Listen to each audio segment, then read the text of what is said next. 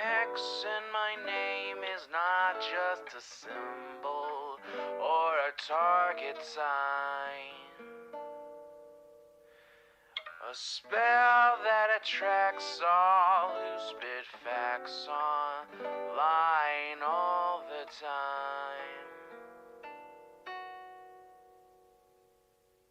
Can you see it? All the ones who drag my name every single day. Can you see it? Can you see it? Can you see it?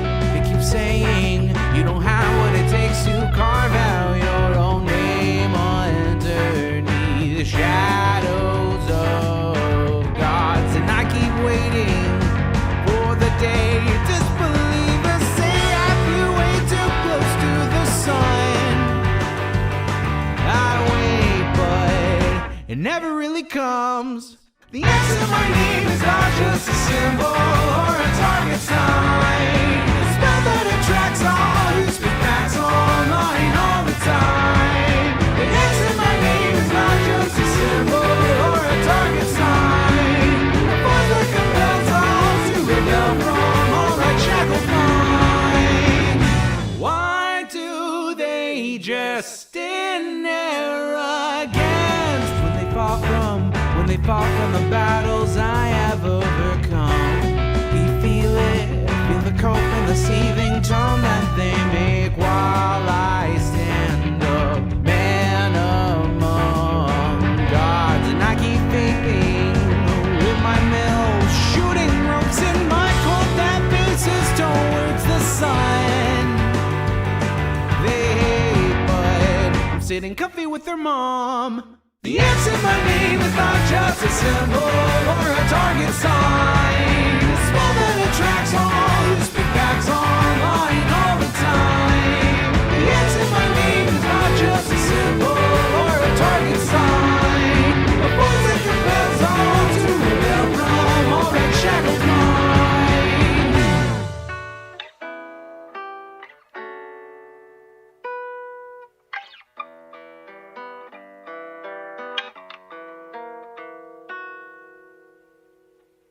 The X in my name is not just a symbol or a target sign. A spell that attracts all who speak facts online all the time.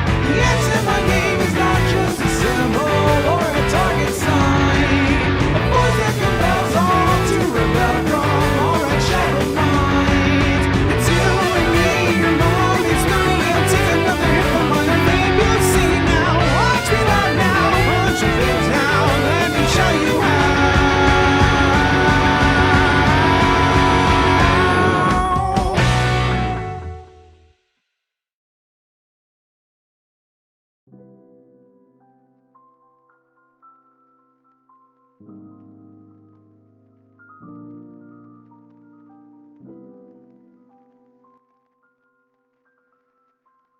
Good afternoon, everybody. Hello, hello.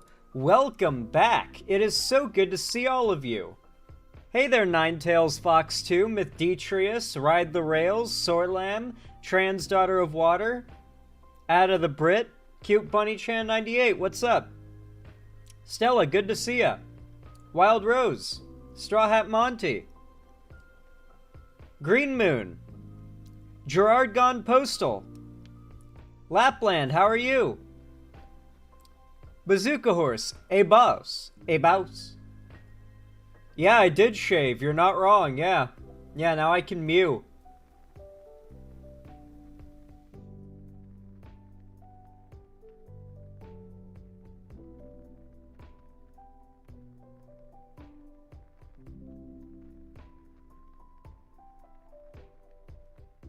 It feels good to be able to mew again, guys. What flag is that in the background? That is the Super Earth flag from Helldivers 2, the acclaimed indie game where you and 3 friends descend upon a planet full of bugs or robots and kick total ass for managed democracy. Wow, actually got a homepage notification from the YouTube gods. Good times. Hell yeah, that's what I like to hear. YouTube has smiled upon me today, apparently. You shaved today too, Green Moon? That's good to hear. Yeah, I didn't forget to shave today. I did not forget. What's that silver rectangle? What's that silver rectangle not in the background? Oh, are you talking about the silver play button? It's on its way. Well, not really on its way. It's probably being made right now. When I checked the UPS shipping number that YouTube gave me, it still says they printed the label, but they don't have my package yet. So it could take a month or two for them to even make it. I don't know when I'm going to get it, but hopefully they get it to me soon. I'm just glad it's locked in, you know? It's on its way. It will get here. I am getting a silver play button.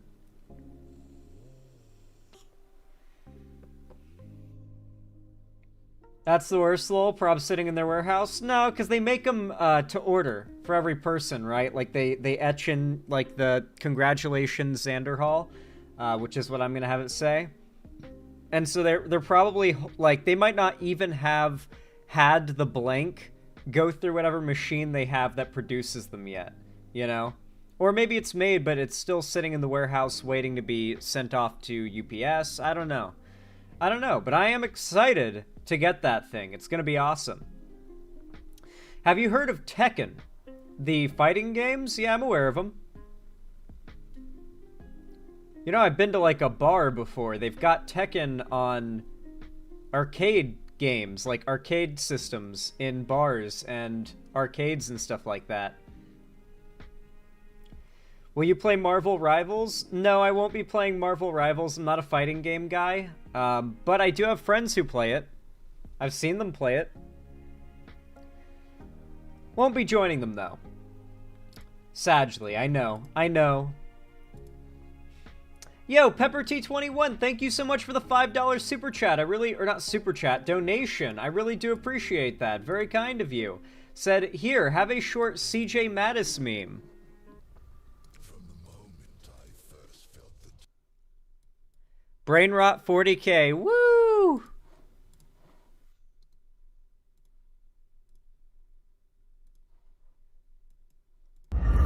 From the moment I first felt the touch of grass, it disgusted me.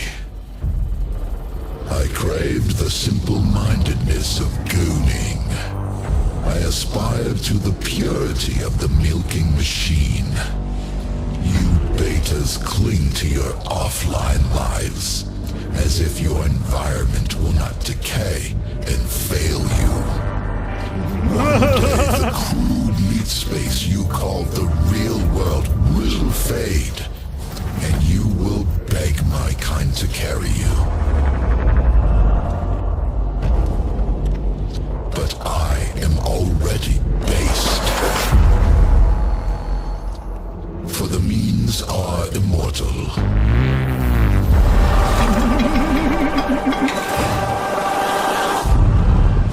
Even in lobby, I stay grinding. Even in lobby, I stay grinding. That goes crazy. I'm going to be using that from now on. I've thoroughly yoinked that and ingrained it in my vocabulary already. It's there. Oh, man. That was a good one, PepperT21. You got a laugh or two out of me with that one. Thank you. I really appreciate the $5 as well. The support means a ton. Ride the Rails, thank you for the $5 donos. I appreciate that. Very kind of you. Says, I just rediscovered a Minecraft server I used to play on 3 years ago, and it turns out the Communist Union I helped found became one of the most influential factions in the server's history. Oh, is it one of those cool, like, country faction servers where they, like, have a persistent map for years and years and people are encouraged to, like, claim land and build nations? I played on 1 or 2 of those servers, so... Yeah, I played on Stoneworks Ride the Rails. I played on it. So, oh man. That's so cool. Man. That's really cool. I played on Stoneworks and walked around a little bit. I mostly used it as a server to test shaders because there were structures to explore made by random players. It was my secondary to 2B2T. And I would just test different shader packs on that server, and so I walked around a little bit on Stoneworks. That's so cool. I think I'm even in the Discord server for it, the Stoneworks Discord. You would probably be able to find me there if you're in it too, Ride the Rails. Hell yeah, that's really cool. Thank you for the $5. I really appreciate that. And then Perry Icefire, thank you for the $5 didgeridoos. That's what I should call Australian donos. Dollary didgeridoos. That would go crazy. Says, hey Zan, would it be alright if we could schedule a day to talk about something important in Staff VC? It's nothing bad, just genuinely want to have a discussion on some things. I'm free whenever. Absolutely, sounds good to me, Perry Icefire. Probably the day after tomorrow when I don't have stream would be ideal, because I'm gonna be real. I don't like doing things when I've got things that I'm going to be doing later. I'm pretty sure most of you understand exactly what I mean by that, but, you know. Sorry, I can't leave the house. I've got a thing to do in 8 hours today. It can't be done. Can't leave the house. I gotta be here in 8 hours for that thing. That might be a sign of ADHD or autism. Like I said, never officially diagnosed. Wouldn't be surprised, though. Wouldn't be surprised. Hi, Very. Thank you for the $5. I really appreciate it. Very kind of you. Very base. Said, I went from Meowixen to Hi, Very because my YouTube is exploding due to re-uploading the Mutahar video about Nux. Oh, shit. Oh, yeah, I should watch that. Wait, did Mutahar make a video about Nux Taku and then take it down?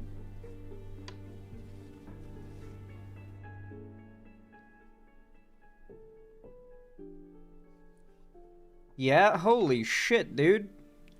What the hell? He made an awful apology video and then took it down. It was absolutely awful. It was worse than Colleen Ballinger. Ooh. Dude. We should watch it. Listen, I don't hate Muda or anything. I just think that he had, like, poor judgment at a time where, to be fair, a lot of people had poor judgment in regards to that guy. But I think what speaks volumes about people's character is when they're willing to accept the call-out. Like, even if they didn't realize what was going on, why they were being called out, like, accepting it and just being like, oh yeah, my bad, you know? Like, I feel like that speaks a lot to people's character, but I feel, did he, like, not take any accountability, or, I don't know, we'll watch it, I'll take a look.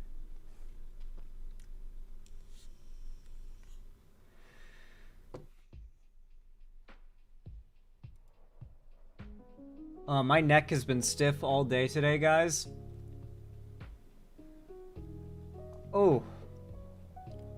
It will not pop. I don't know why. Usually it wants to pop, but today my neck just does not want to pop. It's like right up here, the base of my skull on the left side of my neck. It sucks. Anyway, thank you for the $5, Hi Very. I really appreciate that. And Straw Hat Monty 97, thank you for the tier 1 Subarino. Thank you so much. I assume that's a 1 monther. Let me know if I'm wrong. Said, I wanted to refresh my sub and also got a Stream Deck OLED and am beyond thrilled. Hell yeah. I've got a buddy, or a few buddies who have Steam Decks. Speaking of which, my editor Ethan has a Steam Deck as well. And he is constantly telling me, bro, you need to get a Steam Deck. And I'm like, well, if I start traveling a ton, it's definitely on the list, because it looks like a really nice platform to game on when on the go. I mean, it's a little PC. It's a literal, like, portable PC. But more portable than a laptop. And I think more powerful than most laptops, of, like, to be honest. So, yeah.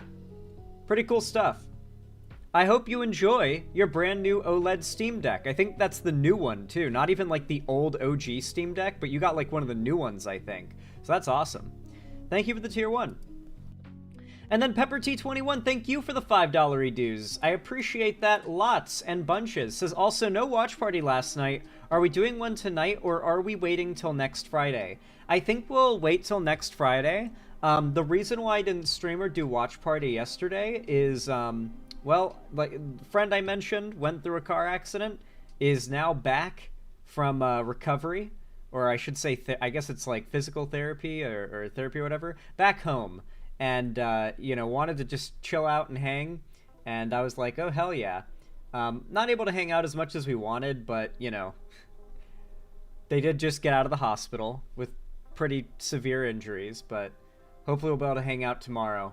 And hopefully more the day after tomorrow on my day off. Hoping they'll be up for it more, but, you know, I don't want to make demands of them. If they're like, hey, my head hurts, I gotta lay down, I'm gonna be like, yeah, yeah, absolutely. Absolutely. You know? Yeah, go lay down. Hit me up when you're down to hang out again. Anytime, okay?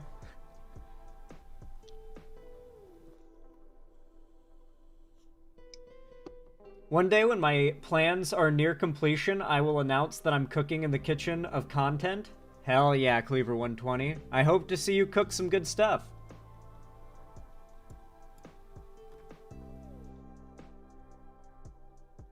That's hilarious, Redux. I should honestly start doing, like... Man, I should do just intentional bait to get Sunday to cover me. Because he'll do an entire stream about me if... Frankly, if I mention anything that he sees as, like, I think a personal insecurity of his... I assume that's what it is. Like, he's got a bunch of personal insecurities, and so he's trying to project them onto me, maybe? I don't know why he has this obsession, but it is pretty funny.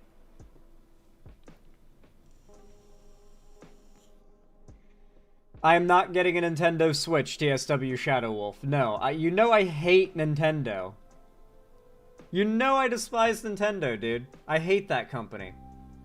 Chud Logic is now going after you too? Man, why do they hate me so much?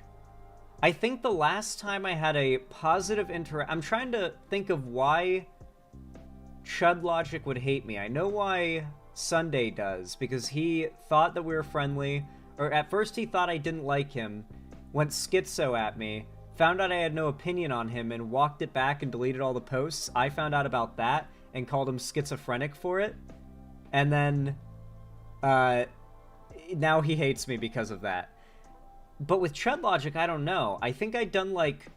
I know I'd done like a Gartic phone game thing. There's this thing called Gartic Phone, which is like a party game. I think they built it into Discord recently, so you probably know it from that. But it was its own site, like its own maybe downloadable game. And Chud Logic wasn't cringe back then. This is a few years back, right? But I think that was the last time I interacted with him, was playing Gartic Phone with like Dylan Burns and a bunch of other people and him. And something happened, like, not between me and him as far as I know, that made him hate me. I don't know. Sunday and Chud Logic are teaming up on you? Well, for reference, last week I gained, like, what is it, 25% of President Sunday's sub count? So, I don't think it's really that big of a worry that anybody in that space is teaming up against me, especially since they're so adjacent to the right at this point. It's basically like, yeah, there's been a lot of conservative pundits that have gone after me.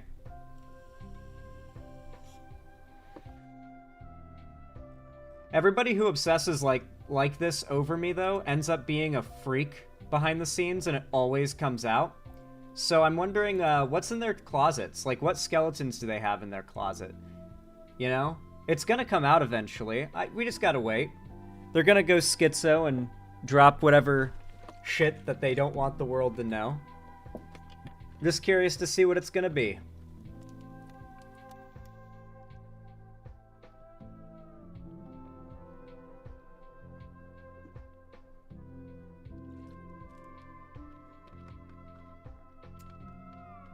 Good to see you, Tostito Man 9000. How you doing?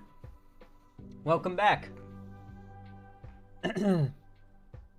I think Sunday's problem is he just doesn't like fucking anyone. I don't know how true this is, so take it with a grain of salt. This is just like shit talking I hear, like, just in passing behind the scenes. I heard he was like a sad alcoholic or something, that he just drinks a lot and is not really in a good place, but that just... It sounds like the kind of thing that could also just be like a mean insult, one of my buddies said in passing. But the way they said it sounded pretty legit. Like, they sounded serious. Like, they weren't just saying a mean thing, you know? So maybe that's what it is. He's just kind of like... what's that thing that happens to someone's brain when they drink too much and it starts to, like, pickle inside the skull? And there starts to be, like, lesions and shit? Ah, fuck. I forget what it's called. Well, it's called wet brain, but there's a medical word for it. If the Lancers in chat, they'd be able to tell us. There's like a medical word for wet brain. Sunday is a doomer drinker. Does he drink a bunch? I don't know. Like, I heard that in a way where it could have just been... Yeah, Wernicke-Korsakoff syndrome. Thank you, Grazitriton. You cooked with that quick gathering of what I was thinking of. I was thinking of Wernicke-Korsakoff syndrome. Thanks. I knew the name, but I forgot it, and you grabbed that shit fast. Good stuff, Grazitriton. I love to see it. I guess alcohol-related brain damage, or ARBD, would technically qualify, but I was thinking of what Grazitriton put down. Anyway, thank you. Pepper T21, thank you for the $5 dono. I appreciate that. Very kind of you. Said, also, no watch party last night, or are we doing one tonight, or are we waiting till next Friday? I don't think we'll do one tonight. Oh, excuse me. I started stream a little later, and I think these topics are probably going to go on longer than usual, so stream today could go for 4 to 5 hours, and at that point I got to get to bed pretty quick after stream to wake up early tomorrow. I don't want to fuck up my sleep schedule. So probably won't do watch party tonight, but we might do it tomorrow night. I am thinking we do watch party tomorrow night. That actually sounds like a good idea. You have one of Sunday's big orbiters in your Discord, Lucy Hayes. Oh, okay. Well, I guess we can ban them, but I think they were like an ex-fan. I think they like raged out during the Keffels drama and became an anti-fan of mine, so I guess that's why. I'm guessing they probably have a bunch of my anti-fans that are like ex-fans of mine that are obsessively hate watching my stuff. That would be my guess.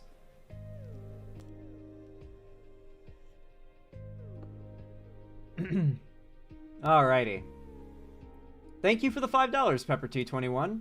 And Ninetails Fox 2, thank you for the tier 4 sub. I really appreciate that. Very kind of you. Very based. Thank you, thank you. I'll assume that's a 1-monther. Yes, it is a 1-monther. Yeah, I don't want to undercredit you, so I appreciate you telling me. Thank you. How much are 1-monthers again? $40 Renos. Holy crap, Ninetails Fox. You're cooking with that. Holy hell. Thank you. I really appreciate that. What, are you like a lawyer or a doctor or something? We got more doctors in chat, clearly. Says, I want my yellow name symbol back, getting tons of OT from Amazon. OT?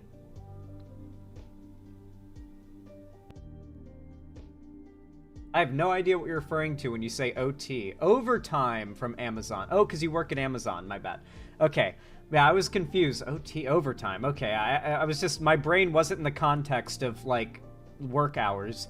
This is a 1-monther. Probably won't be able to go yellow or donate more next month, though. That's all good. It's all good. Don't worry about it. What do you mean? It's $5 a month. You're gonna tell me that you got time to sit around watching my stream for, like, 5 hours a day, but you can't donate $5 a month? I wonder if, you know, Sunday legitimately might not know what I'm referencing when I say that. So it kind of makes sense that he'd think that was real. Because I don't know if he was around when that happened. I don't know if he knows what's being referenced. Anyway. What a critter. Thank you, Ninetails Fox 2. I hope you appreciate your little yellow name badge. It's always fun to have. Also, if you want your name to be yellow too, please send an email to the White Leaf support link in the description, or not the description, the bottom of the website page, and ask if you can get your name color fixed. First time seeing your content in years, but only because I was looking you up to find re-uploaded Red Ice TV videos. Sad that people like you thrive on YouTube and actual intelligence is banned. Oh, man. For those that don't remember, Red Ice TV is an old Nazi channel that got banned. They're mad because they could only watch an old Red Ice TV video through my videos covering them. Oh, man. Well, enjoy coping, Nazi. Maybe try Twitter. I hear they like you guys over there. That's funny as fuck. keep the name yellow and flex in all the non-yellow names. Well, I'm trying to get it so that we can have Pepper T and Ninetail Fox 2's names be yellow, like they're supposed to be. Hell yeah. Alrighty. Man, where should we start today? Actually, first, really fast. Before we get into our topics for today, I wanted to ask you guys, would y'all like to game with me, undisputedly your favorite streamer and YouTuber? Absolutely no one else compares to how much you guys like my content, of course, obviously. Well, if you would like to game with me, and the idea of, even if you've never played it before, trying out Vanilla Classic World of Warcraft, the version that released all the way back in 2004 and blew up and became the world-dominating sensation that everyone and their literal grandma was playing back in the day, they've re-released it. About 18 days ago now, I think it's been, maybe 19, they released fresh 20th anniversary servers that are going to progress from Vanilla to Burning Crusade, the first expansion, Wrath of the Lich King, then Cataclysm, then Pandaria, and then possibly into Warlords of Draenor and up to the modern day. Like, they might even allow you to port your character you make in Classic up to the current expansions to, like, fully catch up on the game. I think that's their goal, considering they've turned these into full, what they call era progressive servers. And so, if you felt like you missed the train when it comes to World of Warcraft and you want to perhaps join my guild, because I am starting a guild. It's going to be called the Arcanite Authority. It's a very good name, trust me. It references a thing in the game that's very valuable. Then do, in fact, consider joining my guild and hopping on. Remember, it's only $15 per month for the sub to play WoW. You don't have to pay anything else. No buying new expansions or anything like that, because it's just classic WoW. And it's really fun and simple, but also complex at the same time. If you've never played it, don't worry. If it interests you and you're like nervous that you don't know enough to play it and understand the game and that you might like be a hindrance, I promise you won't. We love nothing more than getting new people into the game. Zan created WoW Alcoholics Anonymous. That's funny. Anyway, here's a link to the Discord server to join the guild. I just linked it. So anybody who wants to join the Discord server for the guild, all the info on how you join, how you set things up, you can get it from there, from the people in the server. I might even just tell you in there, straight up. But just consider hitting the link and joining, if it sounds interesting to you. We would love to have you in the guild. I feel like I'd get hooked on WoW, so I don't think I'd end up playing, but it seems like something I'd like. You would probably get hooked on it, but in a good way.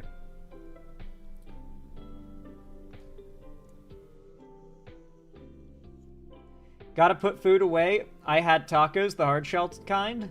Nice, Mathetrius. Something that Dylan Burns said once is that there are no football fans getting into lefty content, and that was the main tipping point for me to actually make content like I'm a football fan. I should be making lefty content to fill that void. Yeah, but you gotta make, like, you gotta do, like, a bunch of really good videos about football that go viral. Get enough momentum to start a football theme, like a football-focused podcast, where you occasionally talk about, you know, regular, like, other topics, but it's mostly around football, and you slowly start to, same way as Joe Rogan, you slowly start to move it towards, like, occasional populist left-wing political ideas, and of course, you can't just do that, you also have to support the candidate that is running against the Republicans. Because, remember, people like Hassan are effectively useless. They do more to make progressive people not want to vote for the Democrat candidate than they do to bring people over to the left and get them to vote for the Democrat candidate. Like, yeah, sure, they might be getting some people over to the left, but they're not getting them to do anything of value. I think what he was referring to is like how Hassan is for the big muscle guys and Westside Tyler is the ex-military guy. There are no lefty content creators who are fans of sports like football, hockey, or lacrosse. Yeah, no, I get you there, but, like, okay, to be clear, Hassan is not watched by big muscle guys. Y'all know that, right? Have you seen Hassan Twitter? It's all women thirst posting about him. and the occasional bi or gay guy thirst posting about him. The people who are watching Hassan are not muscle guys, they're women. Like, he's not appealing to this demographic of like dude bros or whatever. Like college dude bros are not watching Hassan. A demographic that is already highly left-leaning is watching Hassan. I don't know if Westside Tyler has a large ex-military audience. I wouldn't know. But he doesn't make necessarily super, like, focused content, so it's possible that the percentage is pretty low, despite him being ex-military. So if you want to do the whole, like, sports lefty politics thing, you have to bring in the sports fans with sports, and once they're there and they're fans of you and they see you as a source of, like, entertainment and good commentary, that's when you start talking about politics. You can't speed run in a year what the right has spent the last decade and a half building on this internet, okay? It's gonna take a while. It's gonna take a while. Like, the right has spent over a decade building what they've built on the internet. We can't speed run this shit in a year.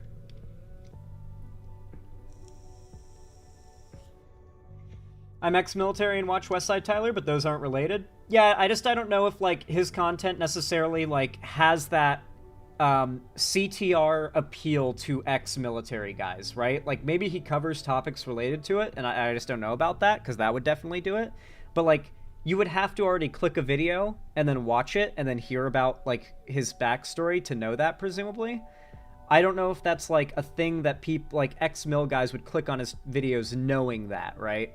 So that's my point, is, like, you need to make videos that sports fans, if you want to do this, sports fans will recognize that as sports content, and they'll get into it because it's sports content. They stick around because you make good sports content, and then you can start introducing the politics. And this is a years-long process if you actually want to do something like what Joe Rogan did for the right. You know, Joe Rogan spent a decade getting to that prominent position, and the right spent half a decade radicalizing him to get him to where he is now. Did a small typo. Hassan is a big muscle guy, not for the big muscle guys. I think the main point still stands, though, right? Hi, Very, thank you for the $5 donation. I appreciate that. Very kind of you. Very based and pog of you. Here, okay. Thank you. Okay, yeah. Pog. YouTube Music recommended me a song while I was driving home, and I looked back at the song because it sounded good. It was made by Nazis. Fuck my life. The left needs to do more in rock/metal music. I don't know what you mean by the left needs to do more. I'd say the left, like, rock and metal and all that are already very much left-leaning. There are the occasional, like death metal band that does, like, the Nazi shit. But they tend to be kind of garbage, and they don't tend to be all that popular. So, I don't know, I guess that can happen. But then again, YouTube Music just sucks. YouTube's algorithm is just, like, absolute dick, so, you know, I don't know if that's, like, the left problem that auto-played. I think that's just YouTube, man. Anyway, thank you for the $5, Hi Very. I appreciate that. Very kind of you. Xander, what game consoles did you have back in the day? Well, I didn't grow up with a lot of money originally, so I had a used PS1 was the first console I ever had. It was gray and it had that little, like, round thing you could pop up, and the first game, I think maybe the only game I had for it, was Pac-Man World 3D. And it was very hard for me as a 5 or 6-year-old, I believe I was at the time. And it was old at the time, to be clear. Like, I recognized it as an old console when I was 5 or 6. I think the PS3 might have been, like, on the way, or the PS2 was already kind of well into its life by that point, perhaps. And so, it was already an old console then. I played, oh wait, they made a modern remake of Pac-Man World. Dude, I might buy that. I've considered replaying that shit for nostalgia's sakes, because I have not played. I want to see if I can beat it, because I could never get past the jungle section as a kid. The jungle section was so difficult, and there were just points, like, I couldn't.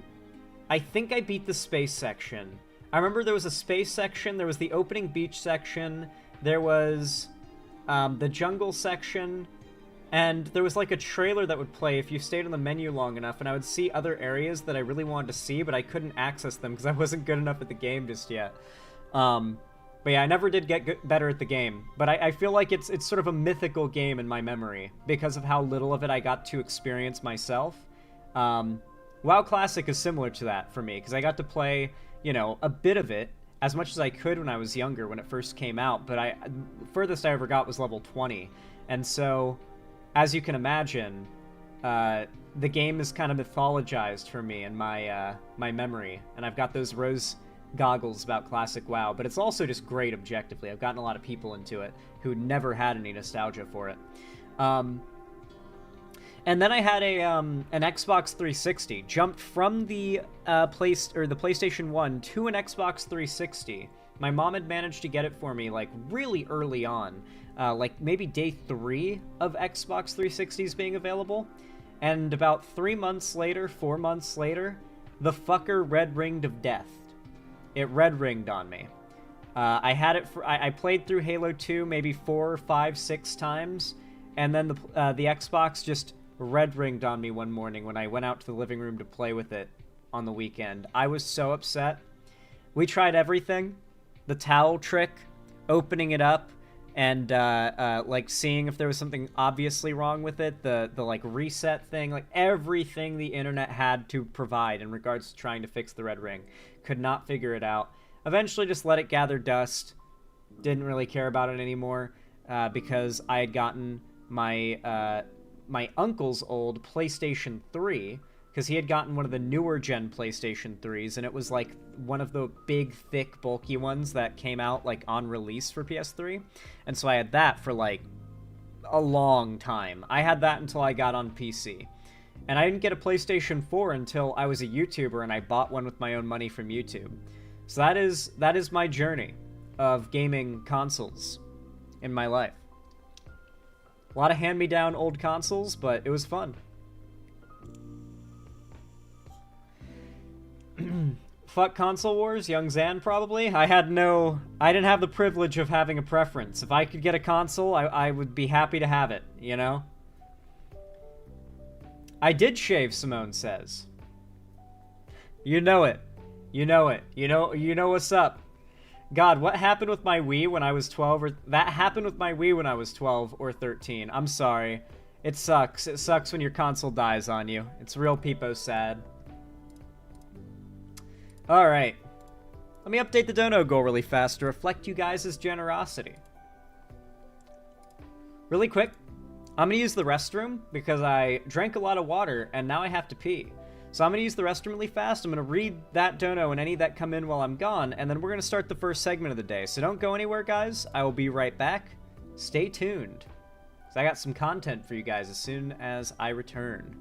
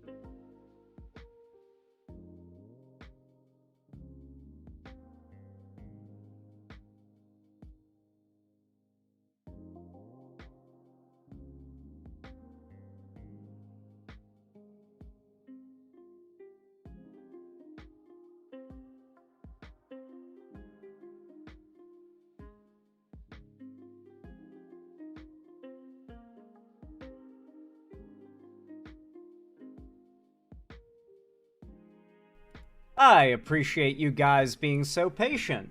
I have returned. And I feel like a new man. I'm back. Yo, PepperT21, thank you so much for the additional $5 dues. I appreciate it a lot. Said, my content isn't overtly political. It's gaming streams with occasional politics jokes, but I plan on analyzing mythical creatures, or myth and culture in media, as prepped videos. I'm trying to start AC Shadows and Yasuke. Oh, did AC Shadows come out? Dope. I'll probably end up playing it. It does look pretty good. Hi, Zan. I'm having a chicken sandwich and Takis for dinner. What are you going to have for dinner?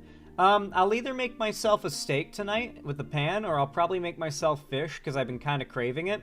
For those that don't know, man, a lot of what decides what I'm craving in a given time is what kind of content I'm watching on YouTube, because I watch a lot of, like, in-nature videos that involve cooking in nature. So is it a guy surviving in like a hot tent in the snow during a blizzard and cooking for himself in that tent?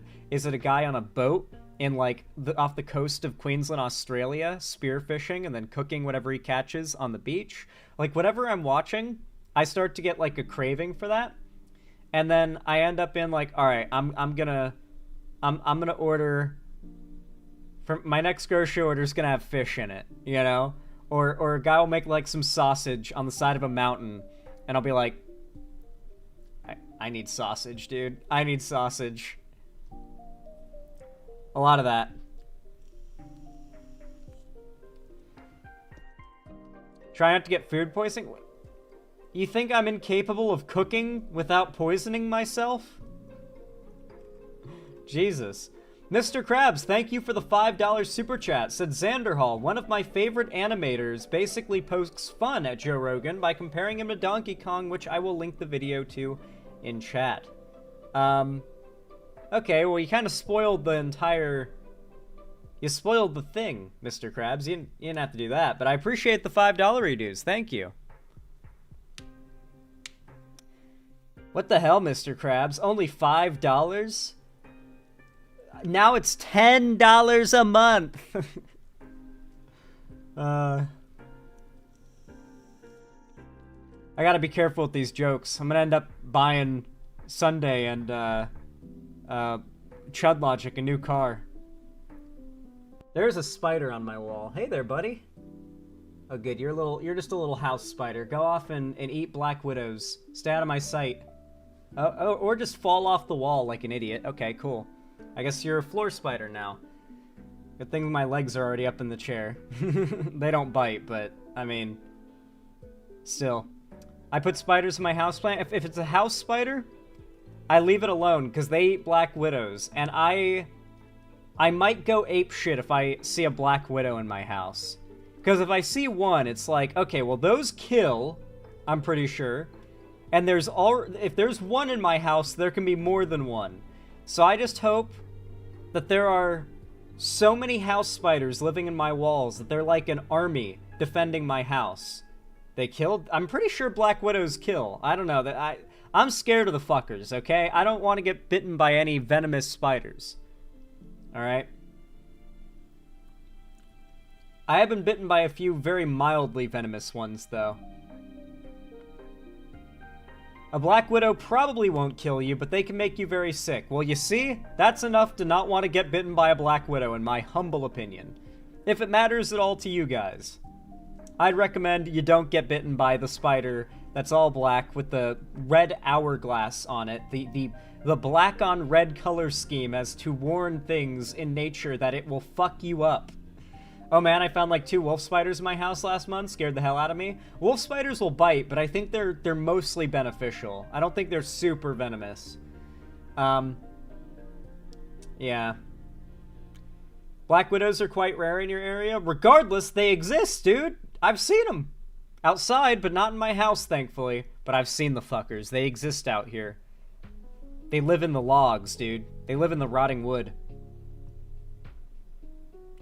Ew, your mom was bitten by a brown recluse and they had to scoop out a bunch of goo. You know what the goo was, PepperT21?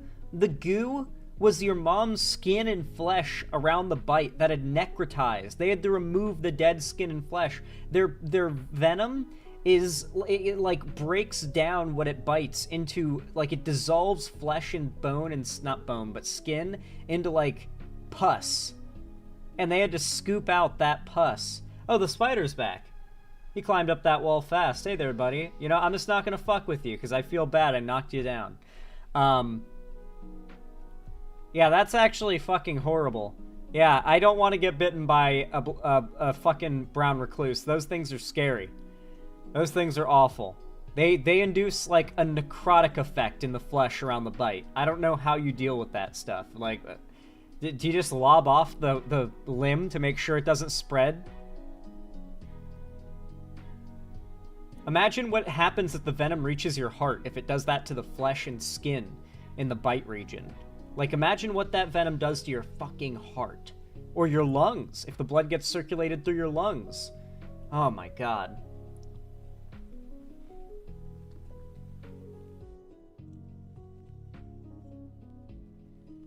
I have a brown widow spider in my room. It has scared me so many times. Kill it, Myth Detrius! Here's the meme video I mentioned with the $5 super chat. Hell yeah. Oh yeah, I've seen these. The mashed videos. Yeah. Alright, we'll watch a minute of this because we need to get to topics, but... I don't know, I feel like it would be better if it was Shadow explaining some crazy conspiracy, because that's more like the actual JRE, but okay. That was a good video, thank you, I appreciate that. That's a mashed video. Oh shit! Yeah, I figured their content was copyrighted. Hey, if stream gets knocked out, that's Pepper T donating a copyrighted video. YouTube gave me a pop-up telling me stop playing that video right now or we're shutting your stream down, so, they did it after I already closed it, so hopefully it's not too late, because they're pretty delayed with those warnings. I swear to God, everything you send, Pepper T21, it's always copyrighted. Oh, that was Mr. Krabs, not me? I'm sorry. One Piece 34. My bad. Bad streamer, stupid. Alright.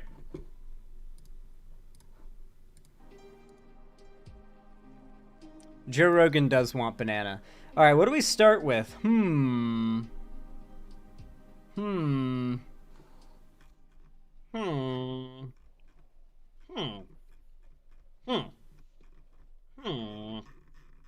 I do really good Minecraft villager noises, I think.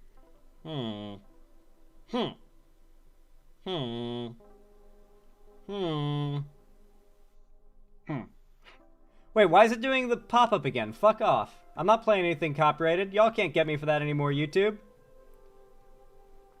I do really good villager noises? Hell yeah.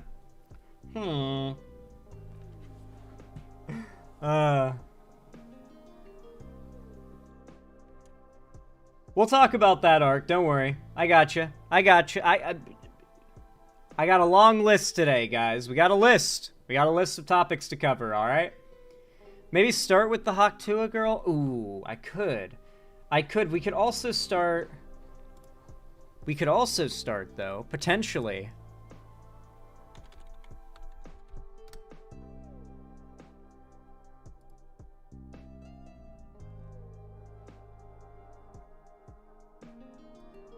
Hello. We could watch this instead. All right.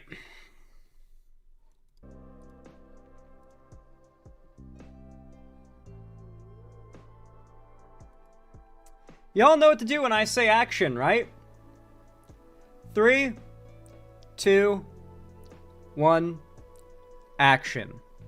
Mutahar, Some Ordinary Gamers, is under fire right now. Funnily enough, I think I was one of the first people to call him out for this, and I actually don't, like, have any hard feelings or hate Mutahar or see him as a bad person for this. The issue here, I think, is really just a lapse in basic judgment that, you know, it's a mistake. People make that kind of mistake, right? I don't really, like, blame him for it, but apparently his response to the situation has been so bad that he took it down. And thankfully, someone in my chat here, Hyveri, was kind enough to re-upload a sort of not a screen cap, but a preservation of the original video that has since been taken down by Muta for us to still be able to see. It is preserved history. I doubt he'll take this video down for me watching it. I think I'm on decent terms with Muta. And to be clear, this is not going to be a hate video, but as one of the first people to criticize him for this association, I want to see his original, clearly not well received response, you know? I want to see it. I feel like it's important to know what he said here, because I've not seen a bit of it. And for those that aren't in the loop, Mutahar, Some Ordinary Gamers, is a big YouTuber in the realm of commentary, drama. He also does a lot of content on stuff involving tech, so it could be anything from, like, investigating weird shit on the dark web to occasionally looking into, like, just big scams that have been going around, like crypto and NFT type stuff. He's just deep in that space of pop internet news and commentary. And he's friends with a lot of other YouTubers. He's friends with a lot of people. He's actually, for such a large YouTuber, and I consider this a green flag when it comes to large YouTubers, if they don't consider themselves so above much smaller YouTubers, but that are still kinda like someone, that they're not willing to talk to them, if they're not like that, I consider it a green flag. And Muta is someone that, since I've been well under 100k subs, I think he's been subbed to me. I think he's, like, shown up in my chat a few times, and he followed me on Twitter. He's never, like, had that weird, like, big YouTuber superiority complex thing. And I think that's a big green flag. So going into this, I want you guys to know, my opinion on Muta is not negative, but he is under fire, and I have, to be fair, contributed in calling him out over his past associations, of which he's really associated. This isn't just a few, like following on Twitter or just having met a couple times, but his past platforming by and platforming of Nux Taku, a degenerate gooner YouTuber who makes a lot of creepy jokes about lollies and talks about watching lolly shit and all that. Like, his entire sense of humor is either joking about being a degenerate goon cave dweller or joking about being a degenerate lolicon. Like, that's half of, if not more, of his videos. It's all, and he does it in a voice like this, because you're a Twitch thought, nasty greedy bitch thought. You know, if you've heard that song, that's Nux Taku. Awful dude, horrible person. I will say, I don't like that Muta ever gave that guy the time of day, but I am happy that the internet as a whole is starting to recognize Nux as the fucking weirdo that he is. I am very glad it's finally happening. I knew it was going to go down months ago when I talked about this, and I uploaded a video about this like a few months ago. I'm glad it's finally going down. But let's check out this Muta video. In fact, before we do, I'm actually curious. Comment down below, since I want to know what you guys think of the situation. Do you think Muta is a bad person for having associated with Nux Taku? I don't think so. I think that people make mistakes. I think, in large part, the response and what the actual intent behind the response is we can work it out is probably what matters most. Maybe the response is just badly made and worded, but the meaning behind it is still reasonable and good. Let's find out. Let's see what his response to the situation is. I don't know, maybe he doubles and triples down and says, no, Nux is a great guy or some shit like that. That would be not the best response, in my opinion. Not the best. Let's check this whole thing out. By the way, I'm going to speed it up to 1.3x speed because it's 38 minutes. But let's take a look. Post-Nux clarity. Hello guys and gals, me Mutahar, and today we've got a pretty serious video to make. Throughout my career, you know, people make mistakes and there's accountability to be taken, and I am not shy to taking real accountability to actual mistakes. Now the thing about this is, obviously I can upload these kind of videos onto secondary platforms, but I really think for full effect I should always upload to the main platform and really talk to you guys in a full level-headed way. Now, I have a Reddit board known as Some Ordinary Gamers, and you can post whatever memes and things you want all day, every day. But one of the clips that I saw, one of the things shared, was resurfaced video of Oompaville, Some Ordinary Gamers, and Nuxtaku watching Loli together on a Discord call. So when I see this kind of stuff, it blows me, and obviously it flashbangs anybody, and I want to definitely have a talk about it and really explain to you exactly what this is, what it's about, give you my side of the perspective, and again, take a... All right. So here's Zan. He deleted the video because he because he wants to still be friends with Nux. Ooh, that's pretty cringe. But just in case he denies what is being called out in that clip, that is not a misrepresentative title. In that video, it is Muda, Oompaville, I think at a different point Turkey Tom had been brought on and basically told Nuxtaku to his face he thinks he belongs in a zoo, or locked behind some kind of cage, which I think is the right response, rather than like taking the peer pressure to joke around about that stuff. But Oompaville, Nux, and Muda watched some videos that Nuxtaku wanted to show them, and several of these videos are lolly porn, or the like build-up section to a lolly porn. Like it cuts out comedically, quote unquote, like right before it becomes fully pornographic, but you know where it's going, I guess, was like it's this degenerate gooner anime joke culture that he's like big in, that Nux was doing.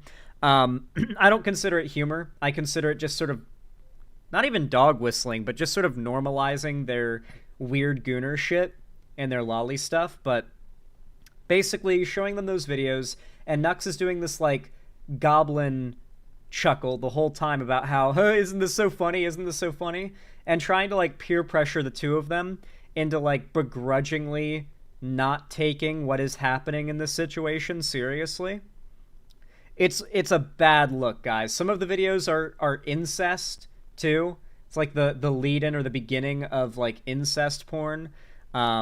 It's all anime stuff, but you know, I don't think that makes much of a difference to the conversation.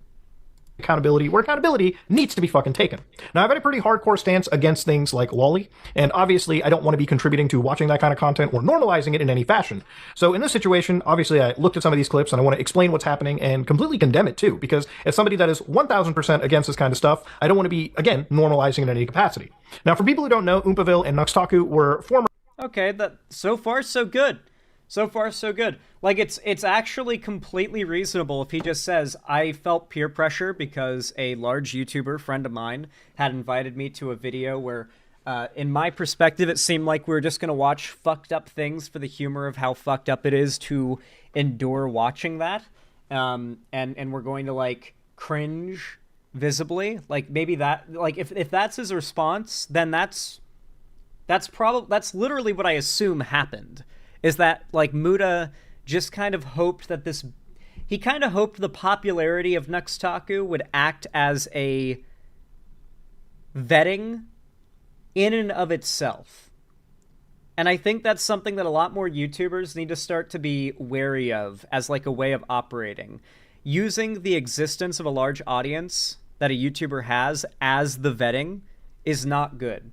That, like, the fact that a big YouTuber is a big YouTuber does not mean that even publicly, they're not up to some skeevy shit, right?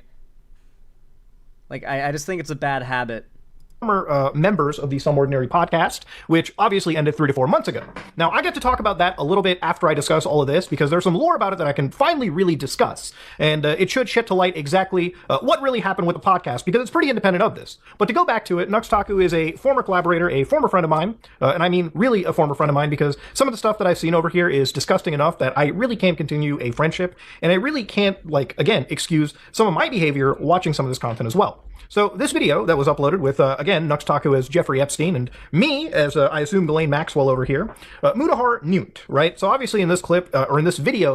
We watched that video. There is a pretty big clip of me, Nuxtaku, and Quite, and Caleb basically watching and reviewing hentai together. Now, while all three of us were present in this video, this is a section from me, right? Now, obviously, these videos, according to how this video is played, was uploaded on YouTube. Now, for full context, when it comes to recording stuff, this was 3 years ago, so I don't remember everything done onto it. I don't think anybody can remember something they did 3 years ago, especially when you make videos nearly every day. But in this collaboration, Nux doesn't really give any preparation material. We kind of just jump in and record stuff and then send it over to his editors or himself over Discord. But in this situation, he showed us a channel known as Henty Boy, right? Which again, this is a video known as Hentai Thick Girl, very unknown, very small viewership. But as you can see right over here, right, this was all uploaded to YouTube. And even when you look at the upload date for this, August 20. Listen, the fact that Nuxtaku knew about this channel tells me a lot. Like, 113 subscribers, 757 views on this video after Nux made a video about this channel. This is all stats, I think, from after Nux made a video about this channel. So it was smaller before, no doubt, and he knew of it or found it. That's how you know he is a professional degenerate. And you know what I think? I've had, like, even from friends on the left, I've had them tell me they hate the term degenerate. I think we need to start heavily appropriating the term degenerate, because 99% of the time, there is no more apt of a term to describe the people that we're up against. The average Republican, the average MAGA type, the average Nazi on the internet, the average weirdo lolicon transphobe gooner with an anime profile picture. They're all degenerates, and that should be what we call them. They're degenerates. It's as simple as that. This is just degeneracy. Actual degeneracy. 2020, around Nux's actual video, which would have been uploaded like January of, or the end of January of like 2021. The channel pretty much remained dormant over here, but it was pretty much an unknown channel that slipped under YouTube's moderation. And I don't even think that channel exists anymore, because with the amount of attention raised through Nux's initial video, it probably is completely removed and has actually been banned off of the platform. And again, when I was working with Nux, a lot of the things we did talk about was being anti-Loli in that situation. And Nux very much made it clear to me that he was anti this stuff as well too, and he still maintains it to this day. But the kind of stuff that he listen, Muda, I grab you by the sides of your head, and I look deep into your eyes, and I say to you, do you think pedophiles are honest people?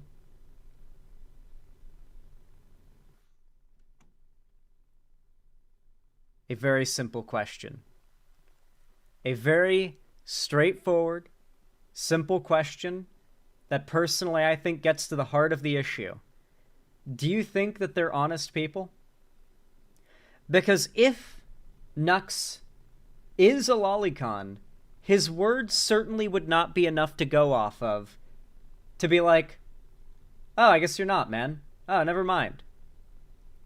Like, obviously that wouldn't be enough. But if you look at the long history of weirdo behavior, just to summarize, just to simply refer to it from Nuxtaku, it is hard, difficult to imagine a scenario where it's all just memes and irony, and just that. It's just memes and irony, nothing else.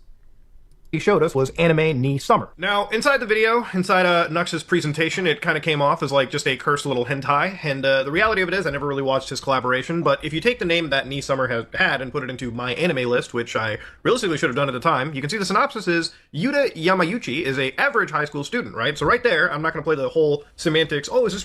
Okay. Alright, No. Is he using the Vosh defense? So for those that don't know what I'm talking about, when Vosh leaked his porn folder on stream, the reason I knew what happened was that I woke up that morning and some friends of mine who were ex-Vosh fans that were watching the stream live, multiple of them had messaged me all around the same time, that Vosh had leaked his porn folder on stream, and that there was lolly and horse porn in it. And I was like, no shot. No fucking shot. And so they described the contents of what was in the images in the folder. I haven't seen it myself, but it was described to me. Like, one of the images is either one or two anime girls eating a horse's ass. It's like drawn, and one of them is, I don't remember what the other ones are, but I know that's like the one that definitely stuck in my mind. Was the description of that? It was like, oh. And so that was what was told to me maybe 30 minutes after that all went down. Several big YouTubers have also tweeted out about this, the original video, the screenshots. It's all there. Like, this happened. But after the fact, I don't know if it was Vosh, his community, or what, but fake versions of that have been passed around. And then in Vosh's response, he claimed that, like, yeah, one of the images, it turns out, is from an artist that makes lolly. And I guess if you look at it for long enough, it can kind of be seen that way. But he's referring to a version or an image of the folder's contents that has been edited. And it has been confirmed to me by the people who are ex-Vosh fans that were there that day that that is not what was on that original folder. That it is an edited version to look less bad that he then made his response around. And so this feels like Muda's kind of doing that a little bit, because, like, you just have to watch the original video, and it is very evident in what Muda saw there himself, because the video is nothing but him reacting to the stuff Nuck shows them. In the video itself, it is evident that they are high school age, and in high school, because of the context of them being in the school uniforms, they look very young. They're like there's subtitles and they're talking about school, if I'm not mistaken. It is very obvious what is happening in that video. And so it feels like this whole, like, I didn't know, but if I had, I wouldn't be in favor of it. He knew. This feels a bit dishonest to me. The whole point of the video, once again, as far as Muda knew at the time, this doesn't require any, like, he doesn't need to bullshit his way out of this. I don't know why he's doing this already. It's like, yeah, what he showed us was fucked up and wrong. I was under the impression that it was supposed to be, and that the humor was that he was forcing us to watch fucked up shit as like a form of, like, torture for the audience's enjoyment, because that's what a lot of YouTubers do. Like, that is a completely acceptable explanation from Muda. Like, it would make sense, and it would not, I think, mean all that much bad for him. I don't know why he's doing this. I don't know. Oh. It's really lolly game. Like, I don't even care if somebody's like 18 or on the cusp of, like, turning 19. At the end of the day, high school can very much involve a minor. And when you scroll down and go to the information, it is a OVA by a studio known as Rabbit Gate with no licensors, but the genre is in fact hentai. So again, ladies and gentlemen, if it's hentai and it involves high school people, it does in fact fall under the... Yeah, but none of this info matters. You could just tell from the content of what you saw was evidently fucked. Like, he's trying to... I don't like this, because he's trying to imply that what he saw on face value was not weird or problematic, and that you would have to know this, like, outside of what he saw in info to know what it is, but that's not the case. Lowly banner, and that is never okay in any capacity. Now, obviously, these videos existing on YouTube kind of, again, led us to some credence that maybe it wasn't, this, like, borderline illicit material, but again... No, that's a fine response, too. Like, I figured if Nuxtaku, a big YouTuber, is just going to show us YouTube videos, it's probably not going to look too bad for me, anything that he's going to be showing. Like, I'm probably okay to have my face shown here, and that did not end up being the case, because like I said before, you cannot take a figure having a large audience as a vetting of that figure, right? Like, people like Jake Paul have huge audiences. Doesn't mean they're good people. And these were also smaller YouTube channels, so chances are they probably weren't swept up under the YouTube moderation, which is something that also should have really been considered from my end. It should have been something that I never watched in the first place. I should have never condoned. And honestly, it's pretty shitty to even contribute to somewhat normalizing this material. When there's a lot of large creators that work with a person, you tend to have this level of, like, authority brought into it. And there is obviously a blind spot when this is somebody that you consider to be a friend at the time. And obviously, when you work with that person and you see other large creators that you're also friends with work with that person, it just, again, swells up that blind spot that you make. Okay, this is good.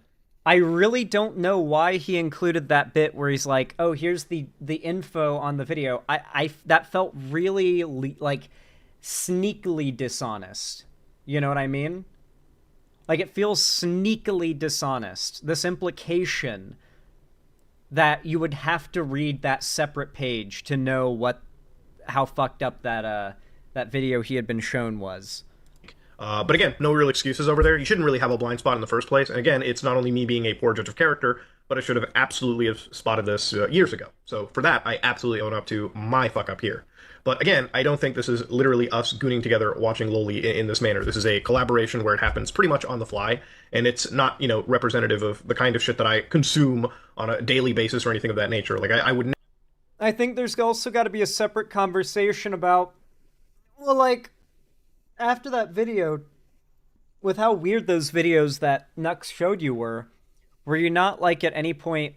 Because we know how smart of a guy Muda is. Like, Muda is a smart guy with, like, a pretty significant amount of intuition. He's been pretty good at calling people out when it comes to, like, YouTube dramas and stuff. This is not a guy who has, like, a big blind spot for people, typically. So the question is, did he or did he not recognize how weird what he saw was? Because it was evidently weird. And if so... why did he not confront Nux? And why does he still low-key defend Nux?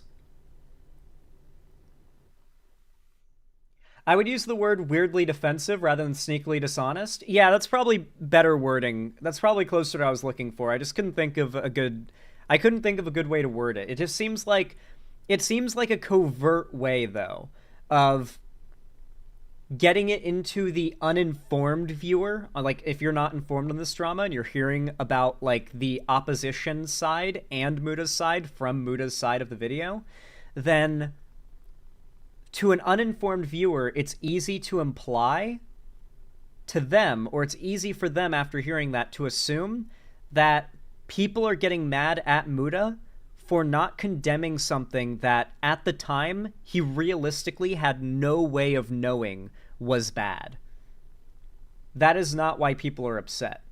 Because what Muda saw at the time in that video clip is the fucked up thing. It's why that video clip coming out is something that Muda has to respond to.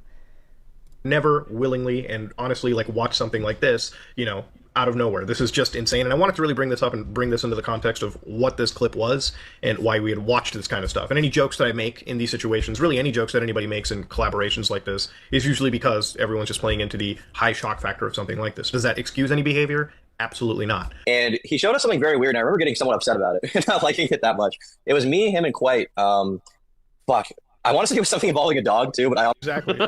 Probably 900-year-old cum vamp for far too long. These are the four horsemen of the apocalypse we're looking at right now. This is like some mythological. They've been around since long before civilization. Exactly. Wait, should I put in those videos? This is the 5 rules of the Onami household. Okay. These are the little sisters, by the way. Okay, this is a hentai? First rule, hug your little sister every day. Okay, it's fine.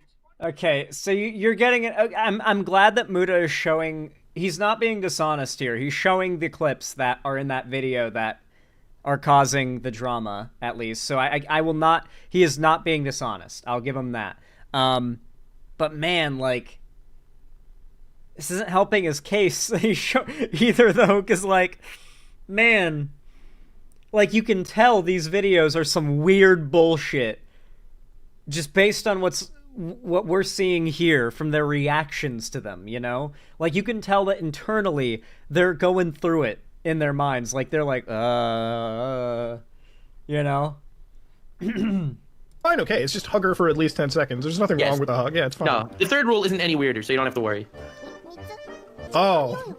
But in this situation, I just wanted to provide you the context of all of this, right? This wasn't us sitting together watching Loli, just on the off time. This is a collaboration for one of Nux's main channel videos. And at the time, really nobody thought about it. But we should have. So now to be clear, what's fucked up about Nux Taku is that he's that annoying dude who's always saying shitty things and then pretends it's an ironic joke if people get annoyed by it. He's Schrodinger's Gooner, though. He's saying, weird, offensive, perverted shit, and then once people call him out, it's a joke, you know? But until then, until it's been called out, it's all about pushing the bar, quote unquote, with how serious about it you can sound.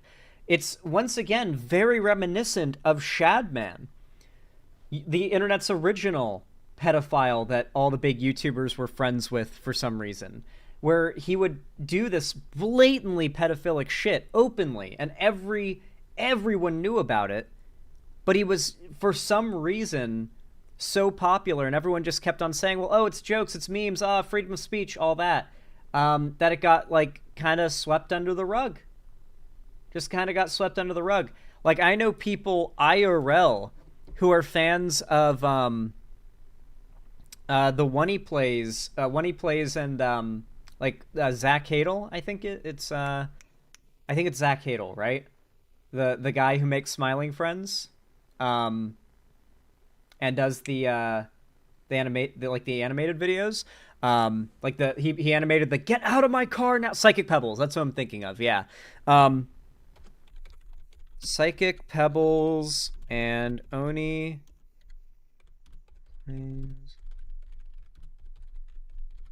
There is a podcast clip.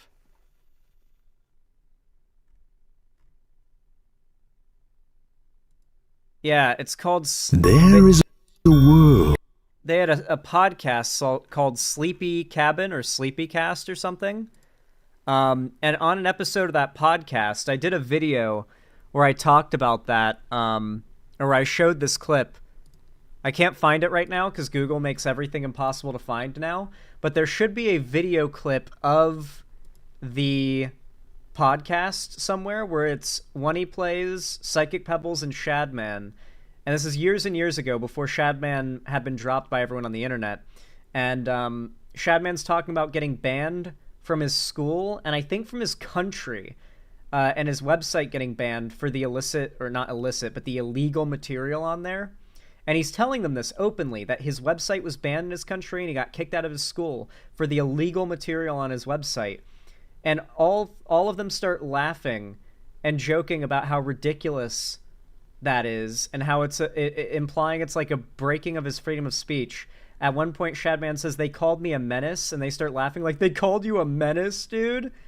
That video clip is very hard to find now for obvious reasons, but like, even back then, like Shadman, who no one thinks of positively today, was friends with every big YouTuber at that time.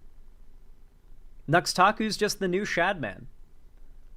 The sooner you realize this and you drop him, the better you'll look in the eyes of history.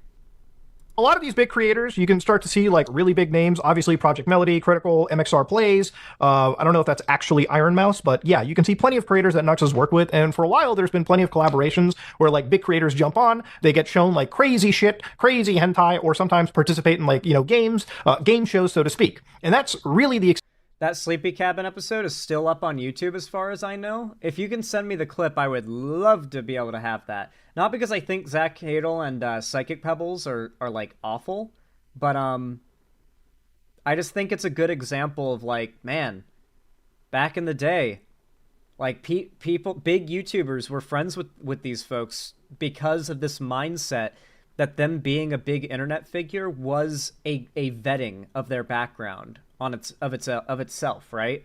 Or that if anything does come out, they can maybe fall back on the excuse that, well, they were a big YouTuber, I figured, that they must be chill, right? Because it can look that way. And people who are uncharitable will try to interpret it that way.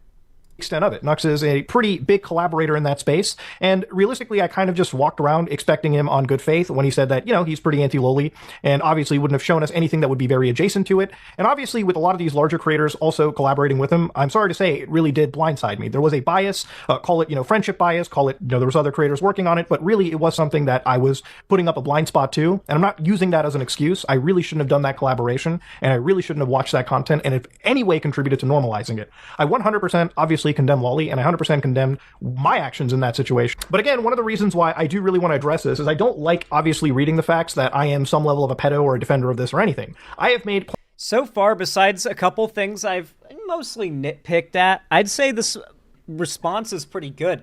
I genuinely think so far the fact that this goes on for another 30 minutes tells me that if he wanted this response to be good, he genuinely should have ended it at like the 10-minute mark. I think we'll see if he ruins it by the 10-minute mark, but I feel like for this apology, quote unquote, to get like bad, like so bad it would warrant taking down, man, he should have just ended it at the 10-minute mark, man. I think he said everything he needed to have said by this point. Anything from here, and I feel like he's digging himself a deeper hole. Plenty of videos crapping on individuals and burning a bridge with creators who I don't necessarily agree with.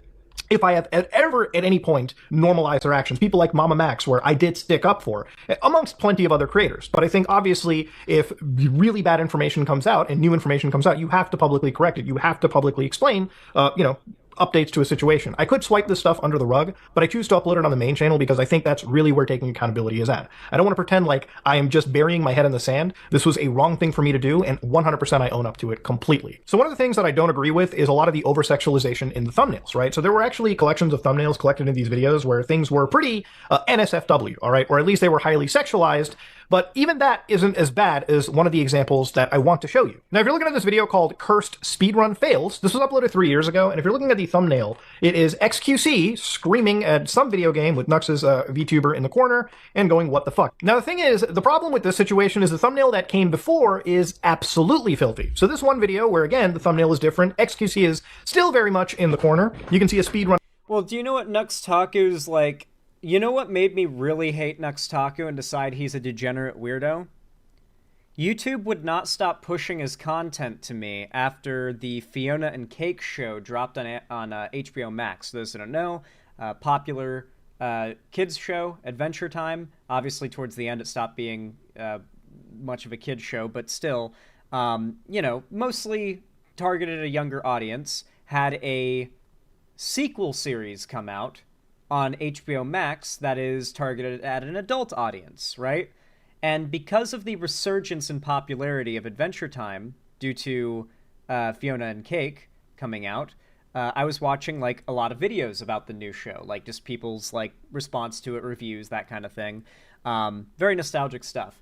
But because of that, YouTube was recommending me any content related to Adventure Time.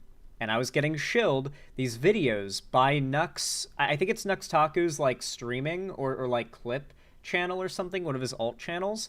But it's him it's just him reacting to episodes of Adventure Time as if he's never seen it before. And all of the thumbnails, titles, and all of the jokes throughout the videos are like sexualizing the characters and making sex jokes about the characters. And I wouldn't necessarily have a problem with that if half of the comments were not like, I'm 10 years old and what the fuck is this? You know, like, I'm not joking, by the way. Like, it's really disturbing. He's making these videos that are like weird clickbait for kids, and then it's just his filthy gooner humor the whole time. And there are kids commenting on the videos, like, I clicked on this expecting just a normal reaction to an Adventure Time episode. What the fuck, you know? And that is the point when I was like, this guy's a fucking creepo. Who makes this type of content besides fucking weirdos? It's just him watching kids shows and cracking sex jokes the whole time. As, like, kids click in and watch the shit and comment that they don't like what they saw. Like, you know when, like, 12-year-olds are commenting if they're offended by how dirty a video is? This dude's being a real fucking weirdo creep, right?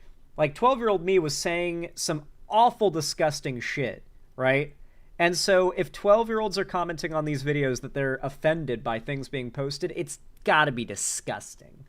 Like, this dude's a fucking creep. Running timer, you can see Nux's character, his avatar, right here on the right side, but the middle that I'm blurring especially involves a dog bending over and inserting themselves into what appears to be a female character. So obviously this has nothing to do with the actual content, it's just a hypersexualized thumbnail. Now, even with a thumbnail like that, it had nothing to do with anything hypersexualized, so I don't know why we had to insert zoophilia into, like, a speedrunning thumbnail. To me, it makes no sense, but obviously, you know, looking through a larger...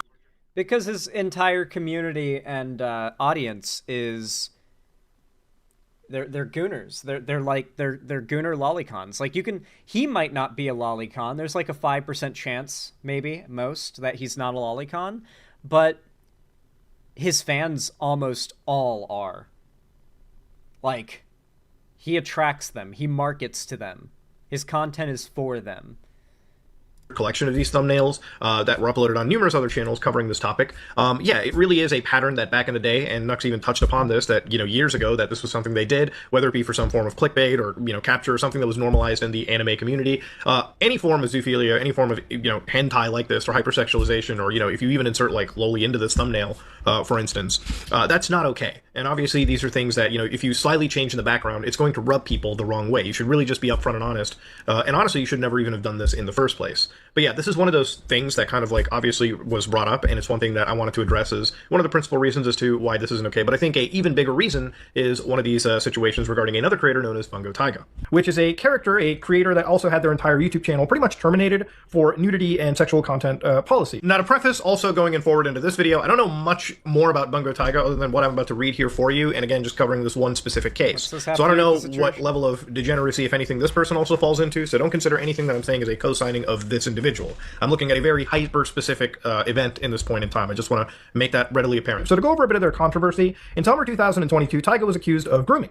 They made a twitlonger where they reviewed the allegations and called them false. Later, an updated Google Doc was created that had evidence that and spread. I have no idea about this controversy whatsoever. I'm only bringing this up because it was actually a big point of contention for someone like Nux. So even the actual person, Taiga Holic, actually ended up making like a 57-minute like piece where they kind of went over this and really were just grilling Nux for not really correcting the record. The record had to be corrected because in this situation, Nux literally made a video where he was showcasing controversies to a popular creator known as Penguin Zero. Now inside this, he actually goes out and says, "Hey all, I edited out the Bungo Taiga segment of this video. Although I state in the video itself a disclaimer that I do not know the full story and do not take what I say too seriously, I would rather not be a cause for possible misinformation floating around now that new information was revealed. I'm still in the dark on a lot of details as I heard both sides of this event and don't know what to think. I'm sorry if I caused any undue harm."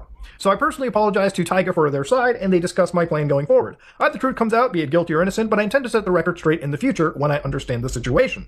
So it's wild as fuck that we're covering pretty serious stories like this, but we don't have the entire story, or at least enough to make... Okay, this feels very... I get why it's related, but it doesn't feel like it's relevant to the Muda situation.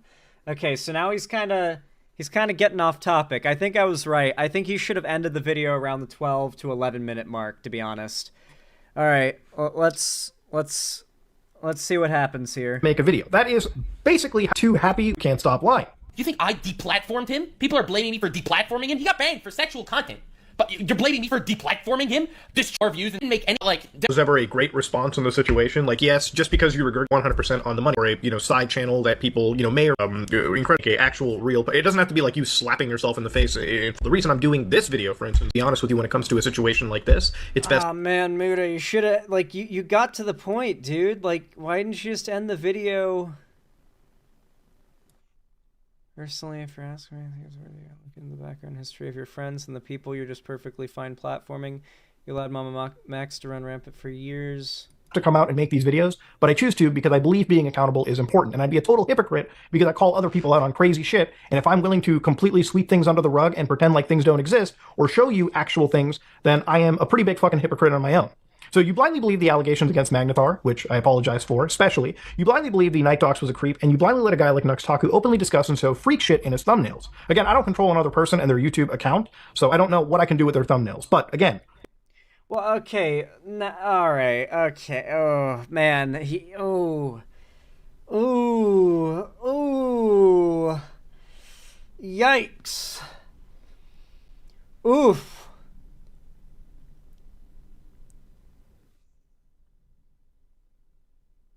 Dude, just take it on the chin and say you thought it was ironic. Say that you fell for the peer pressure of thinking like this is an okay thing to joke about, and you thought it was just edgy, ironic humor, and that the joke was supposed to be that Nuxtaku is torturing you quite and Umpoville by showing you weird degen shit. Like that literally just is what I assumed went down, Like this is ooh, he should have cut it at 10 minutes, I think. Methinks. Did he, someone told me he made a community post. Some ordinary gamers. Apparently he made a community post to talk about why he took the video down. Community.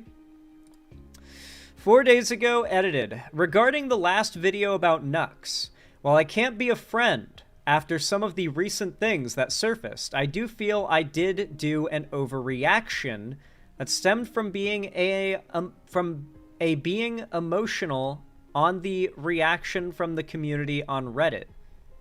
It's a bit badly typed in there. I've been watching my content for the past few weeks. I've realized my channel has slipped into a slop channel. I've made some more drama-related content over the last several months than I have fun, engaging, and informative content. This doesn't... Oh, man, dude, this is a bad post. You know, this is important to the situation. What do you mean? Okay, so you felt that you went too hard on Nux? Okay, that includes producing videos that don't release daily. I need to take more time and release content a couple times a week that stands out in quality and not quantity. I'm gonna be real with you, Muda. YouTube does not like that. I would just stick with the daily uploads. I don't think anyone's upset with the current, like, content quality. I don't do this for a job, so honestly going out of my way to constantly chase trends has done nothing beneficial for me other than alienate my most hardcore fans. That is true. I think he's got a day job, and YouTube he does on the side, so I think he can just do that. I don't know why he was doing daily uploads in the first place. Christ. I need to take a few days off and reset and produce better content that isn't the latest trends or internet drama. While that produces a good view count, it's not the kind of content I want to be known for. I'll be back with content that I'm proud of. In regards to past collaborations, all I can do is apologize and promise to do better. Man, so he made like a softball video on Nux, and I wouldn't say it was super soft, but it was a little softer than I would have liked.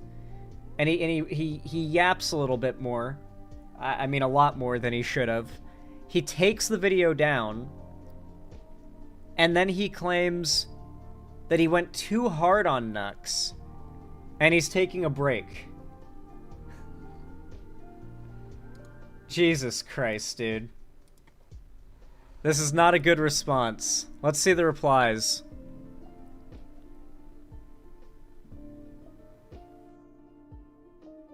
All the replies... Oh my god. Wait, was this intentional? Was it intentional he said he decided to take the video down because Reddit was upset? Because the top 3 replies are, community on Reddit. Bro, I think I found your problem. Using Reddit as a guide on what should and shouldn't be said is a bad idea. Like, was that like an intentional, like, oh yeah, the Redditors are mad, to induce the instant response of, oh yeah, well if it's Reddit that's upset, we all know they're crazy. Kind of reminds, oh man. Man, I don't know what to think about this situation. I'm gonna be honest.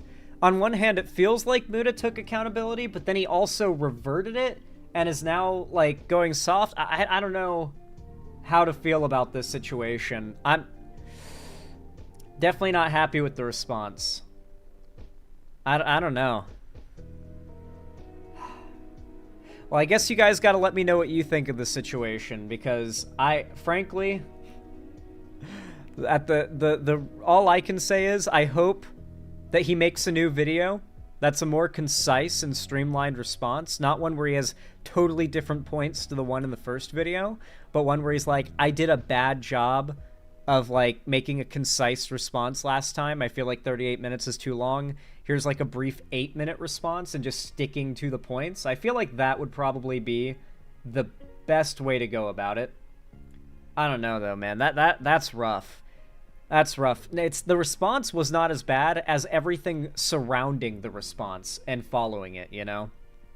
But I guess he's just going to move on, which is probably, for like, in regards to his channel, for the best. Zan, did you know about the clip of Muda talking about his favorite H, and it's also not good? I'm not understanding why we are giving him a pass. Talking about his favorite H?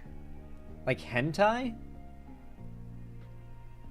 I have not seen that clip. No, I don't know what that refers to.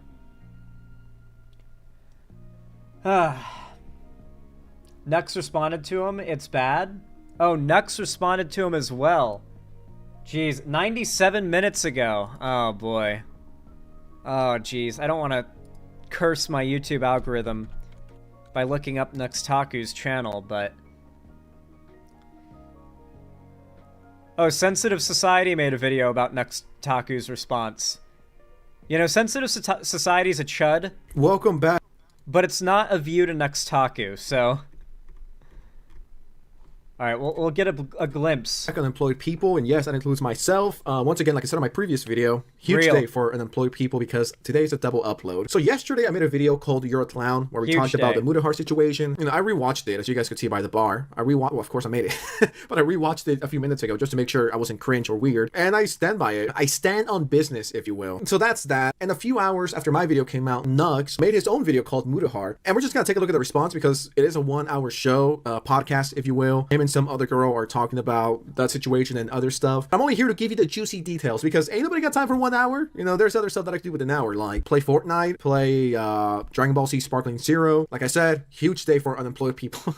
But anyways, if you enjoyed this video, drop a like, subscribe, show me love, or I'm gonna cry, and let's just get right into it. Oh, anyway, I'm gonna try to do my best to do a TLDR here of the story. So I did speak to Mutahar just now, for like 2 hours. And basically we talked things out to a large degree. But I'm gonna do like the TLDR whole story here. First and foremost, if you're here just for like the Cliffs Notes and This is one of those right-wing female gooner VTubers I've told you guys about. Muta apologized. We are still friends. That's the Cliff Notes answer. It was pretty sucky moment there. That bag sound that you heard, that wasn't me eating hot Cheetos like a fat ass. The girl, she's eating pumpkin seeds or something throughout the whole video.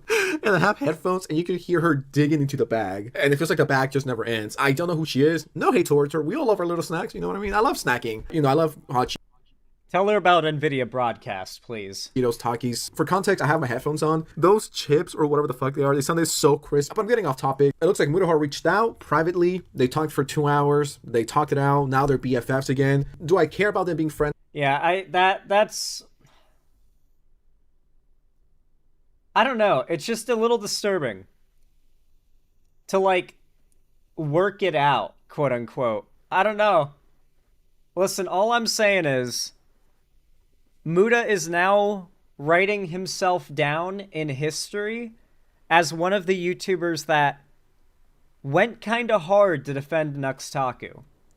Because at some point, we're all gonna look back at Nuxtaku the same way we look back at Shadbase now. Right? The Shadman, Shadbase dude. We're gonna look back at that guy the same way. And we're gonna be like, how the fuck were YouTubers and big figures... in this case, like Muta, buddies with that guy. Muta is kind of throwing it all away right now, because he has the opportunity to take accountability, take the L on the chin, because there is an L here that he's got to accept. Sometimes he's got to accept an L. Simple as, accept the L and move on. Sometimes you just got to accept the L, take accountability, and I mean really take accountability, admit that you were in the wrong, and here's how, and here's how you're going to change. And I think Muta did a good job of that to an extent, but then he went back on it. It's so bad that he went back on it. Man. Like I said, comment down below what your thoughts are on this situation as well. Good God. This same person has been spamming, accusing me of being a pedophile in website chat on several accounts. Actually, is this a Nuxtaku fan?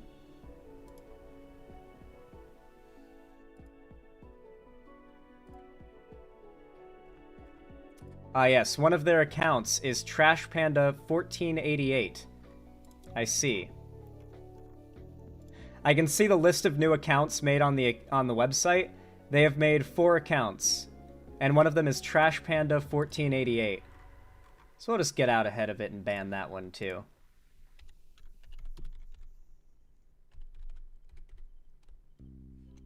Actually, I'll let the mods do it. The mods can ban the account. I don't feel like having to type it. That's dedicated hate? It is, in fact, dedicated hate. Rev Says Desu made a video about this. That doesn't surprise me. He is also one of those lolicon YouTubers. I expect that Rev Says Desu will also get his share soon enough. Zan, isn't 1488 the Nazi number? Yes, it's a Nazi number. That's why they have it in their name. It's just a Nazi account. They do that. Nazis do like to make like 15 accounts and spam my chat. They make multiple accounts because they know they'll get banned. The only thing that would be more in brand is if they had Hitler in their handle twice. Doesn't like the 14 mean Adolf Hitler or something? Or I don't know. Maybe it's supposed to be like I don't know. I don't remember what the numbers mean. Oh, 14 words. Like I said, I don't. The 88 means... Oh, yeah, because it would mean Hail Hitler, because HH. Okay, yeah. Makes sense. Yeah, it's a stupid dog whistle anyway. It's like a combination of two kind of related, but not really things. It's... Yeah. They say that, too, it takes a lot of love to hate someone. They say that it takes a lot of love to hate someone. Oh, yeah, no, trust me. I just assume that there's a lot of, like, closeted gay Nazis out there and alt-righters that can't accept themselves, but they find me, like, really attractive, and they want this dick bad. And so they watch my content day and night. Flamenco is, like, the first case of this, like a Nazi dude whose obsession was, like, clearly rooted in some kind of sexual attraction. So I'm not saying this is a meme or as a joke, by the way. I'm being 100% serious right now. I do think that a lot of, like, the men obsessed with me online, they want some of this, you know? And they're mad, because they're never gonna get any.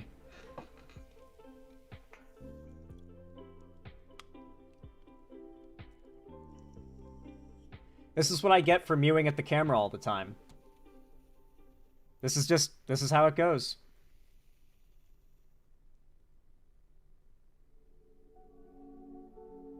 Yeah. Anyway, comment down below what you think of this whole situation. I am really interested to see what you guys have to say in response.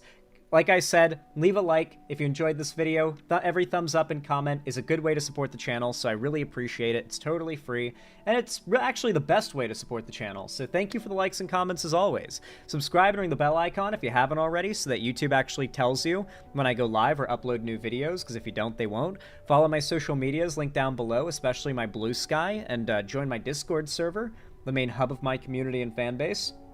In fact, once a week, usually on Fridays, I host gaming events, call-in streams, or watch parties there, so you don't want to miss it. Then make sure to join. Like I said, link in the description. And finally, if you want to support me directly, help me keep the lights on, a roof above my head here at the Xander Hall studio, then please consider donating, subscribing, gifting a sub on my website, or supporting me financially through YouTube, Twitch, Streamlabs, Stream Elements, Patreon, or buying merch through the Streamlabs link down below in the description. But with all that said, thank you so much for watching, and have a good one. How'd you guys like that segment? I feel like it came out pretty good.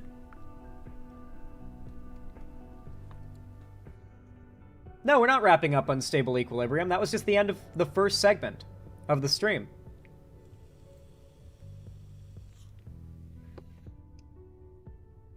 Which one? I missed it? You must have just gotten here, Christopher D. Yancey. What was it about? It was about Muda. Came in midway, but it was pretty solid. I love getting mogged.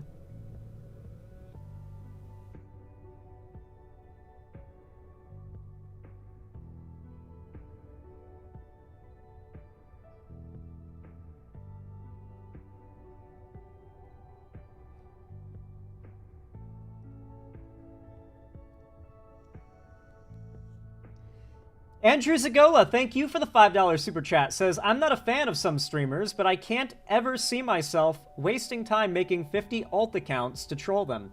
Yeah, it's just a sign of either obsession that's driven by something deep, primal, and fundamental, such as a desire for this dick, or they really have some serious mental health issues. Yeah, I am, like... The weird thing about being a YouTuber and having haters is you kind of have to be like, do my haters, are they just like obsessively mentally ill, but they'd never do anything? Or are some of them mentally ill enough to do something about it? And at a certain size, I feel like some percentage of them have to be crazy enough to actually do something awful. And that's why I'm glad I own guns. A lot of unchecked mental illness with Nazis. A lot of unchecked mental illness in America, to be honest with you. what is it, like 1 in 5 people you encounter are like untreated mentally ill?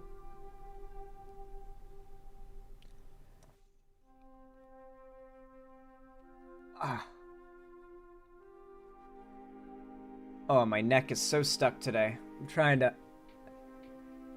Oh, yes. Okay, I actually got a pop there. Let's go. Zan, do you have a hammer? If you had a large enough hammer, you could call it the Xander Mall. What's this about mental illness? I appreciate it. 20%? Yeah, it's like a really high percentage. Like something like 20%, I think. I'm pretty sure that's the number. Close to it, at least. Like 15-20%. Yeah. Anyway, Perry Icefire, thank you for the $5 doo-doos. Thank you. I appreciate it. Said, Zan, I'm so sorry. Please don't mog me. But we did it again. Me and Death turned your PFP into Old Man Zan. One day, guys. I love the golf course in the background. And my, like, polo shirt. My retiree polo shirt. And instead I've got a pipe in the future because I'm old. I don't vape anymore. I've got a pipe. Yeah, that's me when I'm president. Holy shit. True. President Zan. Me 1 year after being president. I look like this when I enter office. I look like this after 2 years. Midterms come around, and this is how I look. People are like, holy shit, it is a stressful job. Thank you for the $5, Perry Icefire. I really appreciate it. Thank you. That's a good image. That's very kind of you. Thank you, thank you.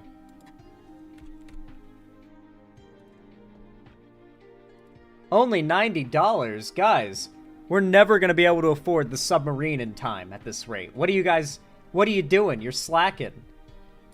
How are we going to get the Xander Hall submarine?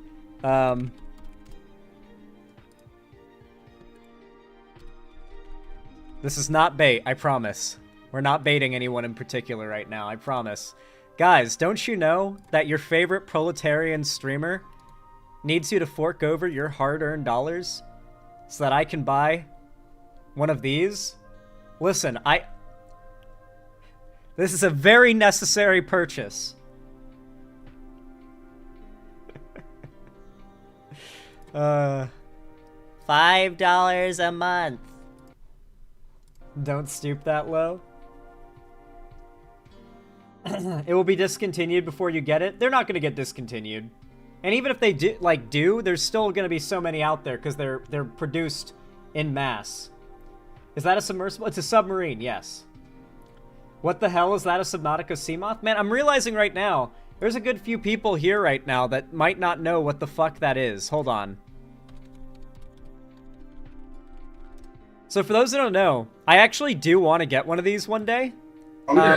Because you might guess one of these goes for millions of dollars. They actually go for a bit over 500k USD, which is still a ridiculous amount of money. Probably more than I'll ever possess at one single time in my life. But if I ever do have that much money, that is actually ridiculously cheap for a submersible made by one of the top research submarine manufacturing companies in the world. This ain't no OceanGate shit, guys. This is made by, like, literally one of the top companies that manufactures those multi-million-dollar, made-to-order, like, badass, thousands of meters under the sea for research scientist submarines. And they just had so much money from doing that, and they were so good at it, they just started mass-producing ones like this that can go down to, like, 100 meters. That are made for, like, rich people to use as, like, toys to explore clear, shallow water like this.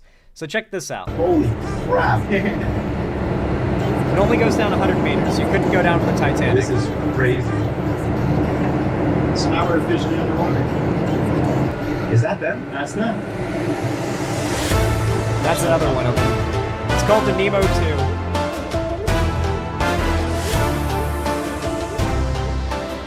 So this is my joystick, this is my arm. You see that right there? I'm terrified of submersibles, man. It do look cool, but Listen, I would say that dying in a submersible like this is one of the best ways to go. I'd be afraid, no doubt, because I don't want to die, but I can't say that dying this way would be anywhere close to one of the worst ways to die, right? Because, like, dying in a car accident is worse than dying, like, in the Ocean Gate sub or in a submersible. Maybe this one, because it's so shallow, you would just drown. But dying the way the guys in the Ocean Gate sub did is, like, probably one of the least awful ways to die. It's so instantaneous, you wouldn't even know it happened. Yeah. So I could just, open and close. It's got a little arm. But yeah, it's a beautiful thing to see as your last sight if it did, like, just break. But none of these have, and they've been around for years now, and they're made by a really good, they're made by a really good company. They're not some Ocean Gate shit. Andrew Zagola, thank you for the $5 donation. I really appreciate that. Says, what's your opinion on the internet cheering the health insurance CEO's cancellation? I've got thoughts, and there's going to be a whole segment dedicated to that, so stick around for it. Thank you for the $5. I appreciate that. Aquaberry, thank you for the $5 dues. Says, Sapnin Gang. I have no idea. What's happening, gang, is what that means. Not much, not much. Welcome, and thank you for the $5, Aquaberry Sweater. I appreciate it. And Selkie Courts, thank you for the tier 1 sub. Very kind of you. Thank you for the 5 didgeridoos. Said, resubbed. Hi, Zan and chat. Sorry I'm late to stream. Absolutely no problem, Selkie Courts. Welcome, welcome. Thank you. You're so kind.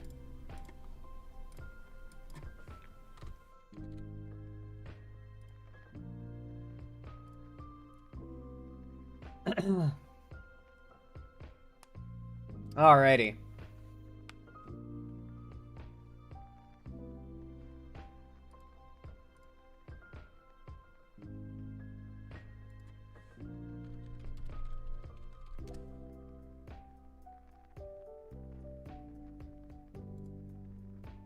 Folks, the reason...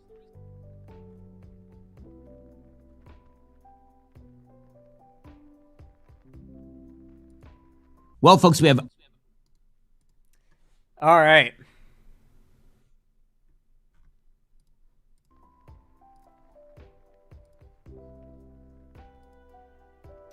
Y'all know what to do when I say action, right? Oh, you're right, TSW Shadow Wolf, you're right. There we go, there we go. Y'all know what to do when I say action, right? 3, 2, 1, action.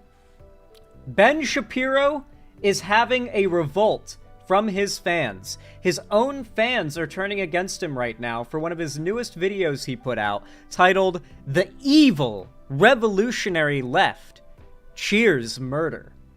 Now, for those that don't know what he's referring to the United Healthcare CEO who was shot in the back and I think of, like, maybe the head too, in the street a few nights ago in Manhattan.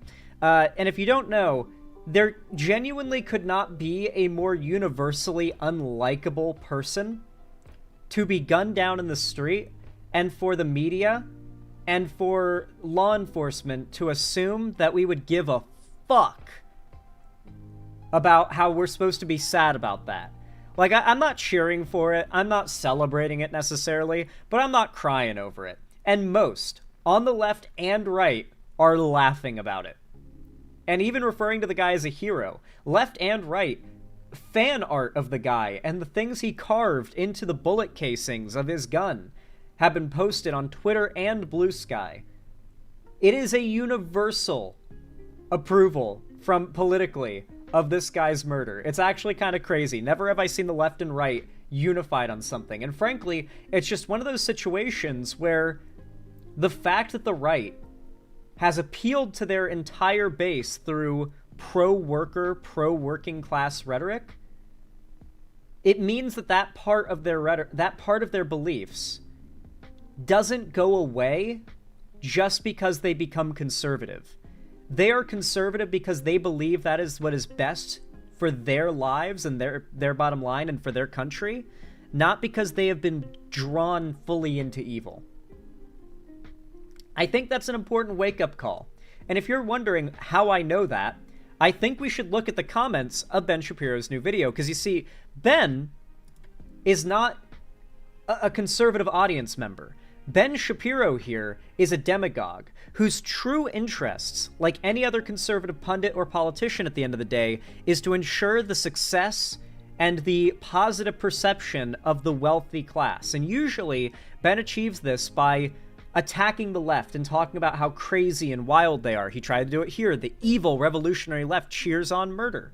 He thought he had a read on his fans. He thought that his fans would see him criticizing the left for cheering on the murder of this CEO, and his fans would be already programmed to then support the CEO and be against the death of the CEO because the left was in favor of it. Instead, though, let's just read the top comments in this video. And yes, these are from Ben Shapiro fans. Here's the top comment. It has 10,000 likes. I just realized your entire business model requires that us normal folk hate each other. Guys, they're figuring it out. Guys, they're finally figuring it out. It's happening.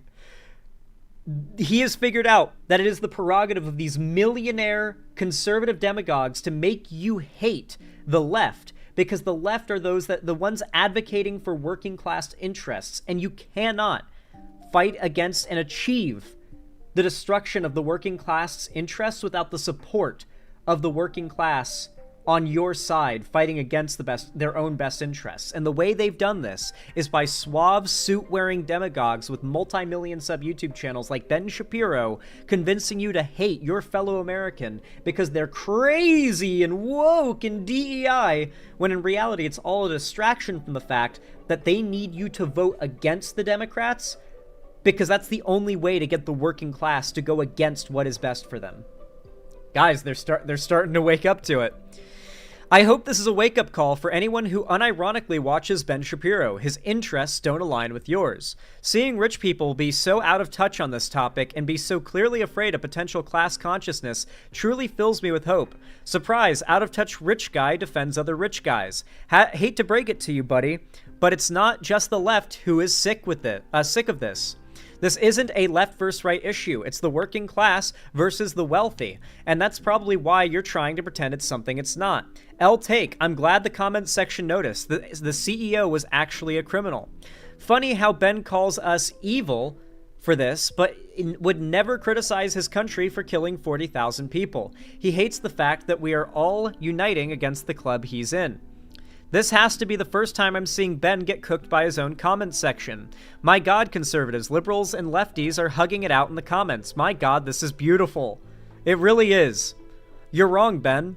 I'm that quote-unquote evil leftist you always rage about. This has 4.6 thousand likes in a Ben Shapiro comment section, which means Ben Shapiro fans are liking comments from people that are starting their comment with, I'm a lefty, you're wrong, Ben. This is like the 6th comment down, the 6th top comment. You're wrong, Ben. I'm that evil leftist you always rage about. I have an uncle who is as conservative as they come, voted for Trump and everything. We have very little in common and avoid each other at holiday parties. I can tell you, we both wept when my dad slowly died of cancer while the insurance he paid for kept denying him life-saving care. We both saw the injustice in that. That same uncle is posting on Facebook right now how we couldn't give a fuck about no CEO. Insurance companies kill millions of people a year, and they don't discriminate between leftists and conservatives. I'm not buying this left versus right shit anymore, Ben. I want healthcare for my family. Benny, this is a nonpartisan issue. Please stop trying to constantly divide our country. Ben is pissed because bipartisan agreement is bad for his business model. IDK, why you're trying to keep pushing this as a left issue. It's clearly across the board. I'm sorry, Ben. 99.999% of the American people have denied your claim for sympathy for this parasite. Good one. Are you seriously so out of touch that you cannot understand the justifiable rage the people have towards the greed and corruption of the healthcare industry? So disappointed. If you think it's just the left, you're in for a surprise, Ben. Good time to remind everyone, right and left wing, that Ben Shapiro is a lot richer than all of us. I'm as far left as they come, and I'll never hate my brothers and sisters on the right. We all suffer at the hands of greedy millionaires and billionaires. This is such a good comment. This guy knows exactly what needs to be said right now. It looks like we're all uniting against the real enemy, and I love it. Dude, I gotta say, we've been in some dark times lately. Some genuinely rough, dark times these last few weeks. What a great hope pill to receive. You guys want to watch Ben simp for these, simp for this billionaire? Let's watch at least the opening of the video that got even Ben's own fans shit-talking him. God, this is great. Updates in the search for the murderer of the United Healthcare CEO, Brian Thompson. He was, of course, on Wednesday, and there's some pretty deep ramifications for American society and all this. We'll get to that in a moment. First time is running out. Daily Wire Plus is 50% off. Oh my God, I forgot. They're such grifters, dude. The United Health executive, Brian Thompson, was shot to death on the streets of New York. Authorities are still searching for the suspect at this point, according to the Wall Street Journal. Police are combing New York City for the suspect who used a Sharpie to write deny, defend, and depose on cartridges that are believed to have come out of his gun when it jammed, according to law enforcement officials. Some of those words are commonly associated with tactics insurers use. Wait, I was right. Guys, most of you were here. You remember what I said. I think that it's going to be a 9mm pistol with a 3D printed suppressor that jammed. He had to chamber another round. Or it was a weird gun that requires you to manually chamber the next round, which I said was unlikely because I don't know like why he would have that or where he would get that. Holy crap. I was right. That's cool. I haven't followed the story super closely since my segment about it, so just need to find out that more info has come out. And I saw what I saw. I was correct. Used to avoid paying claims. Investigators believe that the suspect may be staying or may have stayed at a hostel on Manhattan's Upper West Side. The NYPD has been published for a reward of up to respond. New York Times. She's totally insane. She was insane on COVID. She was psychotic, former reporter for the Washington Post. Americans respond. So Taylor Lorenz, we talked about her yesterday. She is a psychotic former reporter for the Washington Post and the New York Times. She's totally insane. Remember, guys, she is super insane. You should never listen to anything she says. For those that don't know, Taylor Lorenz is like an on-the-ground type. Like, she's sat down and debated. Libs of TikTok destroyed her in an in-person debate. It is the prerogative of these right-wing YouTubers and figures to start trying to delegitimize the seriousness of a figure once they've proven that they are fully capable of one-on-one or one-on-multiple opponents dismantling their rhetoric. It's why none of these people will debate Destiny anymore. Destiny's well and truly proved himself to be capable of handling these people. They won't really debate him anymore. Vosh, as much as I am not cool with him anymore, Vosh is a great debater. And a lot of these people will not debate him anymore because they what they have to do is keep these people at an arm's length and just try to tell their audiences to never give them the time of day. She was insane on COVID. She was insane when it came to the supposed predations of people on the right who ought to, she said, be shut out of media and particularly. Mind you, Taylor Lorenz exists under far more accountability for false reporting or telling lies than Ben Shapiro does. If you're a Ben Shapiro fan who's maybe had your faith in this guy shaken a bit by this video, because it's like, bro, you clearly don't have the same interests as I do as someone who does not make millions of dollars a year. Just to let you know, the mainstream media isn't perfect. I've got problems with it. But I need you to know, if you don't already, there are several magnitudes more accountability for journalists within, like, the mainstream media. So we're talking, like, your CNNs, your MSNBCs. Far more accountability for them. Even Fox News. Far more accountability for their reporters than any of these YouTube internet figures. I have far less accountability than those people. That is why when you watch someone like me or Ben Shapiro or anyone who's an internet figure, you need to think critically. You cannot just go into it with a fully open mind. You need your mind to be closed a little bit, you know? Like hear a point, and even if it sounds right to you, even if it sounds like it fits into your worldview, think about how it could be wrong. Like, beat up that idea a little bit. Throw some punches at it on its way into your mind and see if it holds up to a little bit of logical scrutiny before you commit it to be, like, part of the pool of knowledge you consider the truth. You need to be careful with figures like this. Do you think the shooter was using subsonic rounds? I don't know. I doubt it, though, considering, I mean, it jammed. The gun jammed, so maybe low velocity, like, rounds would cause that. There's a higher... like, I know that's a thing, where the slower the projectile shoots from the gun, the higher likelihood of there being a jam, because there's less... a little bit less recoil to help, like, cycle the old casing out and help a new round get into the chamber, get cycled into the chamber from the magazine. So that could have been it. That he could have been using subsonic rounds, but I don't know. Honestly, the police would probably have the best idea, because they would be able to look at the casings and probably determine that. They probably have some way of figuring it out. Maybe there's markings on, like, right around the striker point on the back of the round that tells you. I have no idea. Actually, I can check. I got a 9mm round right here. Let's see. Does this tell you what kind it is? 9mm Luger. Norma? Or no, does that say... Yeah, it says Normo, or Norma. I think that's an A. Yeah, Norma. Norma 9mm Luger is what it says. Don't show bullets. I think you're allowed to show... I think you're allowed to hold a bullet on stream. I don't think that's against the rules. I'm just checking. I'm just checking to see what it says in the back of those things. Social media. Well, now she is full-scale rallying in favor of the murderer. So she tweeted yesterday on Blue Sky, which is a weird left-wing echo chamber form of Twitter. There was a Guys, you don't get to say this anymore after what Elon has turned Twitter into, dude. Like, once again, Elon dropped billions on the biggest social media platform in the world, shadow bans everyone who doesn't pay for, like, to support his politics, because obviously you're not going to pay Elon Musk if you don't, like, if you're not right-wing, more likely than not. So if you don't support his politics, you're unlikely to get Twitter blue, unless you're going to be not blacklisted, but shadow banned, basically. It's literally bots and right-wing hate posts left and right. There is no moderation for you if you're on the right, but you might get fully muted if you say the word cisgender in one of your tweets.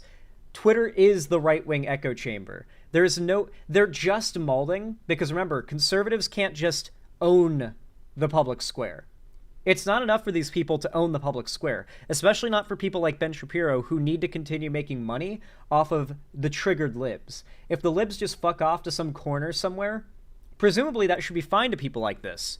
No. They have to chase them down. They have to find them. They have to talk about what they're saying on this echo chamber platform. They have to chase people to Blue Sky. They have to make their own Blue Sky accounts. Hell, we had a Nazi in chat earlier making multiple accounts in my website chat just to spam and accuse me of being a pedophile. Probably because they're a fan of Nuxtaku, who I was criticizing. And so that's just what these people do. They're like 90% of conservative worldview is hating the left. And when you're taught to hate the left above all else, above all other principle and ideology, what better thing to do than to go out and to fuck with the libs, right? A post put out by Blue Cross Blue Shield, all about whether it was going to pay for anesthesia under its healthcare coverage. And she then tweeted out, quote, "And people wonder why we want these executives dead." So openly cheering the death of Brian Thompson. That wasn't her only post. Somebody put out a statement saying, quote, "Legislation idea, healthcare executives and their families must be on the cheapest plan their company offers, and they aren't allowed to seek other care." And she wrote in all capital letters, "Endorse." Then she put out a post. That's a good joke, because, you know, it's pre-existing condition to be the CEO of a healthcare company. They showed a graphic of a happy star, like a star with a happy face and balloons, and the caption "CEO down." And she wrote, "Woke up to see this spammed in my group chats." And she said, "I am not alone," that other people were doing the same thing. Then she reposted a post from left-wing agitator Ken Klippenstein saying, "Today we remember the legacy of United Healthcare CEO." I love how his own fans called him out for pretending like it's just the left saying this, by the way. Like, I love that. His fans were like, "Ben, what do you mean? Everybody hates this guy. What are you talking about? The left." This opens the eye. What I need you to understand is this is the kind of thing that fundamentally shakes the trust that the fans of this guy have in him. Now they recognize that this guy is not just a producer of unfalsifiable facts, logic, and truth. This guy has interests. They don't necessarily align with the viewer, and he can be wrong, And if you're, or some people might interpret it as what it is, not just him being wrong, but he can lie. This is a big deal. A lot of people on the right are going to have a wake-up call from this. This is a big moment. I think looking back, we're going to point to this moment as a big marker point for where the culture of the internet and the politics of the internet are headed. I think in the next 4 years, we might genuinely see a resurgence of left-wing politics and culture online that makes 2018, 2019, and 2020 look like nothing. CEO Brian Thompson. And what exactly was that legacy? The claim denial rates by insurance companies. And of course, it's not just Taylor Lorenz. Socialist Nathan Robinson, a complete useless leech. Wait, what did he say that they had to silence out there? He said something, and they had to cut it out for monetization. What did he call him? On the ass of society, posted himself, quote, live your life in such a way that people will be sad when you die. That was above a screen cap of a New York Times headline that said torrent of hate for health insurance industry follows CEO's killing. That piece from... You think he called him a pussy? I doubt it. Ben Shapiro's mind rarely moves to the thought of vagina, I like to think. From the New York Times is all about people who apparently were perfectly fine with the murder of Brian Thompson on the streets of New York City. According to the New York Times, none of this stopped social media commentators from leaping to conclusions. And I love how Ben says these things, like with his annotation, as if he's got them, you know? He's got these crazy lefties. Wait till his fans find out what these crazy lefties are saying. Meanwhile, his fans are like, I never thought I'd say this, but the libtards are right. Fuck you, Ben. Oh, this is so great. And showing a blatant lack of sympathy over the death of a man who was a husband and father of 2 children. Thoughts and deductibles to the family, read one comment underneath the video of the shooting posted online by CNN. Unfortunately, my condolences are out of network. A TikTok user wrote, quote, I'm an ER nurse, and the things I've seen dying... Literally just getting offended at jokes. Yo, fix your mic? Monotypical, is my mic fucked up? Chat, is my mic bad? Hold on. Let me check my stream. Let me check my stream. Let me check my stream.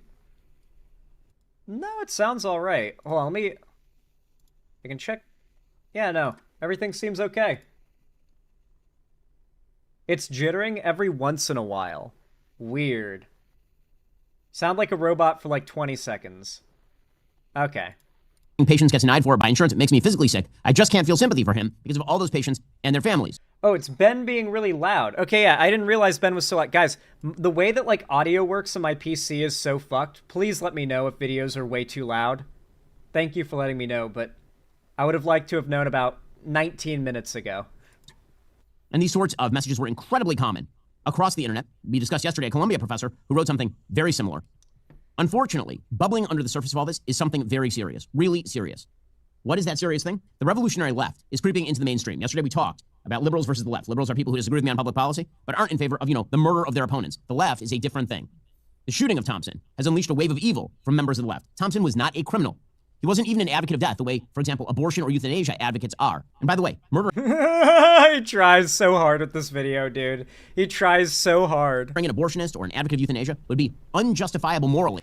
What a massive L it is to, like, tell his fans that it's the left that are in favor of these, like, overtly pro-worker, pro-working class things. Like, Ben, like, solely with this video might have done some severe damage to his own side by so poorly reading the room that is his audience. In a democratic system. Brian Thompson's great sin, according to these people, is that he was the head of a company that exists within a mixed private-public healthcare framework, and that he did his job, because that's how health insurance That is also the argument of your own fans, Ben. You are attacking your own fans right now. Actually works. Some things are covered, and some things are not. And you may not like the application of the coverage, and it may be bad. That is not an excuse for murder. But for the left, if you hate the system, you are morally justified in murdering anyone who acts within the system. That means that if, like one Bernie Sanders follower did, you believe... Obviously, no, most people on the left don't believe this, but most people, especially on the left, are not going to cry a single tear over a health insurance company CEO getting capped, okay? Because everybody knows why the dude capped that guy.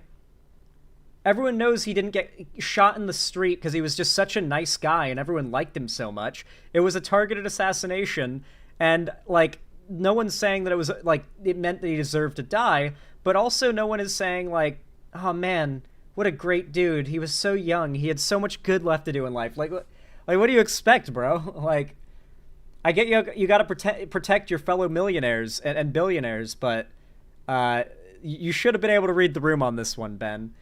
I guess this is what happens. If you focus too much on the culture war stuff, it's easy to forget that you haven't... You've suggested that the left doesn't actually fight for the working class, but you've done that... When you argue that, no matter how effective it is at getting people on board with the right, eventually, when you let slip that the end game is to support the interests of the ruling class, when you start overtly spreading that rhetoric like here, the game slips. You have them on the culture war stuff, on the being against the left. But when you let the mask slip like this, you lose everything you worked for.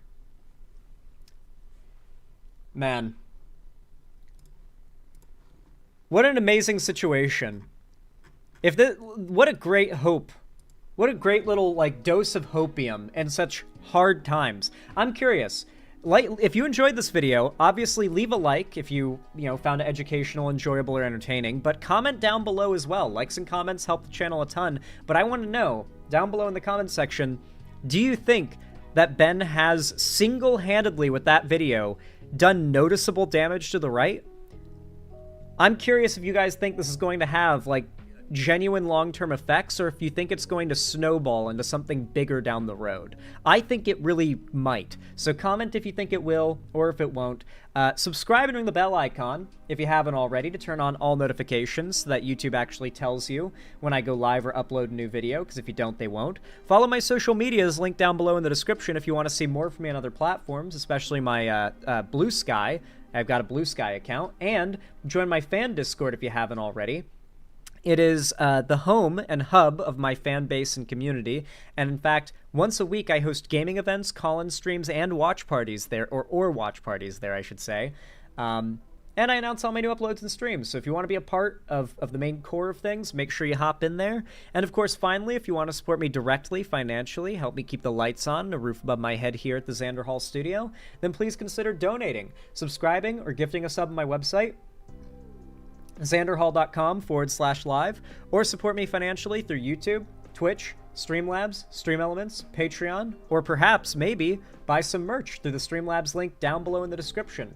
Regardless, though, of how you support my content, I really do appreciate it, and as always, I hope that you have a good one.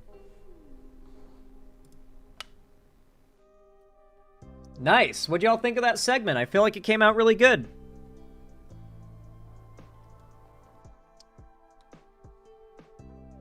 Breaking: former defense minister of South Korea arrested. Jesus.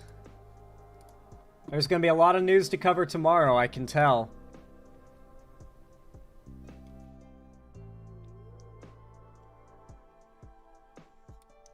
Yes, indeed.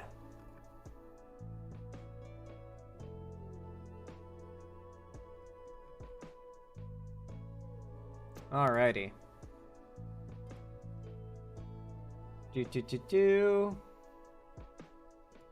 Alrighty.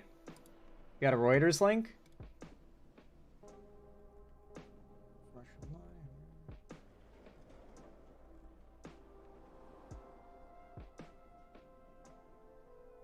Yeah, there's gonna be some crazy news tomorrow to cover. For sure.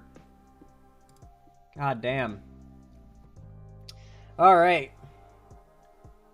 Amazing segment there. I'm going to point it out to my conservative cousin for Christmas. Nice. So are we going to talk about whatever the fuck is going on with Nick Fuentes? You better believe we are. Listen, we got a list. We got a list. Time flows like a river. You cannot do several things at once, at a simultaneous point in time. It has to be done over the course of time. And so we're getting to it, is what I mean to say. Anyway, really quick. I'm going to go take a quick restroom break and grab myself a Monster Energy from the fridge. I know I relapsed back onto Monster Energy. Turns out, pulling all-nighters on World of Warcraft Classic with the boys is really hard without caffeine. And, yeah. So, back on that shit till I'm level 60 at least in Classic WoW. Gotta pump those numbers. I'm only level 32 right now on my Classic character. I need to get those numbers up. I need to get those numbers up. I should be 40 by now, god damn it. It's been 18 days, and I'm only level 32. Disgraceful. Absolutely disgraceful.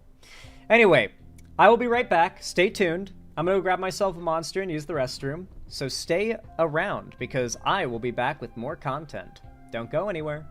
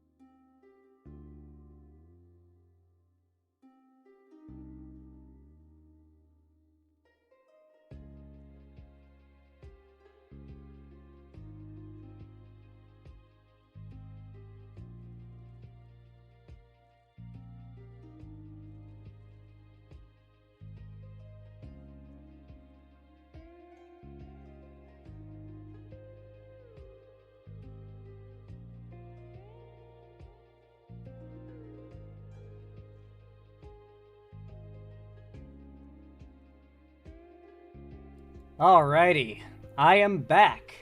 Thank you for your patience, everybody. Hello, hello. Anyone else feel like a Xanderhall RimWorld gaming stream would be hella chill? I've never played RimWorld, but I've watched some gameplay. It looks alright. It looks alright. I don't know if it's up my alley, though.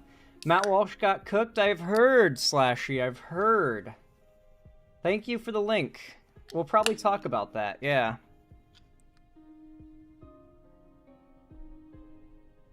Alright. Dude, I'm getting so good at opening Monster Energy cans without even a tiny little bit of Monster getting on, like, the top of the can. I heard Ember565. I'm gonna cover that tomorrow, because, oh boy, that is not breaking news that I want to cover and have it on me if I misreport something in a dumb way, you know? So we'll talk about it tomorrow.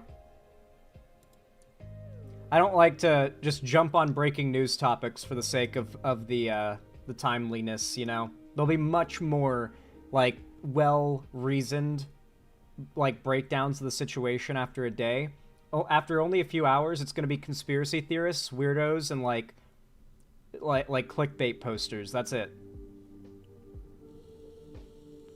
When stuff like this is breaking, you can barely trust a thing you hear about it.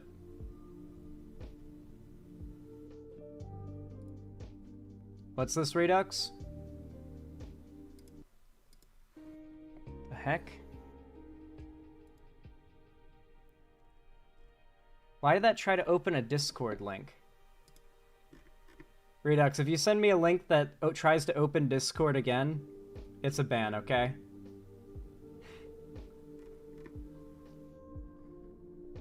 I only clicked it because you're blue.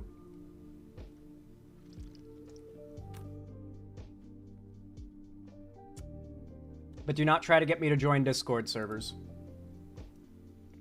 No, it was for the chat. Does it send you? Well, I don't send me links that open up the Discord because it doesn't work. It just bugs out. Is this what you're showing me?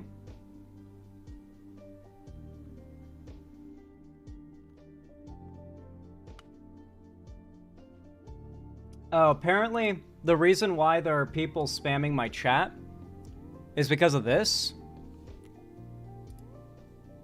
I was being sent this. Don't worry, Redux. I'm not going to ban you. But don't send me links like that. It pisses me off. Anyway, apparently it's this. Slander Hall. That's funny as fuck. Dabs for $20 to hopefully not starve to death due to the Trump presidency. Yeah. I think I have an idea of the crowd that's mauling over me right now. I think I have an idea of what their deal is and what they're like.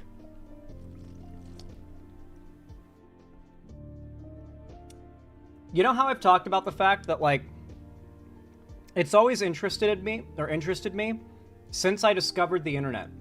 How nothing can exist on the internet without getting hate. Doesn't matter how good it is. It's just, it can't exist on the internet without getting hate. It could be a video of, like, kittens and puppies snuggling in a basket. It'll have dislikes and hate comments, right? And when I was young and I would, like, try to find those big videos that were so inoffensive, how could anyone, like, dislike and leave a hate comment on it? And I would always find dislikes and hate comments. And it made me realize at a pretty young age, on the internet, there are always deranged weirdos who will find a reason to hate anything. And those people, they make it a full-time job. And so that's kind of a good example of that kind of behavior that I've talked about.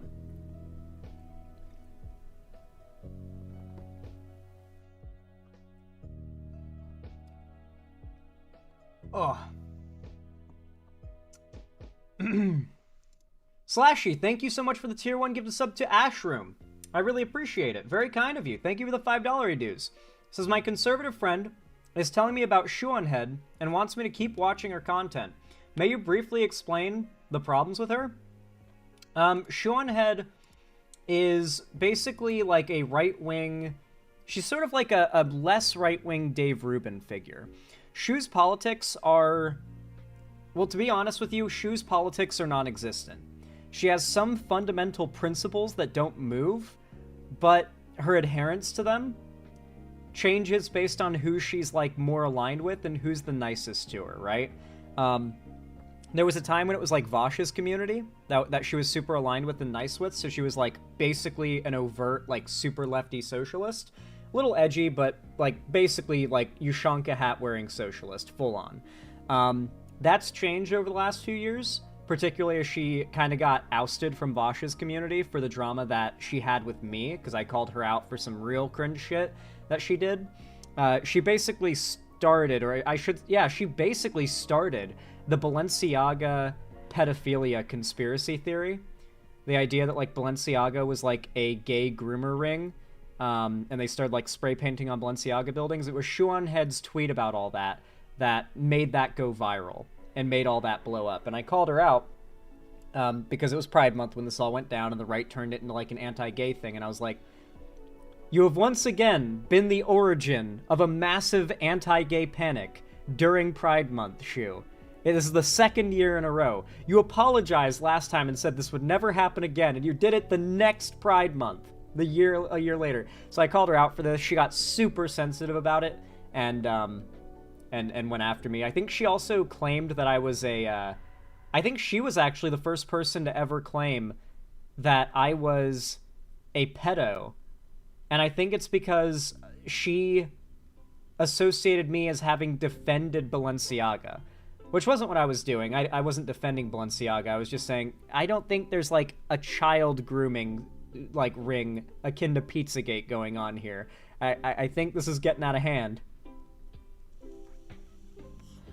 I'm just glad no one shot up a Balenciaga store. That was my big fear, was that someone was going to take a gun and they were going to shoot up a Balenciaga store and a bunch of shoppers and probably minimum wage employees were going to die because some crazy thought... I thought it was going to be the next Pizzagate. I thought someone was going to show up to a Balenciaga store with a fucking gun. Because, like, that's what happens when this shit goes down, usually. When these conspiracies blow up. The crazies believe them, the crazies have guns, and the crazies want to use their guns.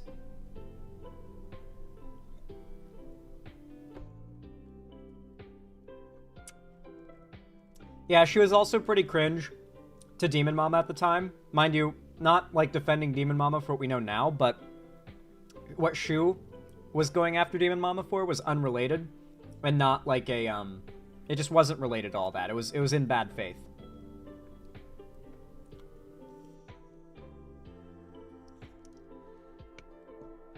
Anyway, back to it. What do we cover next? Oh yeah, I had some super chats that I did not want to forget. Reminder to Streamlabs.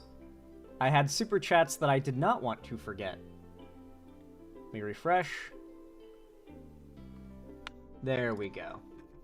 Yay! Now I can actually see them. Robert House, thank you so much for the $10 super sticker. You didn't say anything, but you sent a picture of, I think that's a pear flying with a cape. Pretty nice, pretty nice. Thank you, Robert House. I appreciate the $10. That was a good one. Thank you for the $10 super sticker. I really appreciate it. And Andrew Zagola, thank you for the $5 super chat as well. Very kind of you. Says, what's your opinion? Oh yeah, I already... As you know, I just got done with that segment, so now you know. You got your answer. Why do people laugh at child abuse? And I'm not talking about conservatives. Cruelty.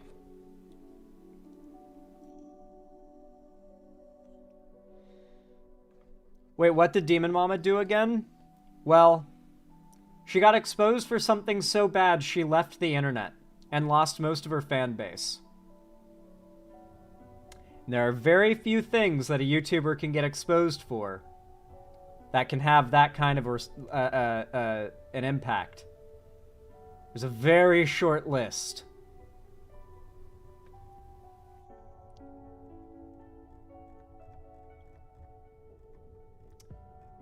True, the sole proprietor of the New Vegas Strip. All right.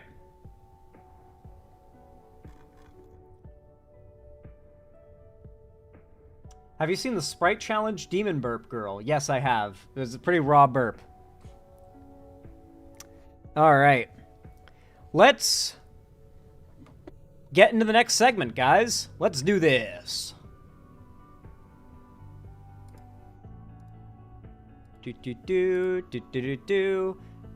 Do.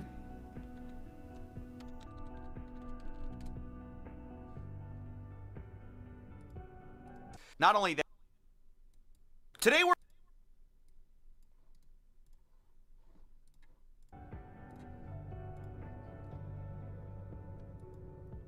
Y'all know what to do when I say action, right? 3, 2, 1, action. The source of much of the brain rot that infects the minds of Gen Alpha has, unsurprisingly, turned out to be an awful person.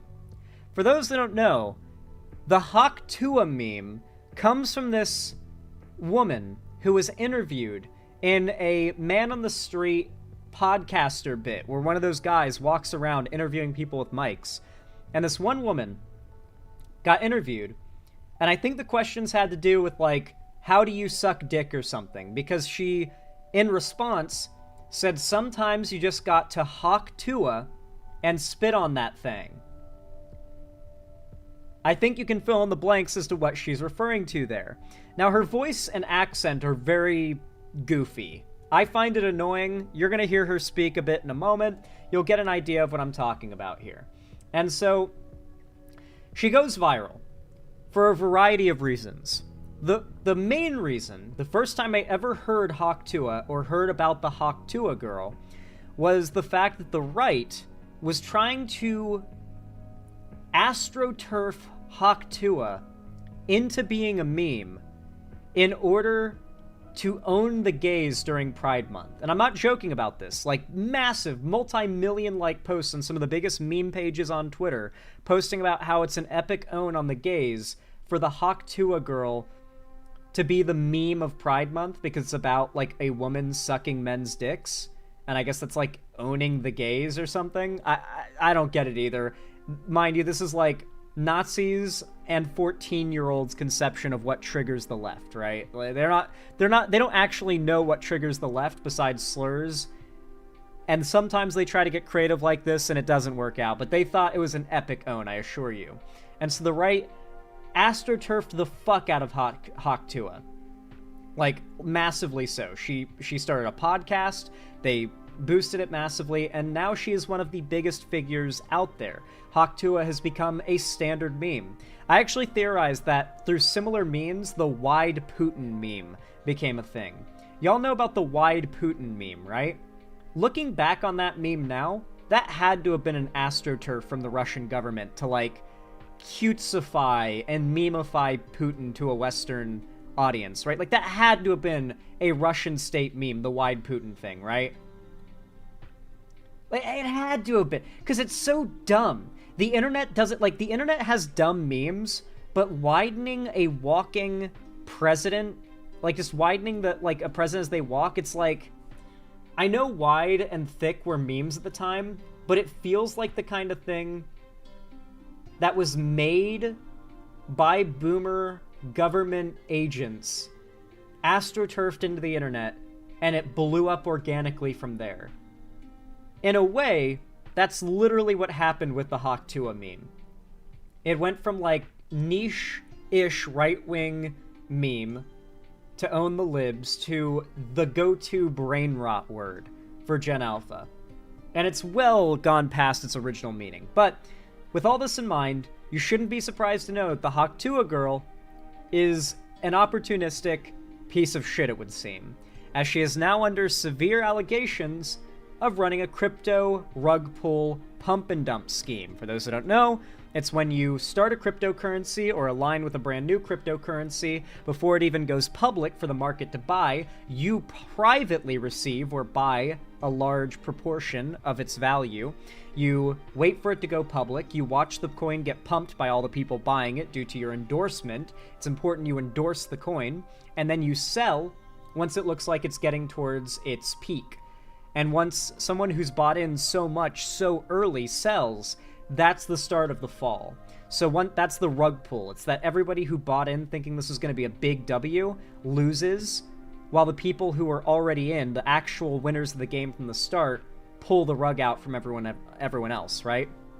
And that is what Hawk Tuah girl is being accused of here. And I've seen a little bit of her debate, quote unquote, with CoffeeZilla, who is levying these allegations primarily, the main voice of the allegations, and she does not do a good job of representing herself.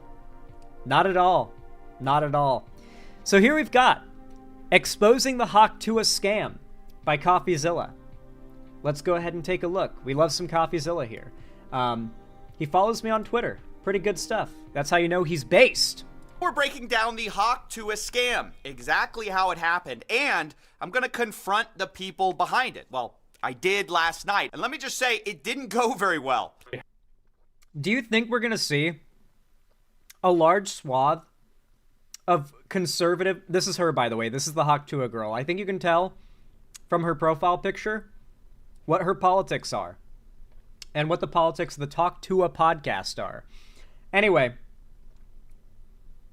I wonder how many right-wing influencers will fall due to their inability to resist the easy, immoral money that crypto rug pulls have to offer.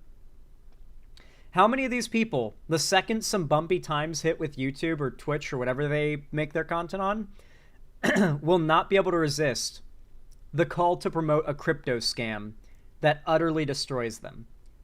I feel like this is just... It's calling to every conservative pundit. Like, the second they have a bad month, promote a crypto scam. Because they only care about money. I feel like it might... These crypto rug pull things and these scams and schemes might be part of the downfall of the right-wing media empire in the near future. It could be. I see a lot of them promoting these crypto scams. Happy to answer any I have questions. I have questions. I'm raising my hand. Hey, guys. What CoffeeZilla? Hey, this is one of the most miserable, horrible launches I've ever seen in my life. Okay, then why the fuck are you on? Profiting from the That is the Hawk Tuah girl talking there, if you didn't know. rug pull, I think it's relevant. We didn't pull a rug. I don't know what you're trying to say. It's not true. That's defamation. Doc, do the math. Do the math. You're saying that we pulled a rug. There was no rug pull. 3%. You're defaming our... The audio for coffee is pretty bad, but it'll do. It'll do, okay? Most of the video is not this. It's him talking to the camera with good audio, so we'll make it. I've seen bits of this. Yeah, this is one of those Twitter rooms, by the way. This is like one of those Twitter group calls where this is being hosted. Yeah. Are you not gonna let me talk? You just talk over me. You talk over me. I'm hearing bullshit. Yeah, these people were completely unhinged, unwilling to take any accountability, and we'll talk more to them in a second, but I want to break down the Hawk Tuah scam. I think people are confused with this kind of stuff. I want to start with the big tweet that kind of set it all off. That would be this by Bubble Maps, which showed 96% of the supply was controlled by the team and was being sent out to a bunch of smaller... What's neat about these crypto coins is that for a lot of them, you can publicly track wallets, and you can publicly track what's in them and what trades have taken place. That's how Mr. Beast got caught, supposedly engaging in a crypto rug pull. Mr. Beast claims that he had a manager handling the wallet, and so his tweets that inevitably caused a pump, or were seemingly meant to cause a pump, were not intended to do that because he didn't know what his stuff was being invested in, is his claim. I don't believe him. I think that he was being made aware of what his money was put into. And I think he commented on that because he supported that crypto, because he owned some of that crypto. Or no, it was an NFT or something like that. No, it was a crypto. It was a coin. And he had used the platform of Team C's, his charity, to boost the posts made by the Twitter account for this crypto. That is especially scummy for the Mr. Beast thing. But like I said, the way Mr. Beast got caught was people were tracking his crypto wallet. They saw the funds leave and go, and they figured out, like, oh, well, that correlates directly with the massive spike down in this coin's value. Wallets, the implication being that some of them might be dumping on you. Pretty quickly, the Hawk Tuah girl came in to copy and paste what her team told her to say, which said, team hasn't sold Haley one Welch. token and not one key opinion leader was given one free token. We tried to stop snipers as best we could through high fees at the start of the launch. And so you see their awful tokenomics here. Along with this response, the team hasn't sold one token, and then they post obviously a screenshot of a lot of sells from insiders who did not have to pay. You can see on the bot side, there's nothing. And then on the sold side, they're making a lot of money. So how did you get free tokens? Well, you were an insider, right? And I want to respond to this comment because I actually think it relates to a point I made earlier in the stream. And this is like, listen, even if it's me, you can't do this, okay? Red Scare, thank you for the $10. But I want to respond to your comment because I don't agree with it. And I know you're probably mostly joking, but I know some people kind of operate this way.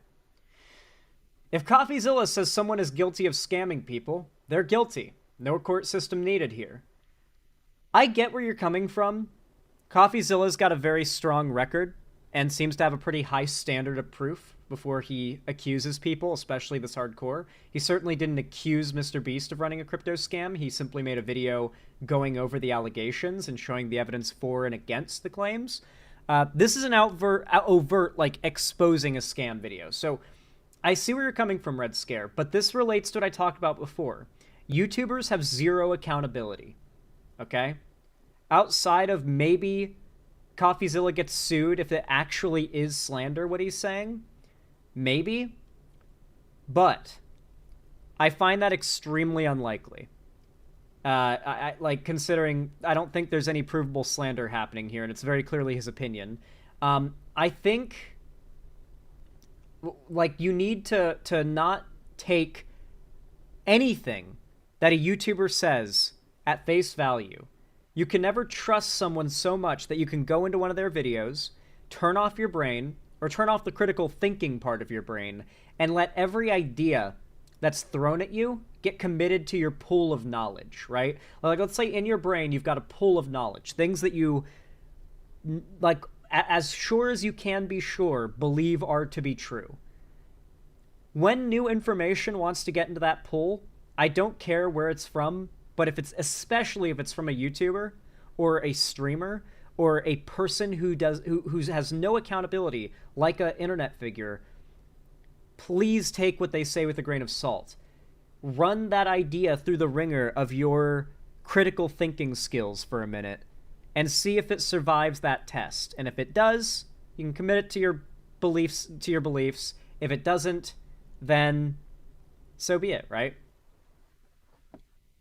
And I just want to show you exactly how the Hawk Tuah team is sort of lying by omission here when they say the team hasn't sold one token. And that's because they pre-sold the tokens, guys. They sold them to a bunch of investors with a pre-sale, and then those people were unlocked immediately upon launch.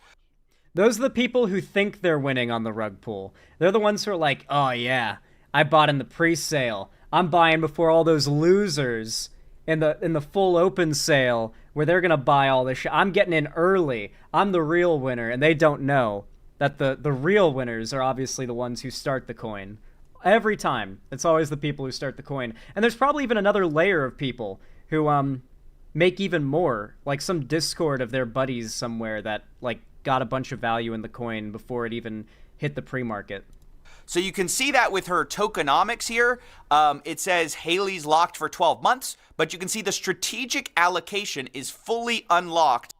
So what I'm understanding here is that she still holds on to 10%, but there is a substantial amount that the fund is holding, and I think that's what sold. And that's where they made their profit here. That's where they pulled the rug.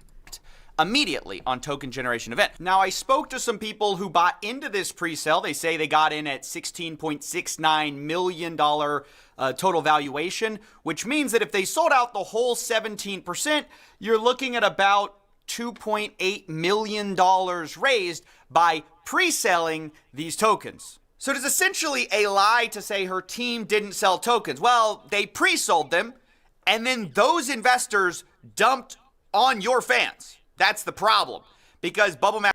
It's even more shady. The people who bought in the pre-sale. I mean, obviously, this is how crypto works.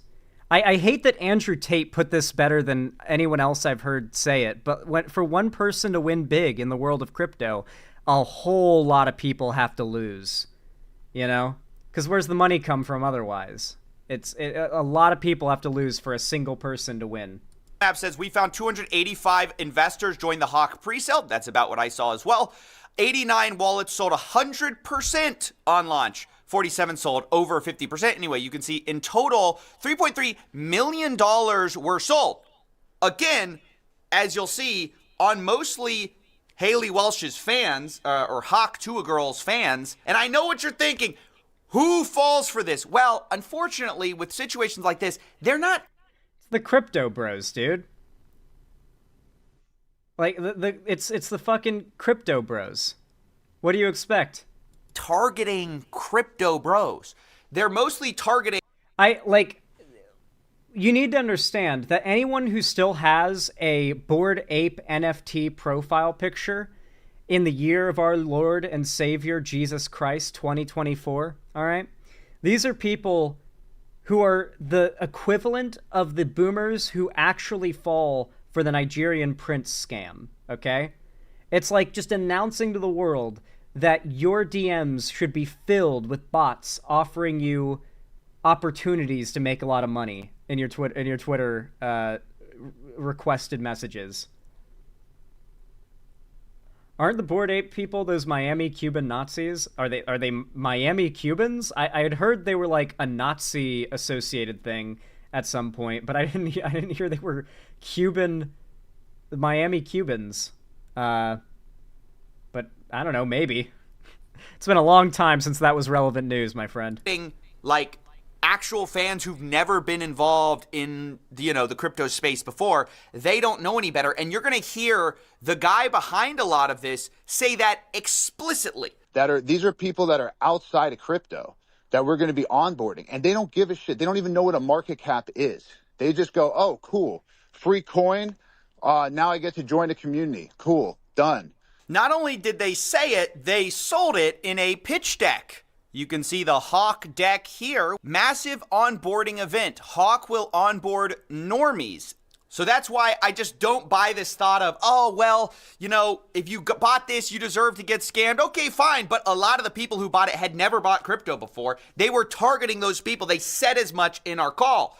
Now, the other... Man, that's actually grim.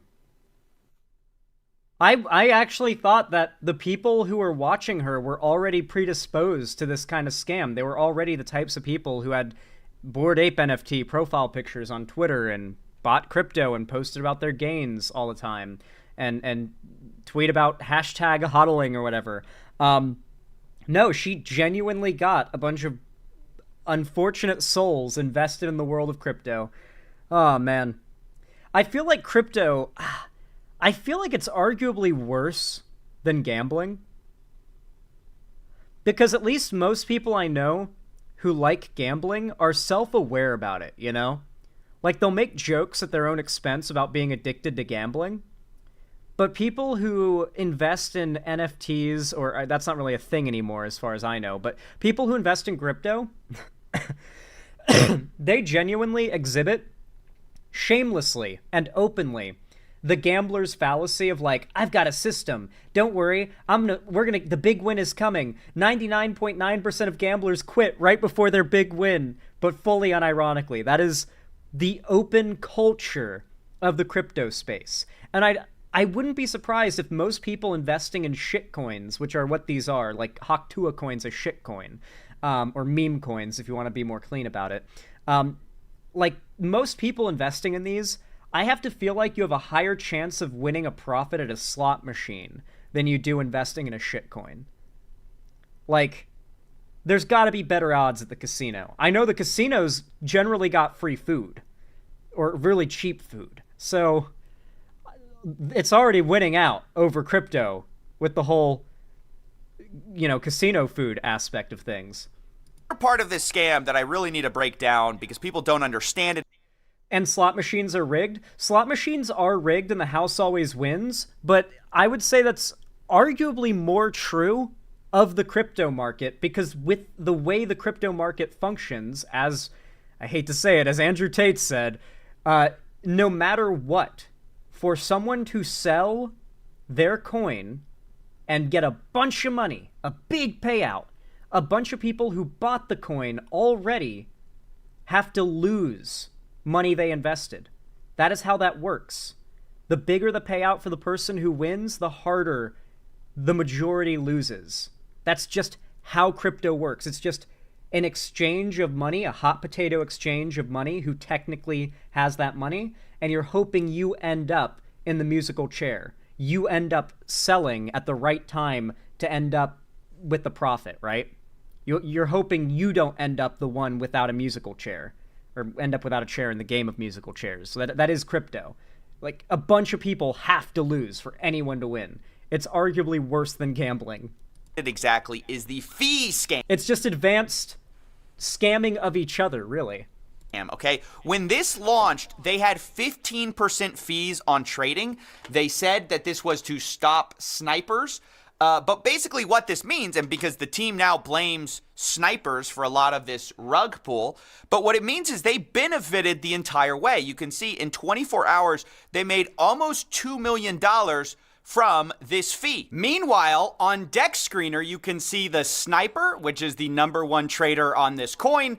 They made about $1.3 million in their total profits and loss. So they actually made less than she did. Okay, so it can't be even the top person who sniped this, supposedly, as she claims, even the top person doesn't hold enough value to make up for what the evidence suggests is actually her making her profit. Less in total profits, this sniper that ruined the project, than the team made on fees. I, of course, asked who benefited. I wonder how high the fees are. Because they just get to pocket those, right? Like any fees for the sale, they would just get to pocket. I wonder how much, like, per sale the fees were. Because we know the total. But I'm curious what, like, per sale, how much they were wringing out of people willing to buy the coin. Did Hawk Tuah Girl make the money? Who made the money in this whole thing? And they essentially dodged the question. Who's making millions of dollars on fees from this rug pull? That's not a scheme. That's the Who's making fees? So we can keep this thing going for years. Okay. That's how do you think? There's so many expenses. Who makes the money on the fees? Someone just made over $1 million on fees. Who made it? First of all, the fees were there with Meteora pools, and that goes to yes, the creator, right? Which is who? Who does that own? Who does that belong to? That belongs to the project. Who's the project? Who is the project? Well, the project is over here, Haley Welch, right? And how much does Haley Welch own? This is Haley Welch's project. So she owns all of it. CoffeeZilla. I'm just trying to figure out who owns it. You know how This is an adult man who can't give a straight answer to a very straightforward question. This, like, pretend stuttering and not knowing what to say is very transparent. He's acting absurdly guilty. I like, if I was a director and I had actors in front of me and I was like, act guilty, and one of them was acting like this guy, I'd be like, oh, you're overacting, bro. Like, tone it down a little bit. It's too much. How much it costs for lawyer fees to create a foundation in the Cayman Islands, to hire directors? You think this stuff pays for itself? You know, this is how you run a project forever, is you have to fund that. And first of all, over here can speak to the extensive amount of work and time and people that are on this project. Over here has around 18 people working on this right now as we speak. This is not a small time type of nothing. We're really trying to do something here and not just do it for one day and do it for 2 days. So who made the money? You haven't answered the question. Who made the money? How much did Haley Welch make of that million, 1.8 million? It's a foundation that is running this project. How much does she own of it? It's a foundation. She owns zero of the foundation. So y'all made the money? No, I don't own the foundation either. A foundation. Brother, who profited? Over $1 million was just made.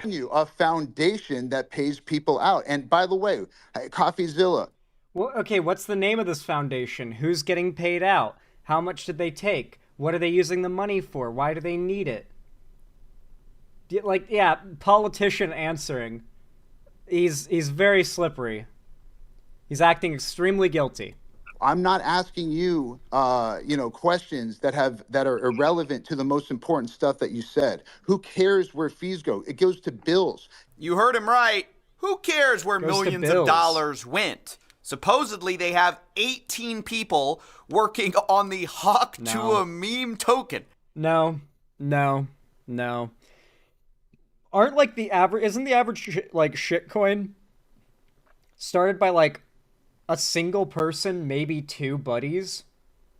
Because I know there was that one 14-year-old who live streamed starting a coin, rug pulling it, and making, like, 40 grand. That was, like, a recent thing. Like, a 14-year-old or something had done it. Like, just made his own coin, scammed a bunch of randos into buying it, and then rug pulled it on live stream. I doubt that it required some 18-person team. That's bullshit. Cap. So, I don't know if that's true, but that's at least what they're claiming. Now, the last thing I need to say before we jump into this context that you need is that there are 4 groups to look out for here. 1, you have Hawk Tuah Girl, who is promoting this thing. 2, you have this guy, Doc Hollywood, who is like Howie Mandel's like son-in-law or something like that. Like, he's this guy who has some connections in Hollywood, and he seems to be... That's like this is so many of these crypto people. They're like the nephew of a big celebrity, and they use that like tangential clout to get like celebrities in on the crypto NFT thing, and they convince them that they're the only reliable source of info on it, and they end up like getting these big celebrities to get into and promote crypto and NFTs. They're like a handful of these shady weirdos with weird like Hollywood celebrity ties that get them into this stuff. Be the guy connecting Hawk Tuah Girl with crypto, and he said he was teaching her a meme coin class, okay? And he goes unhinged on her call. 3, you have the guys running the crypto token, and 4, you have the insiders who paid money to get early access to this coin and then are rug pulling a lot of Haley Welsh's fans. What you want to make of that, who you exactly want to assign blame to, is up to you. A lot of people are saying, oh, she didn't know any better. She's getting taken advantage of. Maybe, or maybe she's making a ton of money. Talking about Hawk Tuah Girl. So, with that said, So, my rule of thumb is that anyone who's getting involved in crypto or NFT shit is getting involved in a scam. And that anyone who's in the like leadership positions of any of these projects is damn well aware of it. They know how it works enough to be behind it. They know how they're going to make a profit, and they're still behind it. I think anyone who would put their name on a crypto, like, that's a massive red flag, like a huge one, in isolation.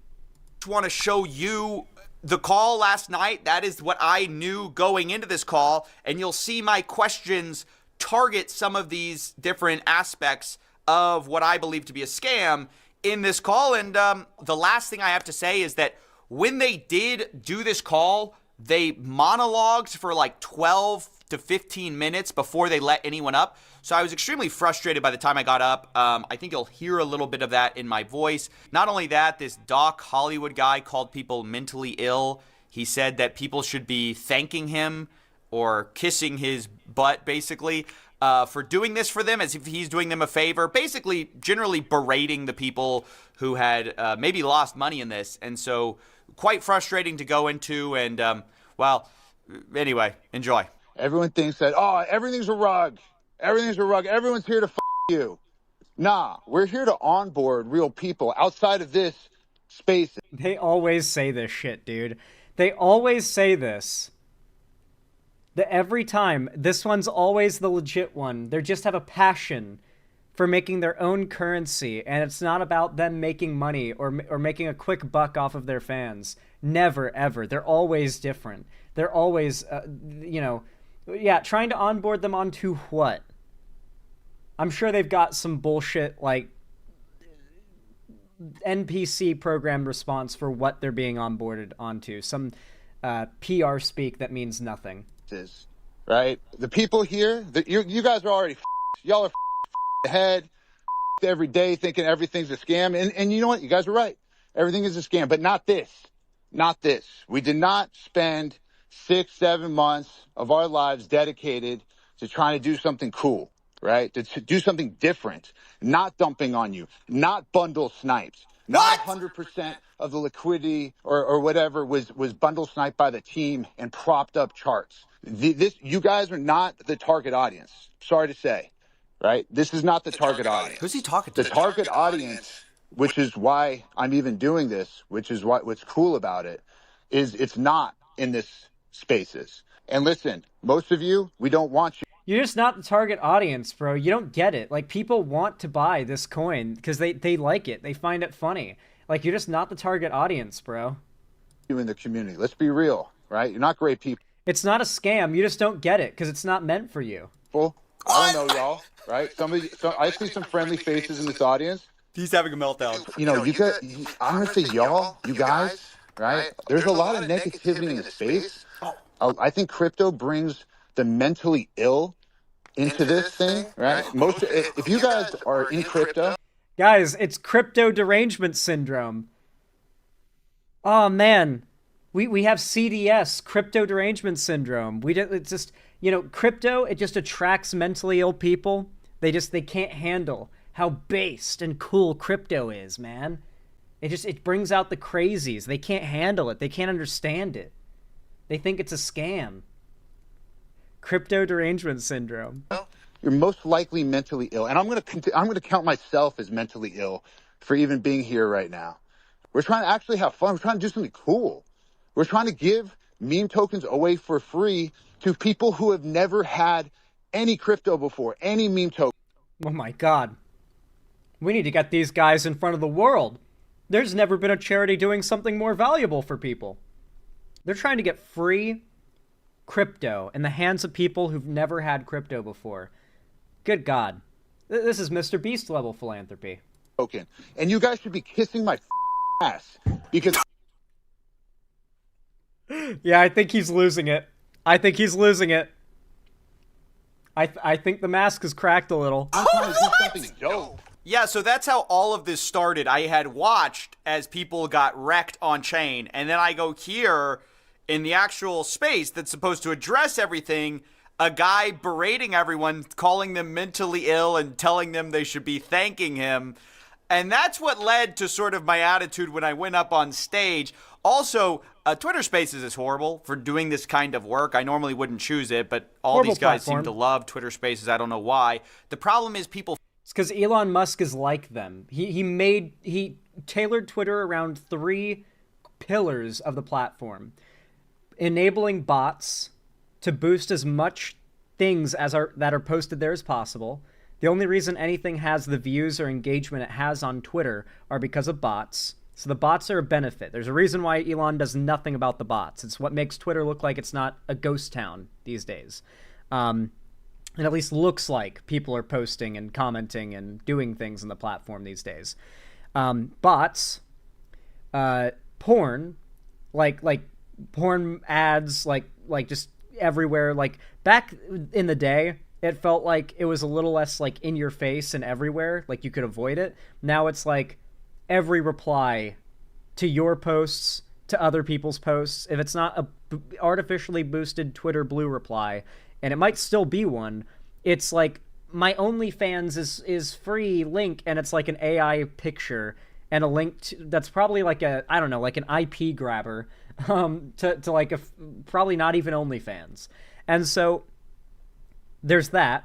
And then the third is like far-right propaganda and crypto bros. Those are the 3 demographics, the 3 types of content that Twitter is now entirely focused on promoting. Bots, porn, Nazis, and crypto. That's what it's all about now. That is the site. Filibuster. So I know I interrupted a lot. That's because you can't let these people go run off on like 10-hour explanations, which they will do if you let them. So, yeah, anyway, here's when I got up on the space. Happy to answer any I questions. have questions. I have questions. I'm raising my hand. Hey, guys. What CoffeeZilla? Hey, man. this is one of the most miserable, horrible launches I've ever seen in my life. Okay, then why the fuck are you on? I've been tracing it on chain for a while. You guys generated over $1 million in fees while y'all's fans got rug pulled. There was snipers, but there was also insider trading directly linked to y'all's creator account. What are you guys doing? No. That's not true. That is true. That's a fact. No, it's not. There's like a record of the trading volume in their wallet. Like we can see it. It's public. Oh, it's a fact, and you can see it on chain. So Yeah, we know. We trust me. We were there. We can answer that. you know about the insider trading? No, there's no insider trading. That's why we can answer it. Okay, so there's tokens CoffeeZilla, going directly from the main account. CoffeeZilla, just chill for a second. And then it's getting sold for $50K. Who is that? Definitely not us. You think we're doing this for $50K? Yeah, fucking right. Talking to the wrong guy. You're used to these bullshit scammers out here. Not us. Now, we had You're used to these bullshit scammers out there, not us. Yeah, man, we're different.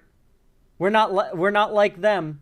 We're not like all those others before us that were scammers. Trust me, this time, we're different. We're just trying to support a cool project.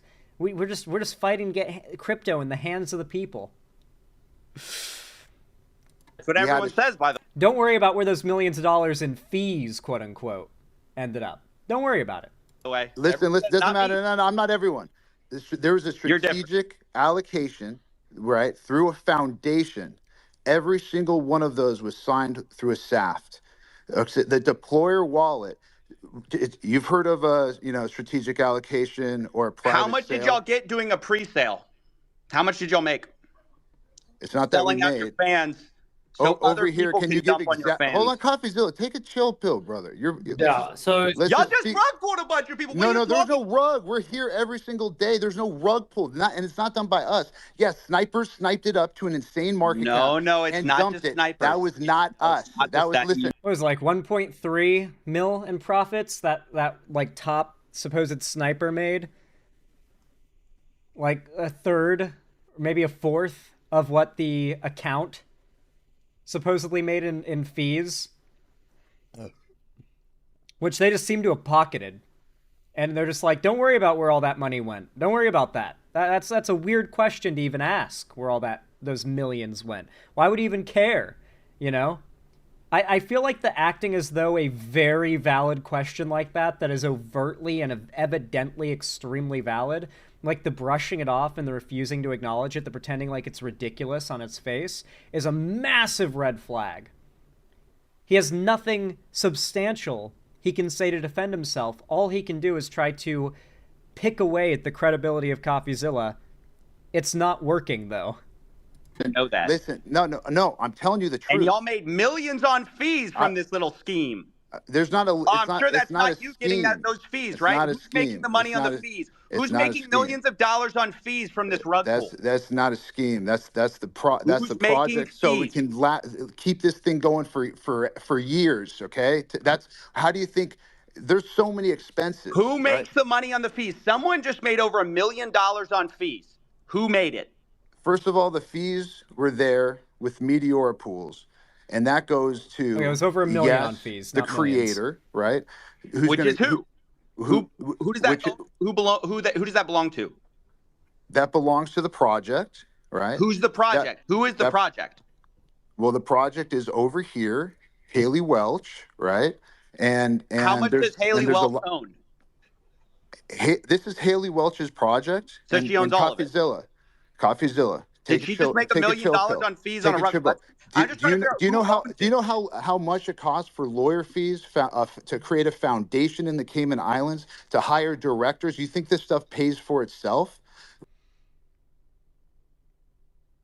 That's shady, bro. I don't know.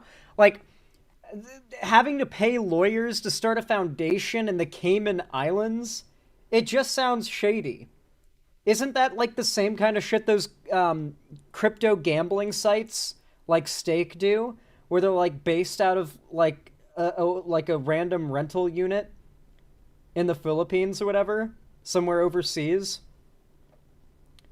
so they don't fall under like certain legal jurisdictions? Like, that just sounds shady. That sounds like they just admitted to having to spend money to figure out how to like loophole certain rules and systems. I don't know. Maybe it's just like to avoid taxes or something. I don't know.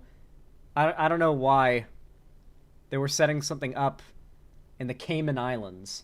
Maybe it's a crypto thing. I don't know, but yeah. Right. So y'all wanted to make the money on day one? I don't understand. I'm just asking. We're here every single day. Millions of dollars in fees from the rug. Day 2, day 3. This is how you run a project forever.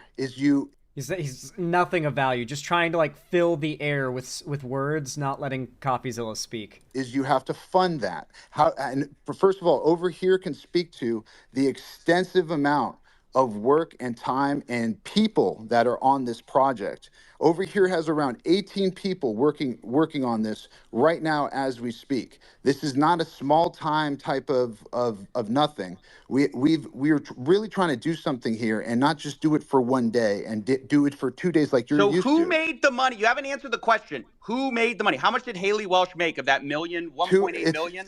It's a foundation that is running this project. How much does she? He's flip-flopped now from it's a foundation to it's Tuah Girls project to it's a foundation to it's a bunch of people, it's 18 people to it's hers to it's like he keeps flipping between what answers he will give if he gives any at all. Like he keeps flip-flopping because when CoffeeZilla targets Tuah Girl, like, okay, so she's the one behind the project. She made that those fees. She pocketed that. He's like, no. It's a foundation. It's a foundation. Okay, who owns the foundation? Who is profiting? Well, it's Haley's foundation. Okay, so she's the one who profited. No. It's a foundation. It's like back and forth, just trying to get them stuck in the mud so they can't move on to other aspects of the situation, trying to stop the conversation. The own of it. It's a foundation. She owns zero of the foundation. So y'all made the money? No, I don't own the foundation either. A foundation in the Cayman Islands. Who profited? Over $1 million was just made. I'm telling you, a foundation. Who owns the foundation? And by the way, CoffeeZilla, I'm not asking you. Who's getting paid out? Pays people out? Is it the people who are selling the coin? Or is the foundation paying them the like value in USD or whatever they're trading in? Or they exchanged for their currency? Is it paying out the people involved in the project? Because he's talking about fees. You know, he could just, like, couldn't he just bullshit and say something like, oh yeah, the fees go to creating a nest egg of cash for, like, payouts for people who sell their value in Tuah coin. Like, couldn't he just say that? Like, obviously it would be a lie, but it would be something. It would be better than this. He could just say, like, oh yeah, it's for paying out the people who sell the coin. Like, why not just give, like, even a bullshit straightforward answer, you know? He's making himself look so guilty. You would think they would have a script, yeah. Like, if you're gonna run a crypto scam, you'd think they'd have a script. There are people out there like CoffeeZilla who make it their thing to dismantle crypto scams. You gotta have something ready if you're gonna pull something like this. Questions that are irrelevant to the most important stuff that you said. Who cares where fees go? It goes to bills. It goes when you're to charging attorneys. 15%, it goes to accountants. It goes to directors. If you're charging it goes to 15% staff, on a rug pull, right? and you're profiting from the There's rug no pull. rug pull because we didn't pull a rug. I don't know what you're trying to say. It's not true. That's defamation. Doc, you're saying, do the math. Do the math. Defamation. You're saying that we pulled a rug. There was no rug pull. 3%. You're defaming our character. Are you not going to let me talk? Then sue. You just talk over me. You talk over me. I'm hearing. If he's doing defamation, then sue. Like, at this point, it's basically CoffeeZilla's job to go through frivolous lawsuits. If you think it's defamation, then sue. Got a lot of money to pay for a lawyer. Why not? Bullshit. No, you're not. You're talking over me. Let me just lay out your tokenomics. You guys released 3%. By the way, the reason why I suggested he ought to sue if it's defamation is that he's accusing CoffeeZilla of a crime. He's not calling CoffeeZilla a liar. He is specifically using legal language as like a subtle threat of like, if you don't stop calling us scammers right now, we're going to sue you. You're doing defamation. Like subtly implying he might be willing to get lawyers involved. That probably won't work on CoffeeZilla though. I think he's like currently being slap sued by like, I think it's Jake or Logan Paul, if I'm not mistaken. To the Meteora pool, while you have 17% of the token allocation unlocked day one from your strategic allocation. Are you guys insane? What do you guys think exactly is going to happen when your insiders get sent their tokens? And by the way, who made the money from your 17% pre-sale while you're giving a tiny piece of the pie to the public? Like, What the hell? This is the worst tokenomics I've ever seen, and it is a scam. It's not a scam. The tokenomics are a scam. That's my opinion. You can say whatever you want about it. You can cry defamation. That's my opinion. It's a scam. And I only do this for a living. I've only seen 1 million of these projects. So who pays you, CoffeeZilla? Let's. Ooh. What? Who pays you, CoffeeZilla? Google? Once a month? Like, their YouTube AdSense? Turn it around. Turn it around. Turn it around. Nobody's here for me. Everyone's here for you. Where did the fees go? Where did the money for the pre-sale tokens go? Why did y'all unlock day one so people could dump on Haley Welsh's fans? And how involved was she really? And how much money is she making from all this? What's her cut? I just got muted. Okay, there's a clip. There's a clip from this that I saw on Twitter, or I think it was Blue Sky, one of the two. I hope we get to see it in this video, because it's one of the few bits of this that I'd seen before, and it was really good. It was like, I watched that and was like, oh, okay, so she's guilty. We might see it here in a minute, because we're getting towards the end and he hasn't shown that bit. So yeah, that was the conversation. Obviously, I got a little heated there towards the end because, I don't know, there was something about this guy berating people who had lost money and insisting that what was so transparently true about the fees being made, about who's benefiting from the pre-sale, just dodging all of that, it gets me so bothered. I guess it shouldn't at this point, but, you know, what can I say? I'm only human. I will go ahead and highlight there were 2 other moments. FaZe Banks got up and called these guys out, which is funny. This 100% was a mismanaged, mislaunched, like, this is, took what CoffeeZilla said, I would label this a scam as well. It's pretty obvious. Those are no, FaZe Banks is a I think current FaZe member, maybe, that is now like a washed up crypto dude, I think. I'm pretty certain he's like a crypto cunt now. But I think this is like even him calling it out, right? Like CoffeeZilla brought up. I might be thinking of someone else, though. Maybe I'm thinking of that, like, FaZe. Listen, there are a lot of people who came out of FaZe and have, like, FaZe at the start of their names that have, like, ended up being awful. I'm very sorry if FaZe Banks is a chill guy, and he's one of the few people with FaZe at the start of their name that is not a cunt. But I'm pretty sure FaZe Banks is, like, a crypto dude now who's, like, disgraced. I'm pretty sure, but I'm sorry if I'm wrong, because I might be confusing him with someone else. 97% of the token was bundled into the same cluster, and in layman's terms, that just basically means 90%. 97% of all the tokens owned were by... I'll say it doesn't help that he sounds almost identical to Ice Poseidon. Related wallets, friends of friends of friends of friends. They were like... No, that's not true. It's not true. Yes, it is true. False. Yes, no, it's 100% true. And then also Nick O'Neill, who is another crypto Twitter guy, he got up there and he asked them basically what I did, because they wouldn't let me back up on the space. And he said, where's the money going to? And then Tuah girl, decided it was time for bed, and that was the end of the space. Is it. So I'm sort of curious, like, not for the token price itself, but just in terms of the fact that there's fees that are being generated, there's an actual, like, hey source guys, of income. I hate to interrupt you, Nick. Hello there. But anywho, I'm gonna go to bed, and I'll see you guys tomorrow. Okay. And then she leaves. This like she is straight up dips out, claiming she's going to bed. That's her voice? Yes, that is the Tuah girl. This is the Tuah girl's profile picture, and that is her voice. Yes. If you can't tell,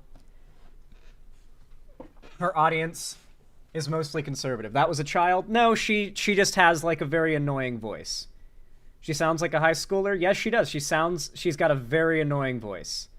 Yeah, like part of why she got so popular is that she's annoying, insufferable, and awful. And shit floats on the internet, guys. It really does. Shit floats to the top. The shittier the shit, the floatier it floats. What can I say? I love people being like, that's her fucking voice. Yes, it is. That is what she sounds like. Listen, I'm gonna be real with you guys. I think that this is 100% a crypto scam. I think that crypto is a scam. So I think it was a scam before the conversation even got started about whether or not there was a rug pull. But I also think there was a rug pull personally. Though I am curious what you guys think. So if you enjoyed this video, if you found it entertaining, educational, or enjoyable, then consider leaving a like, whether you're watching live or after the fact when this goes up as its own thing on YouTube. And comment as well, as I said, because comments are the best, comments and likes, I should say, combined are the best way to support the channel. And it's totally free, and it really means a ton to me, so thank you to everybody who does that. Subscribe and ring the bell icon if you haven't already to turn on all notifications so that YouTube actually tells you when I go live or upload a new video, because if you don't, they won't. Follow my social medias, linked down below in the description if you haven't already to see more from me on other platforms, including my Blue Sky and joining my fan Discord where I host weekly gaming events, call-in streams, or watch parties. And finally, if you want to support me directly, financially, help me keep the lights on and a roof above my head here at the Xander Hall studio, then please consider donating, subscribing, or gifting a sub on my website, xanderhall.com/live, or support me through YouTube, Twitch, Streamlabs, Stream Elements, Patreon, or buy some merch through the Streamlabs link down below. Regardless, no matter how you support me, even if you're a lurker, thank you so much for watching, and have a good one. Hell yeah, guys. How'd y'all like that segment? Bitcoin seems to be the closest to a real thing. You can actually buy things with it in some places. The rest are scams. Technically, yeah, some things accept Bitcoin, some things accept Ethereum as well. The thing about it is the only reason why there is a perception of stability is that these coins have held a lot of value and they continue to gain value because they're the top ones. Every crypto bro is holding some Bitcoin. Every crypto bro is holding some Ethereum. They're the top two. They're the big two. They're so valuable and there's so much hype behind them and they've managed to survive and gain value over such a long period that, yeah, there is actually a fair amount of businesses that'll accept Bitcoin and Ethereum. But, like, why would you want to use that, essentially? Like, unless you're a literal, like, criminal, I guess, trying to make, like, illegal purchases online. Because, like, let's say you want to buy your pizza with Bitcoin. Maybe you buy some Bitcoin, and you hold on to it, and it appreciates in value, and its buying power goes up, right? Like, that's good. That's nice. It's nice to be able to have some money sitting around somewhere that's appreciating in value. Of course, you could have always just gotten a savings account, but, you know, it is what it is. But, you know, it's a nice idea. And the idea of then being able to just make a purchase with it, like that guy who famously ordered, like, the first pizza ever using Bitcoin back in the day. Like, being able to do that is a cool novelty. But the reason why we prefer the US dollar is that even under inflation, it's such a big deal when noticeable rises, like really noticeable rises in prices in the US dollar happen, that, like, it changes elections, right? But when it comes to crypto, that shit is going up and down all throughout the day. Like, crypto wiggles around within like a 5% margin of its value every day. Like, up and down, just constantly, you know? And even though it's on the long run, it's really headed up. Like Bitcoin, for example, it could dip again. It's had big dips from really tall spikes before. And so let's say you bought at a high point and you just wanted to hold on to some Bitcoin to use for a purchase. You aren't even going to sell it and try to make profit. You just wanted to have some Bitcoin to buy something with Bitcoin. Well, let's say 3 months later, Bitcoin goes from where it's at now, where it's at like almost 100K, maybe over 100K, and then it loses like 5 to 10% of its value, a not unusual thing for Bitcoin. Well, now you've got 10% less buying power. You still paid a certain amount of real money to get that Bitcoin and to now have it. And now it's lost buying power sitting in your wallet. You would have been better off putting that money into a savings account to gain interest. You would have been better off doing that. And so I get where people are coming from when they say, well, Bitcoin's legit. It's like, well, you know, like, no crypto is a legit way to make a profit. It's not an honest way to make a profit, that's for sure.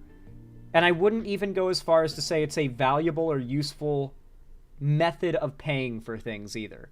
It's certainly not an effective way to store any level of financial buying power. Like, you should not start trading a bunch of USD for crypto that you're going to hold on to and hope to use in the future. That's not something I'd advise.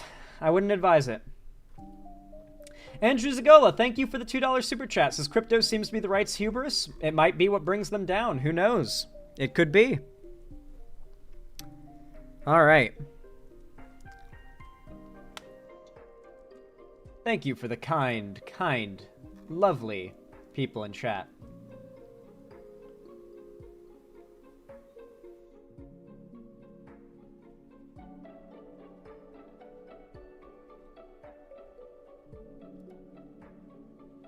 Apparently, I've even got, like Nicholas Diorio and a bunch of other drama YouTubers making, videos about me now.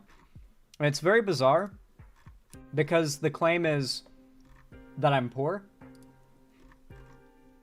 It's like, you guys got me. I am not a champagne socialist like Hassan Piker. You guys got me. I am actually working class.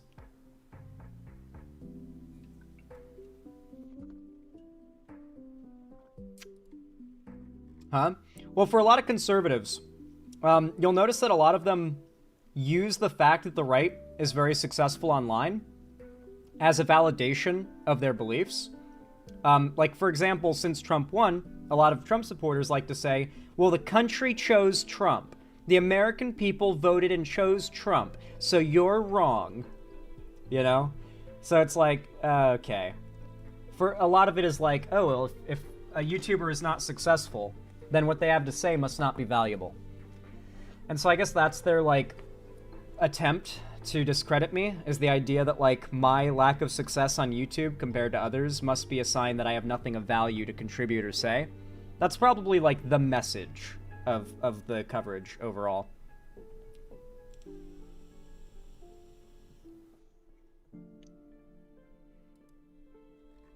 Xander Hall is poor? How scandalous.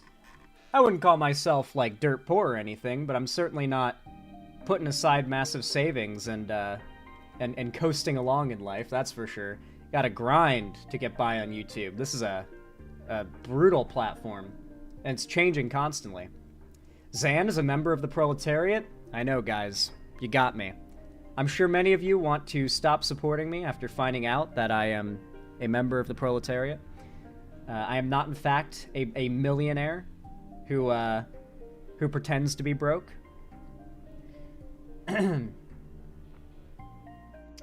That's dumb. Firstly, I didn't believe that when they lost. Why would I believe that when they won? It's just like an argument. A lot of Trump supporters make the argument because there is no real way to argue why Trump is better. They can't argue on a factual policy level why Trump is a better candidate. So instead, just saying, oh, well, the people voted for Trump, so, you know, the popular opinion is the right one. That's like, they conservatives do operate under that mindset, yeah.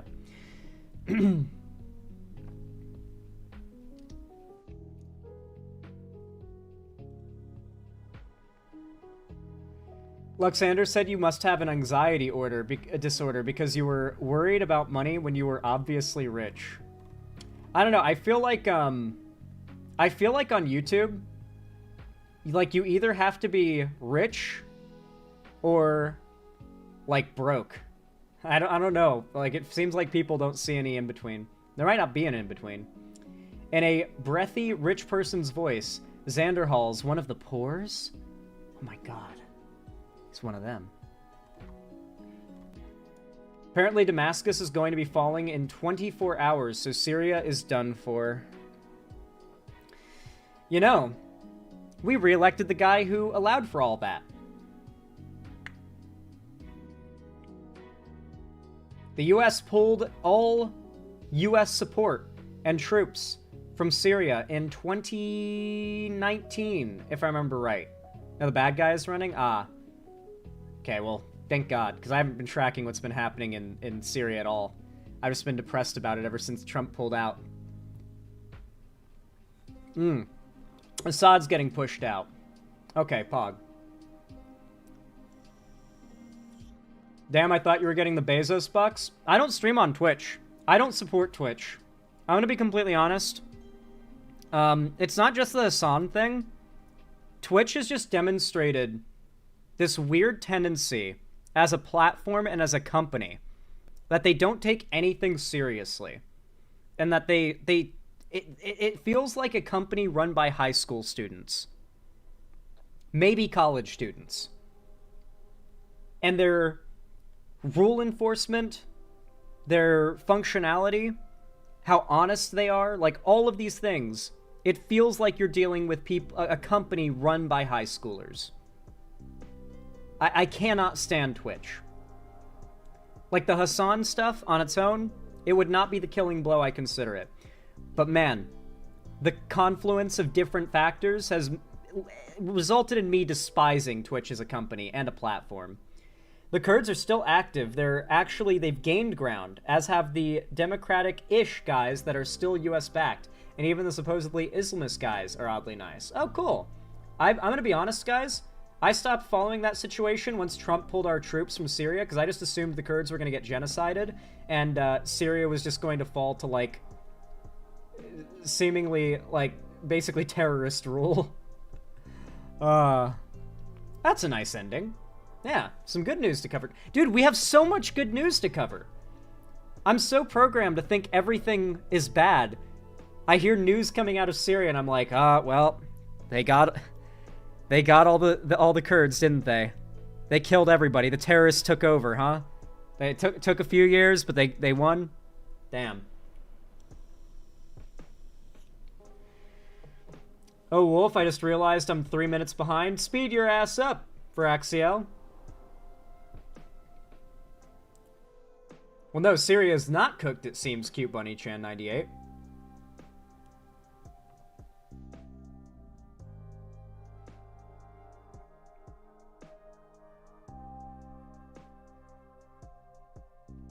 You got some cool Roblox stuff from Twitch Prime a while back? That's cool, but that's not anything to do with Twitch, by the way. Twitch has absolutely, like, Twitch just allows drops to take place.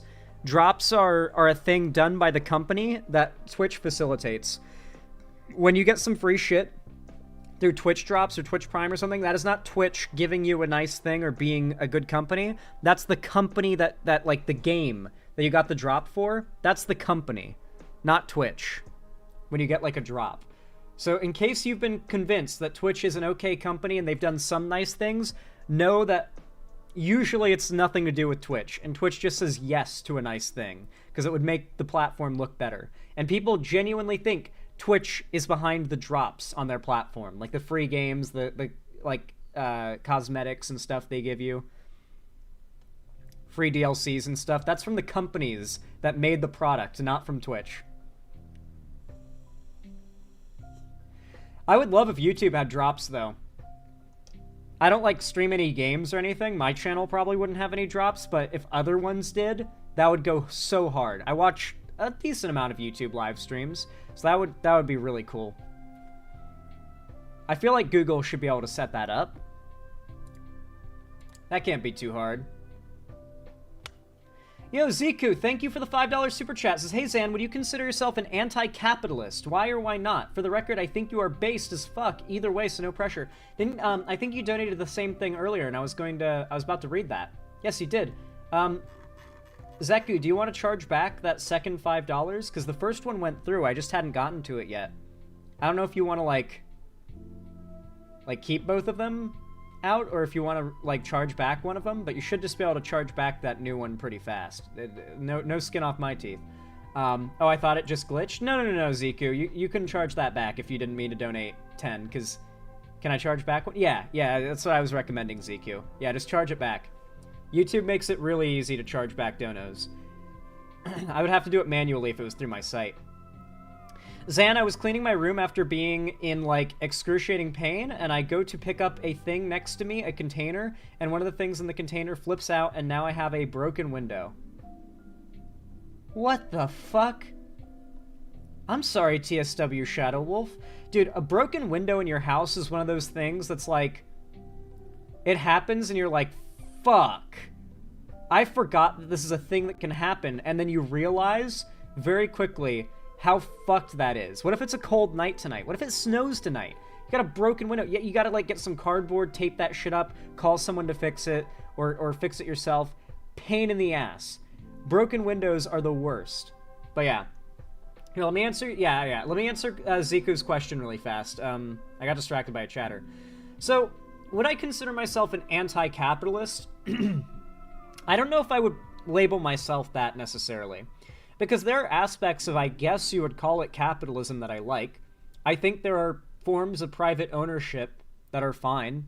I don't think private ownership on its own is an evil thing. I think that there is so much of it, and there is so little accountability for someone to grow an enterprise and hoard a substantial amount of the, like, value, and grow themselves beyond, like, any reasonable amount of wealth and success. I feel like that's a fundamental flaw of capitalism that no one is in favor of. Like, whatever parts of capitalism create homeless people and result in, like, the economic anxieties of the working class, I'm against. But, like, the idea of a market, money, private property, private ownership of enterprises and certain things on its own, I don't necessarily see as an evil, right? Like, I feel like I'd be a hypocrite. Like, technically, well, I guess I don't technically own, but, like, in most ways that matter, I own my streaming business, quote unquote, right? Like, my YouTube channel and streaming business, I technically own that, kind of privately. Technically, YouTube does, but you know what I mean? I feel like I'd be a hypocrite if I was like, yeah, like owning a business is immoral. Owns a business, you know? It's like, well, I don't necessarily think if on its own owning a business is immoral. I don't think I'm doing anything immoral. So, I don't know. I feel like just calling myself an absolutist, like anti-capitalist absolutist, would be just LARPy cringe, in my opinion. No problem, Ziku. I'm glad that my answer was satisfactory. The issue with capital is mostly corrupting incentives, but with proper moderation, I think it could be at least okay. Well, yeah, it's the thing with capitalism. It gives individuals the power to abuse the system to meet their own selfish goals. And capitalism is at its best when the goals of selfish people align with the goals of the many, right?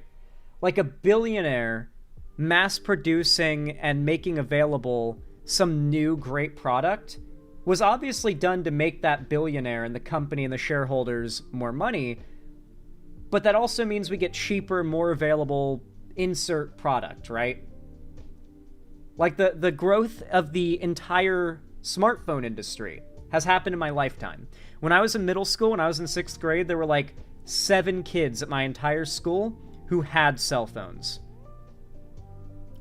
It was that big of a deal to have one, and it was like Blackberries. They were like the first, like the iPhone 1 and the Blackberry, like the first cell phones, like the first smartphones, I should say.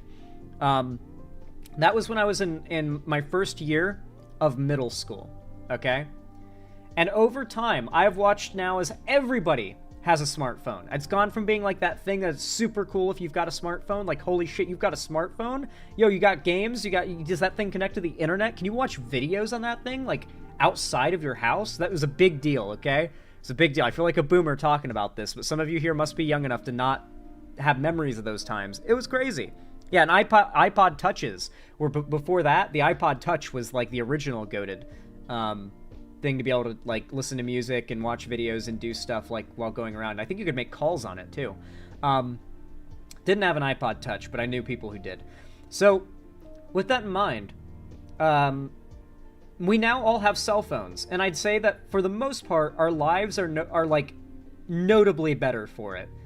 No, we're definitely safer. Just the fact that you can look something up and access the internet on the go in the middle of the world.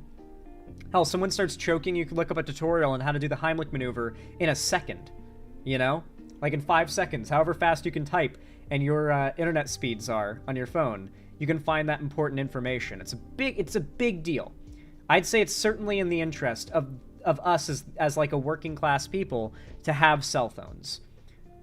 But the people who designed, developed, and sell cell phones didn't do it for the benefit of humanity.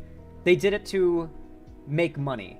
It's just that in that circumstance, you could argue that, like, humanity benefited greatly from the selfishness of the tech executives that pushed for the development of smartphones, you know? And that's when capitalism is at its best. I think it's hard to deny that those are some pretty W moments for capitalism, is when it creates or allows for or creates an incentive for some great innovation. But more often than creating incentive for great innovation, it creates incentive for, like, you know, like rent-seeking behaviors, for scamming, for trying to get around loopholes, and just by all means necessary securing a higher bottom line, you know? Just a lot of greed is also encouraged.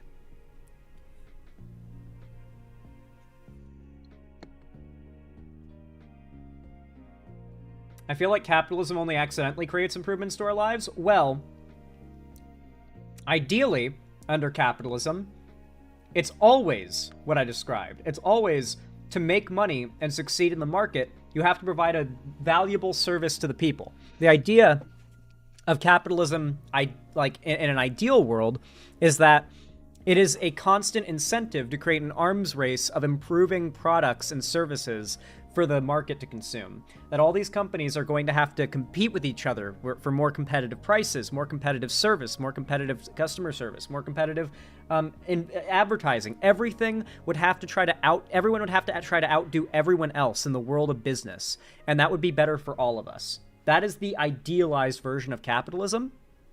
And this would mean like a constant flow of like us benefiting from these companies trying to outdo each other. But instead, due to lack of regulation, we get monopolies.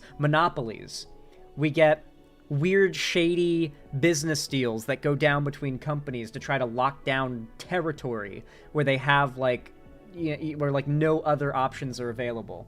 They try to like skirt around paying their fair share in taxes. They try to like raise prices and engage in shrinkflation. There's just a million things you could complain about these massive corporations doing in our current market with very little regulation. It's like, okay, well, I don't know if these are faults of capitalism on its own, or if a capitalism with substantial reform would lack these problems to such an extent that we wouldn't really even be talking about socialism anymore. I don't know. I don't know enough to know, if that makes sense.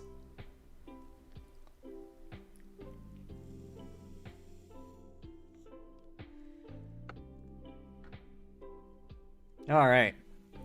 You like the options you got for internet? For me, I do. I've got good internet service where I am, but in a lot of places, you don't have options.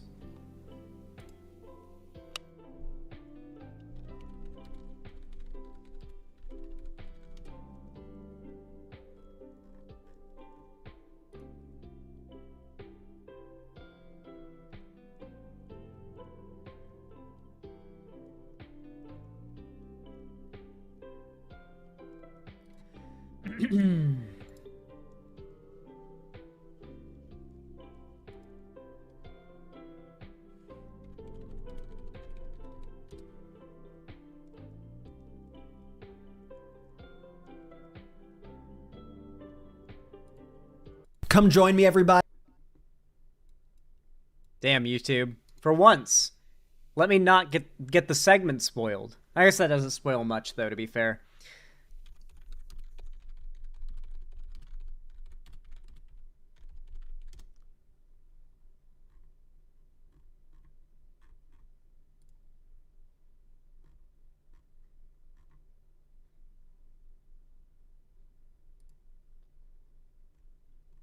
Man, I need to start prepping more of these links before stream, because I keep on foolishly believing that like, these insanely viral clips will be findable at a moment's notice. I've forgotten. Oh yeah, the internet is unusably bad now. No.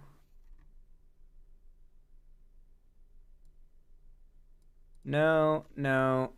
Nope. Nope, nope. No.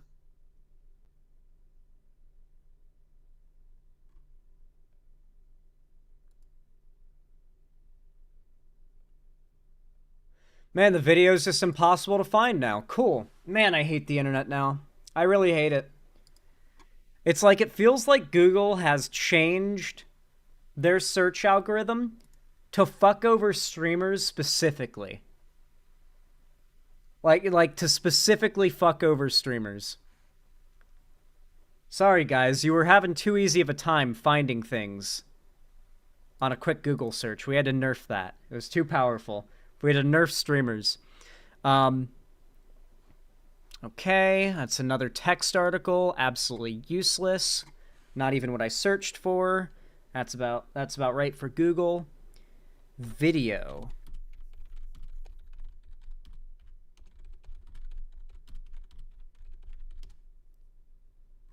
Alright, nothing but text news results. How? Like, how? I'm genuinely curious. How does Google think that me putting video clip, and original video in my search result means I don't want a single result that's a video? Not a single result was from a video or a platform that hosts videos, and I put video clip, and original video in my search along with Nick Fuentes, Your Body, My Choice, to try to find that video of him saying it. That was all over Twitter 2 weeks ago. It's that hard now. I genuinely despise Google. I wish so much ill upon no one because I'm not trying to get banned.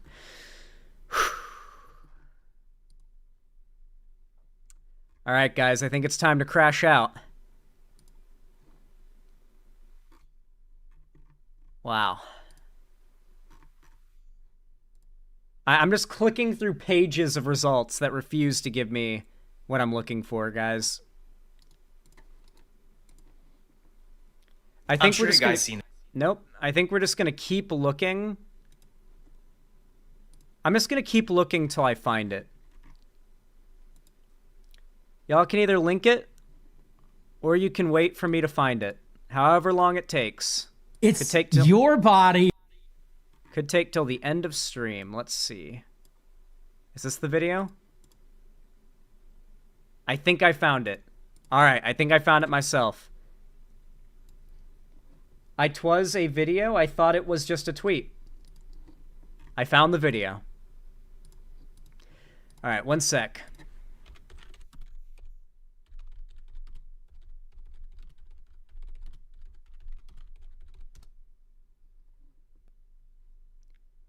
Okay. And now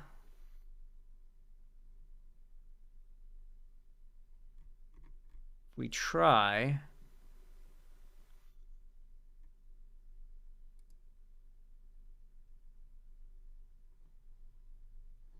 nope.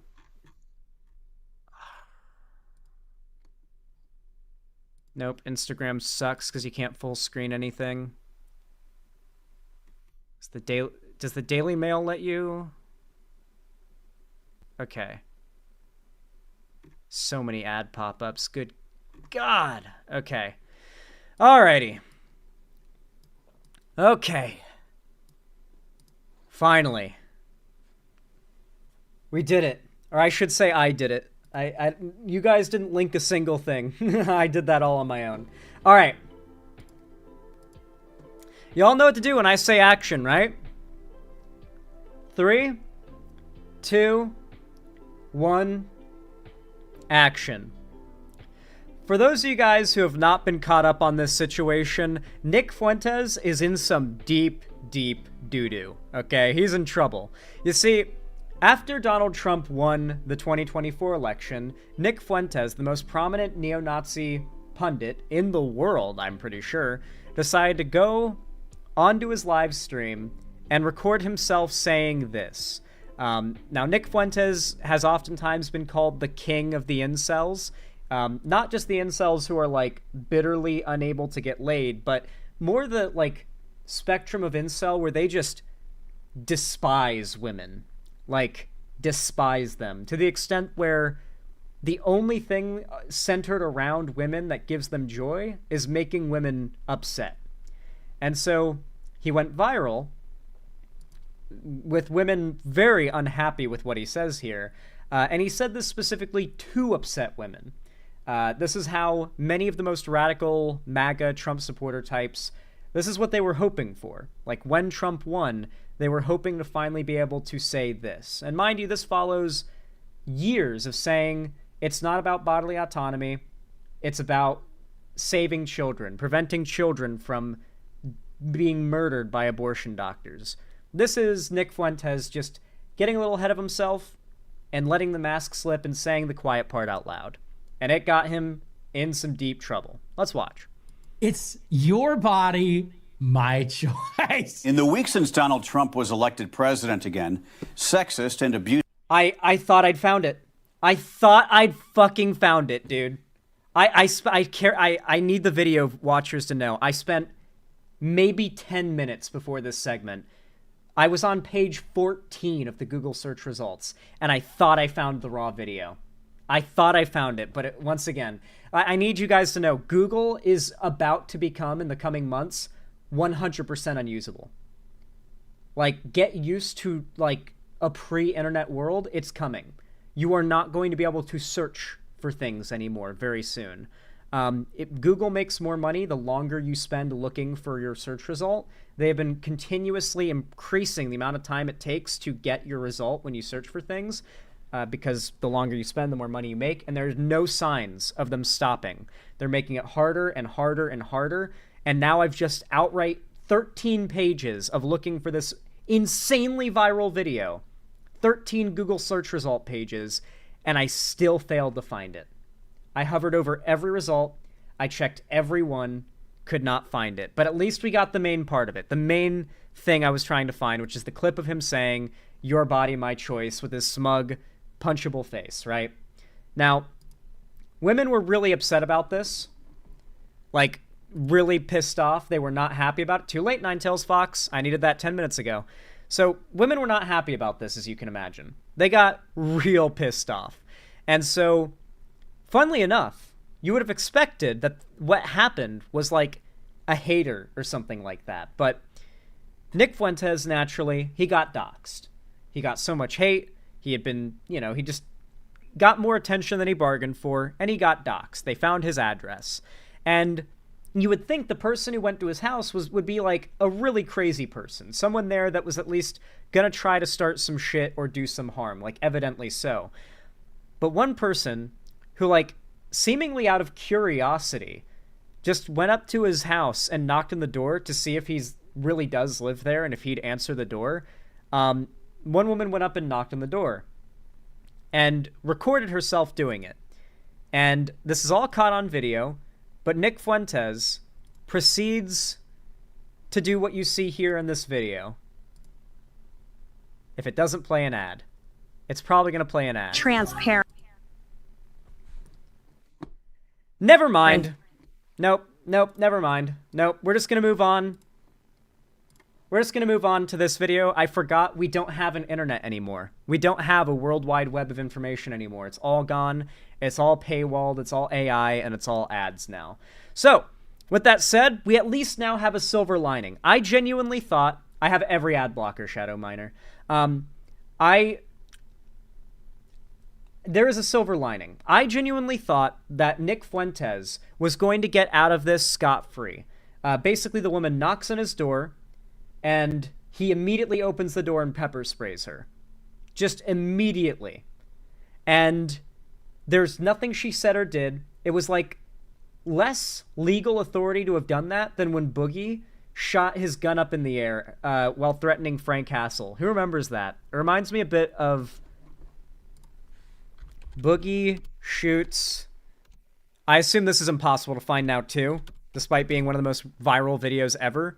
Boogie shoots gun in the air, original video. Do you want to see how fucked Google is now? Look at these results. Wait, wrong thing. Look at these results. The top 4 results are rap, like, music videos or pop music videos. Like, I like, what? I get that Big Boogie Vivo makes sense. Even a Boogie with the hoodie makes sense. But Jonathan Michael Fleming? What's that have to do with Boogie shoots in gun in the air original video? I type badly because I can't type, but still. Like, let's see how long it takes to find the video. Let's see how bad Google is. A video talking about it, a video talking about it, a video talking about it, a video talking about it, a video talking about it, a video talking about it, a video talking about it, a video talking about it, a video talking... Let's go to page 2. A video talking about it. Unrelated entirely. That's a music video. Unrelated entirely. Jim Ronquist. Great to catch up. See y'all next week. What the fuck is this? Like, what the fuck does any of this have to do with what I searched? We're on page 2 of results. And nothing is related to what I searched anymore. I swear to God, dude. This has turned from a Nick Fuentes segment to a segment about how the internet is unusable now, dude. Archive.org.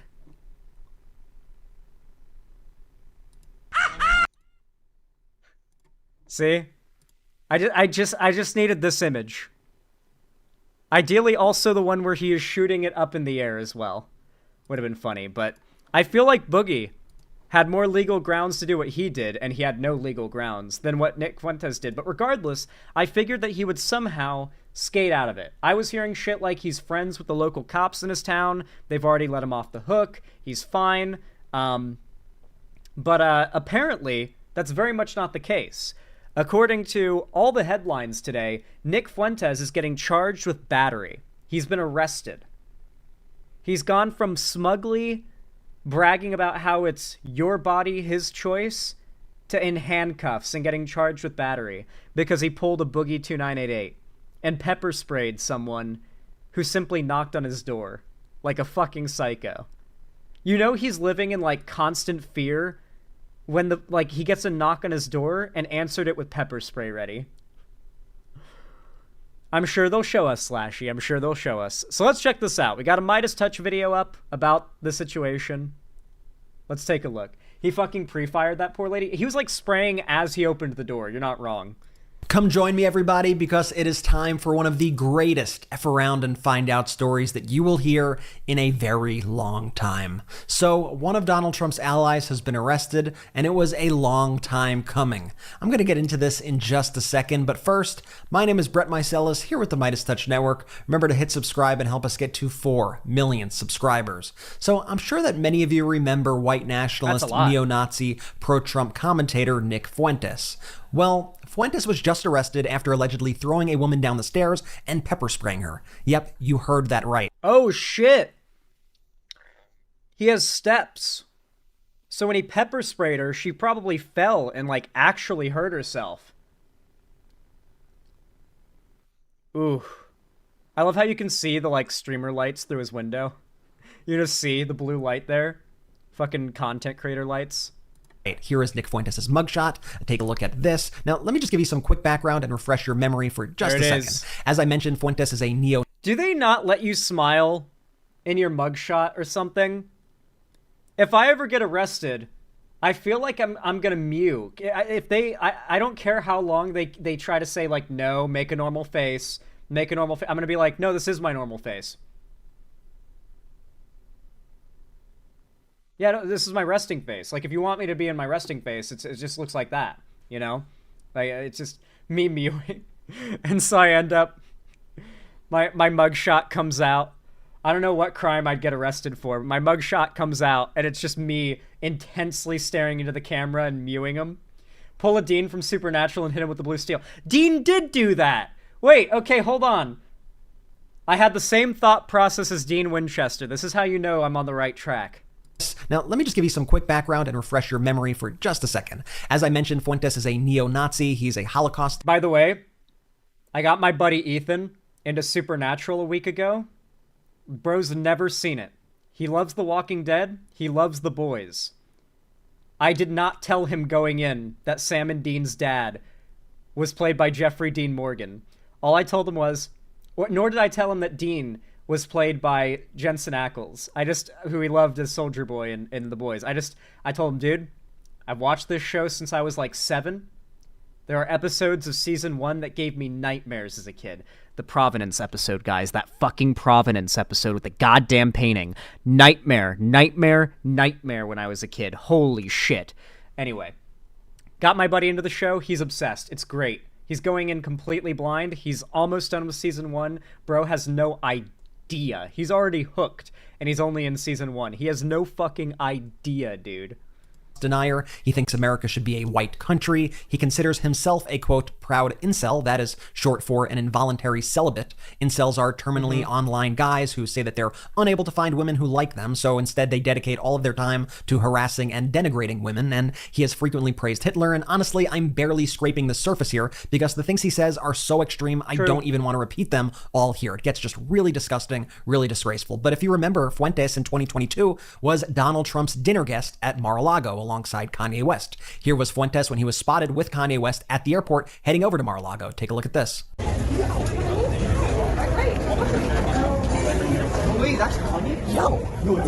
Fuentes' dinner with Trump sparked major outrage for, well, obvious reasons, like the fact that on his, quote, America First show, he frequently says things like this.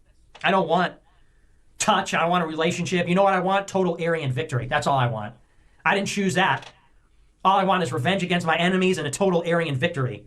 Hugs and kisses, touch, sappy stuff, hand-holding, please. All I want is revenge and an Aryan victory for my people. I just want an Aryan victory for my people. I love how he couldn't even keep himself from sounding like a nasally cunt as he said it. Like, he sounds like me doing an impression of a Nazi. Like, that's intentionally rude and mean-spirited when he talks normally. It's very funny. Like, he's a very, like, it's odd how his voice is simultaneously kind of like the ideal showman voice and tone, where it's like, hey there, everybody, welcome back to the show. But it's also objectively nasally and annoying. It's just car salesman voice, I guess. He talks like a car salesman. A lot of these, like, 2016 to 2020 era right-wing streamer pundits talk like car salesmen. They all do. Probably because they were all copying Nick Fuentes' way of talking and behaving. If you don't want it, it's Volcel. Nuh-uh, because I didn't choose to not want it. I didn't choose to not want it. What? I was born incel. And if you notice there, in between him speaking like Hitler, he was going on about his incel ways. This is a guy who has said that having sex and a guy even just being with a woman is a gay act. Watch this. You should not seek sex, because if you seek sex, you will become gay, because sex is a gay act. It's totally gay. True. The straightest thing you could do is to never have sex. And everyone knows that's true. Honestly, these are some of the most...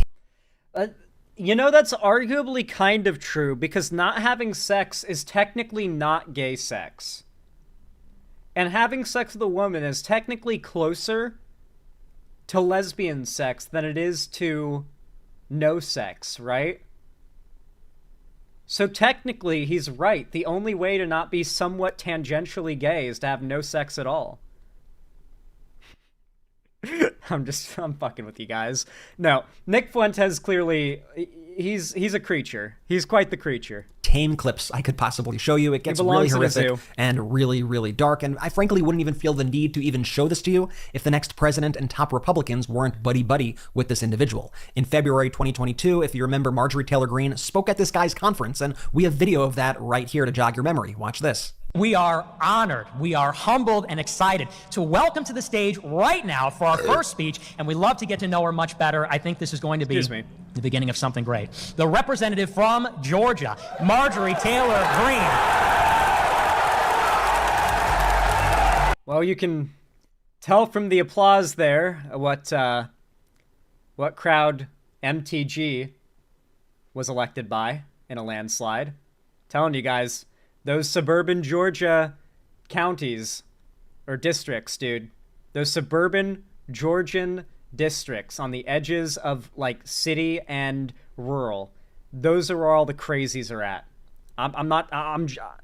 The city, that's where all the liberals are at. The country, that's where the hicks are at, okay? But the main population of chuds live in the suburbs. And it's these suburban Nazis that elected Marjorie Taylor Greene.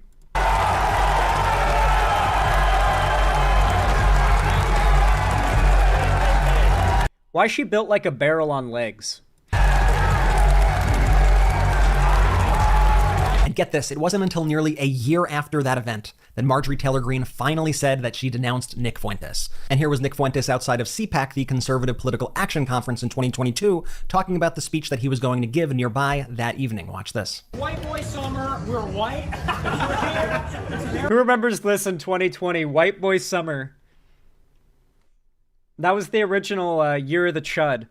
2024 was like 4chan started this thing at the start of the year that 2024 would be the year of the Chud. And I guess they were right. They did get Trump elected. But originally, summer 2020 was supposed to be white boy summer. And it's why like all those dudes were wearing these glasses. It's because they were like all summer they were supposed to try to like wear Hawaiian shirts and those sunglasses. And they're supposed to do white boy summer. And they were going to turn it into like a meme. It didn't really catch on.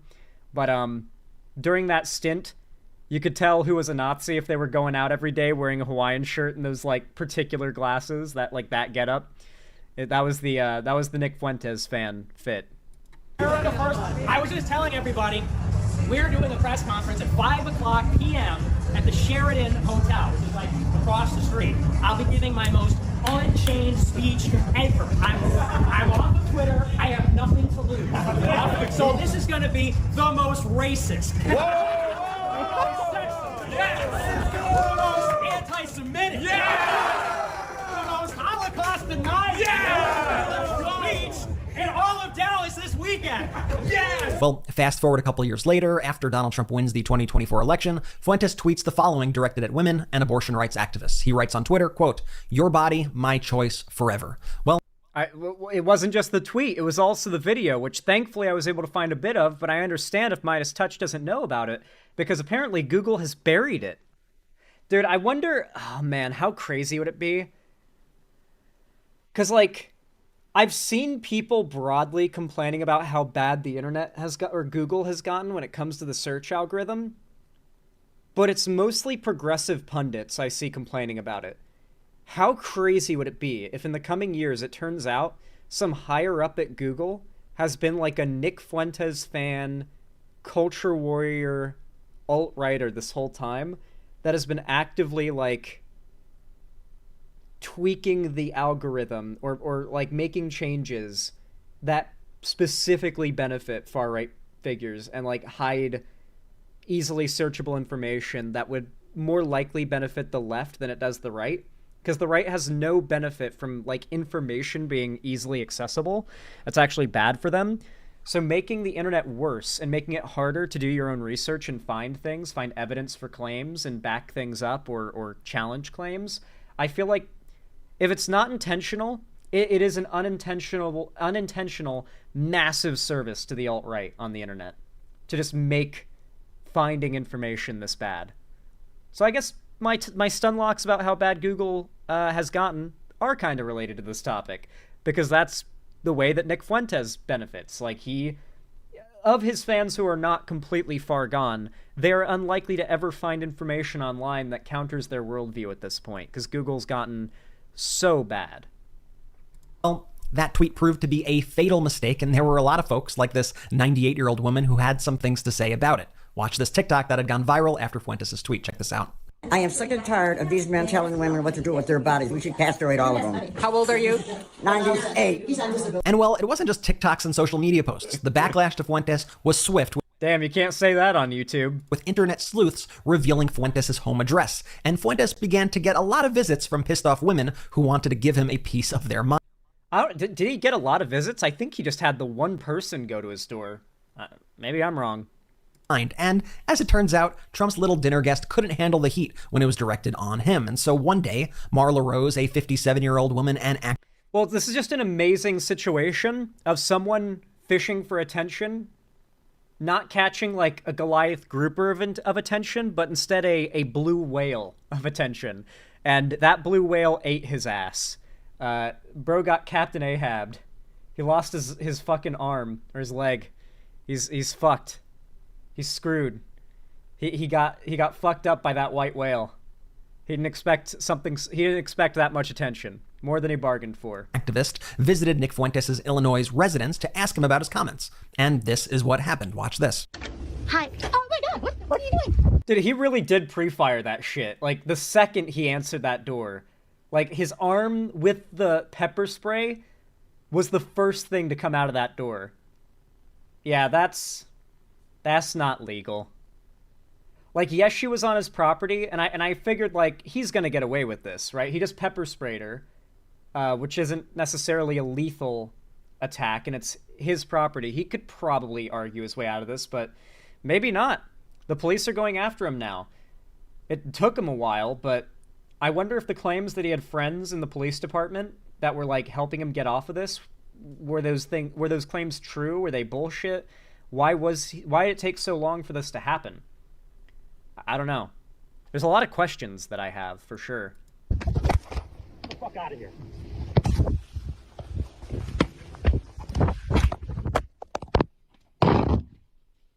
So Nick Fuentes stole her phone, by the way. This is her phone that was recording. He, like, kicks it into his house with the shoe and shuts the door. So I'm pretty sure he just stole her phone. Also, now we see the inside of his house. So in case that video wasn't totally clear, Fuentes appeared to mace the woman, took herself. I love how dark the inside of his house. Why is it so dark in there? Man, bro does have a goon cave. That was a dark foyer. Cell phone and then stomped on it. Well, it brings me great joy right now to report that Nick Fuentes has finally been arrested and charged with battery. The reports are coming out now, but he was actually booked on November 27th, 2 weeks after the incident. He's now set to appear in court on December 19th. How'd she get her phone back and post the video? I have so many questions. And it appears his legal troubles won't end there.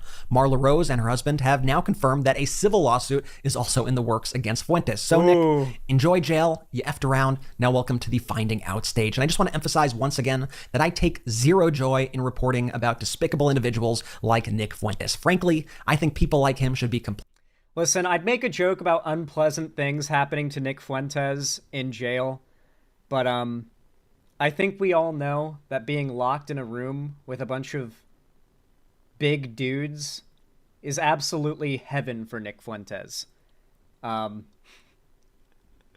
He's in a happy place right now. completely ignored and they should be completely shunned from our society. But when people like this are embraced by our nation's leaders, by people like Donald Trump, by prominent Republicans like Marjorie Taylor Greene, then we can... Dude, Scapegoat has a point. Do y'all think Trump will pardon Nick Fuentes if he gets serious charges that keep him in jail/prison till Trump takes off? Do you think Trump will pardon Nick Fuentes?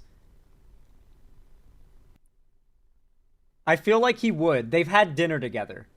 I would bet on it. Can no longer afford to cover our eyes and our ears. They all helped to create this monster, and they too are responsible. Thank you so much for watching. My name is Brett Meiselas with the Midas Touch Network. That was a good Midas Touch video. I feel like a lot of them get like a little stretched out for what the... Like, I don't dislike Midas Touch. People kept on commenting recently on one of my videos where I said the same take. Like, you don't like Midas Touch? You don't like Midas... And I was like, no, I never said I hate or dislike Midas Touch. I said their format isn't good for me to watch in a segment because they're doing a lot of commentary, and sometimes it's nice to listen to their commentary and bounce off of it, but usually I just want to see like the main points of the story I'm covering and give my commentary.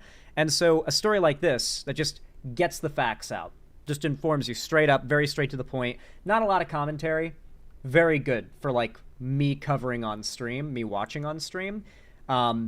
That is when I'm criticizing, or was not even criticizing, was just saying. I don't know why so many people interpreted that as me saying I don't like Midas Touch. Obviously, I don't have anything against them. They seem pretty good. They actually, of all the large mainstream progressive outlets, if I'm not mistaken, they have been not doing the shit that I've been complaining about. Yeah, they've been doing the base shit. Look, wow, Biden outmaneuvers Trump in his final act. Yeah, like they have not been doing. They have not been doing like the shitting on Biden, calling him Genocide Joe thing for the last 4 years, which is pretty admirable. I do not dislike Midas Touch, for reference. Anyway, if you guys enjoyed this segment, if you found it entertaining, enjoyable, or educational, then please consider leaving a like and comment as well. Likes and comments are the best, and they're totally free, but the best way to support my channel and ensure that YouTube pushes my content to more people. So thank you to everybody who likes and comments on this when it goes out as a video, and everyone who likes this as a stream. Comment down below if you think that Nick Fuentes is going to lose the majority of his relevance after this, if he's going to fall off the face of the earth and have way less prominence when he gets out of jail, or if he's going to come out of jail with even more prominence. I'm curious. Do you think that in the long run, for his platform, this will help him or hurt him? I want to bet it'll hurt him, but it's also possible that his getting arrested is going to, like, motivate people to support him or some weird shit like that. It's hard to say. So comment down below what you think. Follow my social medias, linked in the description, if you haven't already, so that YouTube actually tells you when I go live or upload a new video, you know, because YouTube doesn't tell you. You can at least see it on my social medias. You'll get, like, notified from elsewhere. Not from YouTube, my bad. You can also follow my Blue Sky and my fan Discord to be a part of the main hub of my community. It's actually pretty based in there. I actually host gaming events, call-in streams, watch parties at least once a week in there, so I hope to see you there. And of course, finally, if you want to support me directly, financially, and you want to help me keep the lights on and a roof above my head here at the Xander Hall studio, then please consider donating, subscribing, gifting a sub, or supporting me financially through YouTube, Twitch, Streamlabs, Stream Elements, Patreon, or buying merch through the Streamlabs link down below in the description. Regardless of how you support me, though, thank you so much for watching, and as always, have a good one. How do you guys like that segment? I feel like it came out great. Just like the monster energy that has filled my bladder and makes it want to burst is about to come out great. So I will be right back, guys. I need to use the restroom. I drank a whole ass monster during those last 2 segments. So I will be right back. Don't go anywhere, guys. I've got one more segment for us tonight, and it's going to be a pretty good one. So I hope y'all are ready for it. Stay tuned, guys. I'll BRB.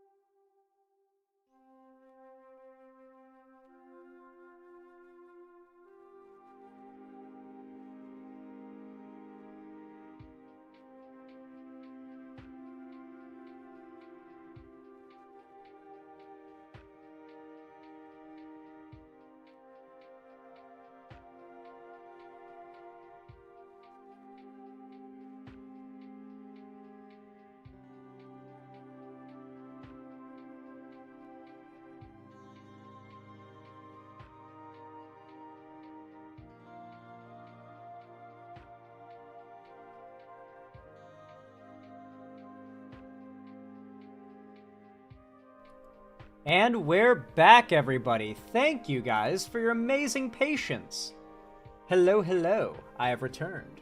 God tier segment, we got to dunk on the Cum Inquisitor, Nicholas J. Fuentes, and we got to yell at the internet/Google about how the dead internet theory is becoming more and more true. Well, the dead internet theory doesn't just refer to the internet getting more unusable, it refers to the internet having less users, and more of its traffic and posts and content being made by not humans.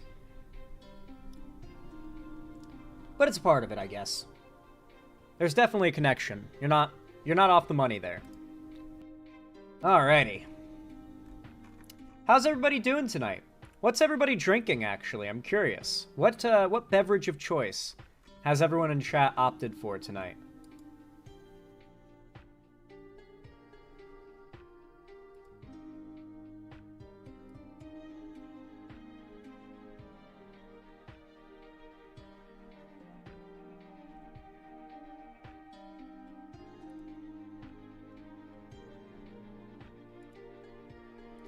All right, guys.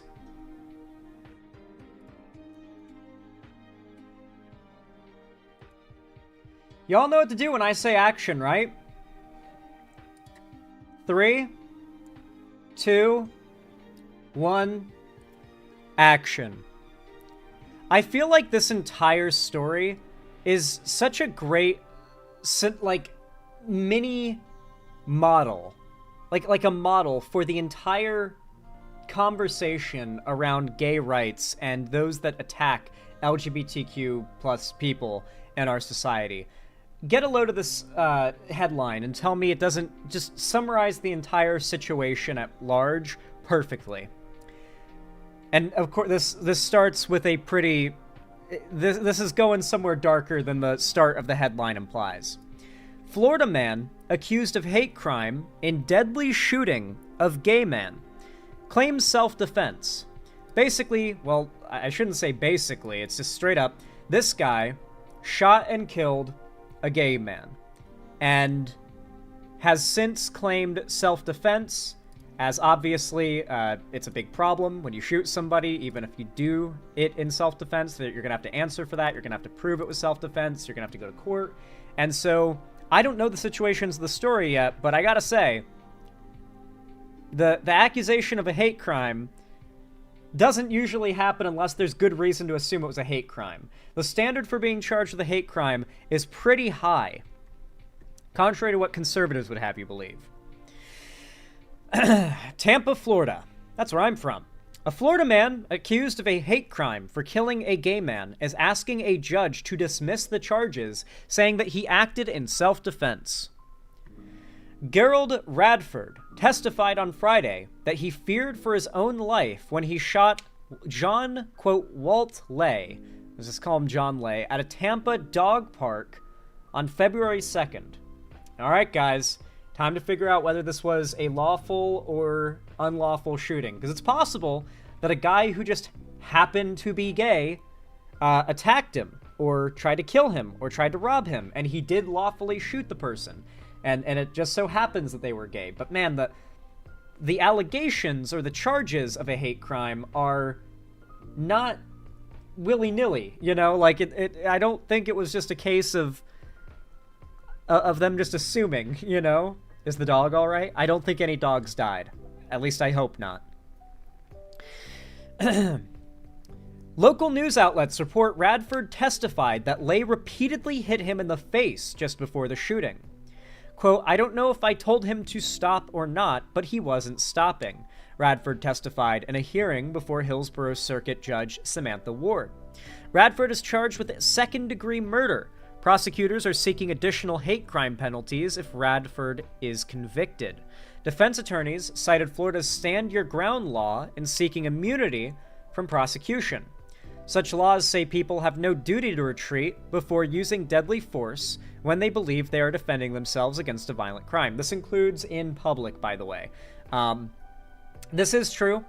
In the state of Florida, you do not have to retreat if someone is trying to kill.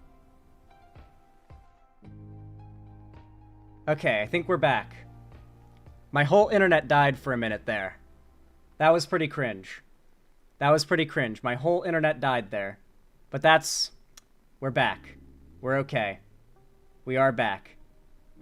Yeah, stream died there for a minute. My internet's getting a little fucky, but let's hope we'll be all right. Let's hope we can finish up this segment in this stream. Anyway, back to it. Florida does not require you. Many states have an obligation to retreat. And even if you are in a state where they don't have this obligation, you are likely to be told, you're likely to be told that you have an obligation to retreat. Like, I know that even though I've gotten my permit in most of the country, including Florida, your Florida concealed carry permit test, like getting your going through like the testing. I did it with the USCCA. The USCCA tells you, even if you're in a situation where there's like a mass shooting in public and you have a gun and you could stop the shooter, both legally and morally, you have an obligation to retreat. The United States Concealed Carry Association tells you you have an obligation morally and legally to retreat. Although, it's not necessarily always true, and they do tell you when you actually can defend yourself and when you probably should, especially if it's someone like yourself or someone you care about. But like in some states, or even where you're allowed to, you can end up in legal, like very deep legal shit for doing a lawful shooting. But if the court decides, if a judge decides that you should have and could have and likely had the cognizance to escape the situation instead of firing your gun in public, you're gonna end up like in trouble. So it's actually way more complicated than, is the state a stand your ground state or not? It's actually way more complicated, because to an extent, it doesn't matter what kind of state it is up to the judge. It is up to the prosecutor up to the judge, and the prosecutor who wants to press charges more often than not. So I don't know what the deal is.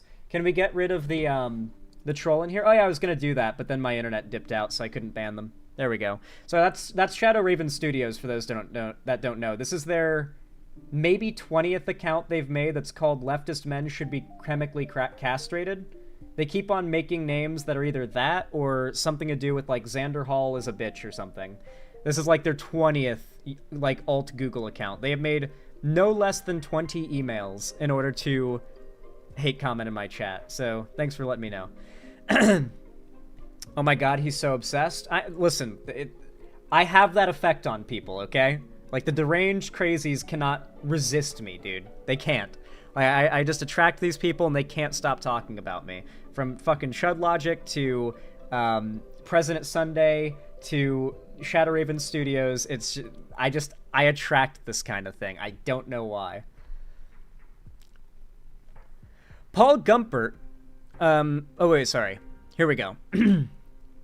So defense attorneys cited Florida's Stand Your Ground law in seeking immunity from prosecution. Such laws say that people have no duty to retreat before using deadly force when they believe they are defending themselves against a violent crime. And this is true, but that is just a basis from which things are going to be argued in court, right? It could go a different way.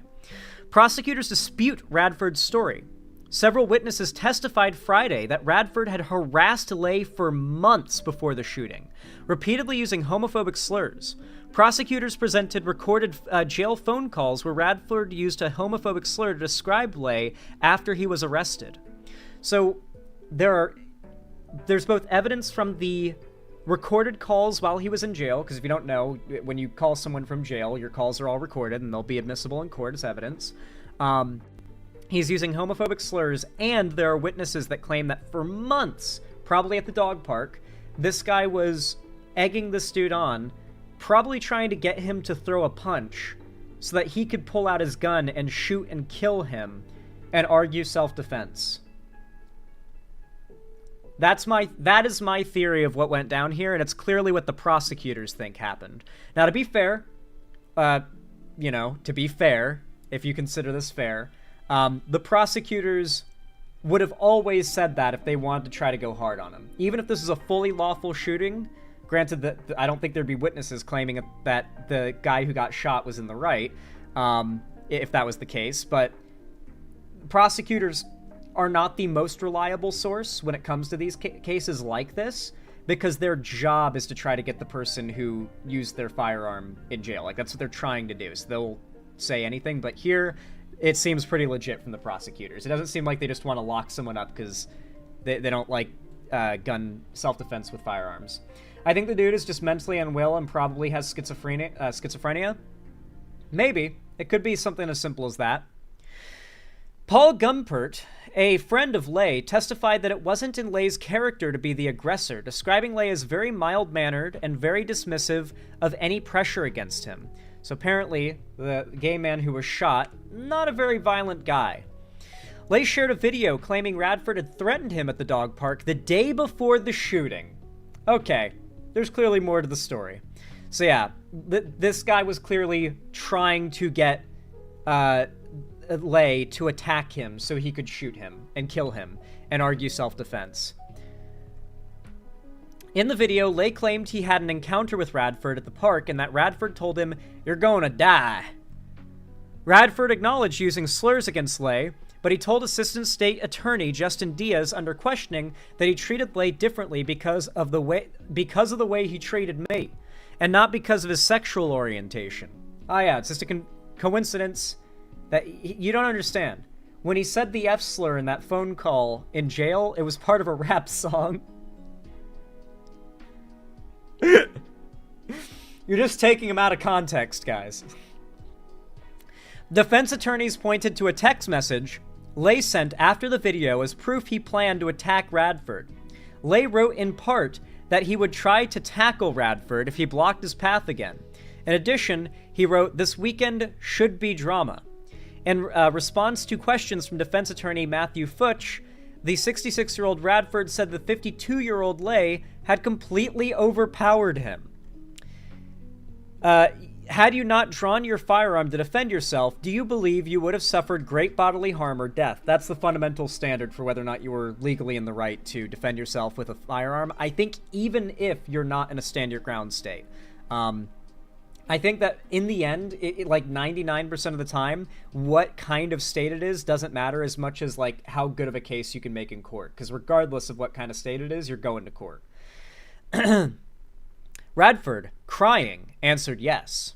But prosecutors said the trajectory of the bullet through Lay's body, ooh, they're getting the forensics out, as traced by an autopsy makes it unlikely that Lay was on top of Radford when Lay was shot. As Radford claims, Hillsborough County Chief Medical Examiner Kelly Devers testified it would be hard for a bullet to take the path it did if Lay had been lying or kneeling on Radford.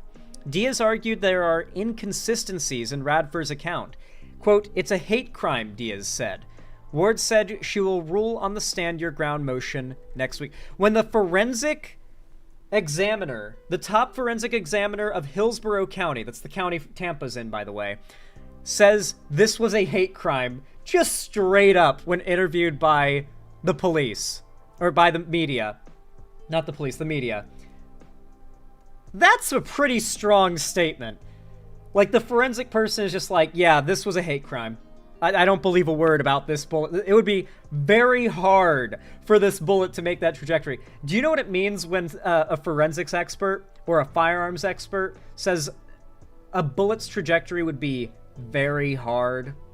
It means that there would have to be a magic bullet. That's the term they used in the JFK, like in the investigation for JFK's assassination, because like the shot from Lee Harvey. It's why there's so many conspiracy theories about the JFK assassination, is that the assassination is such a, like, that shot is insane. If like, assuming that he did it, like, it's one of the most insane shots ever taken in the history of shooting. And so they called it the magic bullet because of all the factors that just seem weird, including the condition of the projectile. A lot of factors are weird. So this would have to be a literal magic bullet situation like that for, like, it not to be hard for the bullet to make that trajectory. It would have to have bounced off of multiple bones and there'd be no signs or something like that. It would be one of those situations. That's what they mean by the trajectory would be hard. When she said that it would be very hard, they mean ain't no way. Pretty much, yeah. Pretty much. I love that the forensics person was like, yeah, this is fishy. This is sus as hell. This is super fishy. I think it was a hate crime. Isn't this like Murder 1? It's premeditated, right? With the evidence that that article was able to suggest exists, it feels like Murder 1. Premeditated, planned murder, and a plan to try and get out of it by claiming self-defense. I like that. That is what all of the evidence we saw there suggests, but then again, you know, it is a developing story, but I think that this is an example of exactly what the right at large has been doing in regards to the conversation around gay people. It's a constant left and right throwing out of accusations of some of the worst things that someone could do at sometimes just the gay community or the LGBT community at large, sometimes just at specific people. They use the idea that people are LGBT as like enough evidence to claim it's the case, and they will literally kill you and then argue they were the victim. It's not just that they attack you, they belittle you, they insult you, and then they claim they're the victim if there's any level of pushback. It's they'll kill you, they'll murder you, and then play the victim. That's the whole game. They can't even internally accept that they are the powerful, aggressive oppressor. They want to live in a fantasy world where they're actually the oppressed. And it goes this far. I don't know, man. Comment if you find this situation to be a good example of this tendency among the right, like I have. I mean, I doubt many of you guys will disagree. I feel like that's a pretty pointed analysis, in my humble opinion. Like as well, if you enjoyed. Subscribe, ring the bell icon if you want to see more from me, because, you know, YouTube won't tell you about my new uploads and streams if you don't. Follow my social medias if you want to see more from me on other platforms. My Blue Sky and my Discord are obviously linked in the description as well. I appreciate if you join. And if you want to support me directly, consider donating, subscribing, or gifting a sub on my website, xanderhall.com/live, or support me through YouTube, Twitch, Streamlabs, Stream Elements, Patreon, or perhaps even buy some merch through the Streamlabs link down below in the description. But with all that said, thank you so much for watching as always, and have a good one.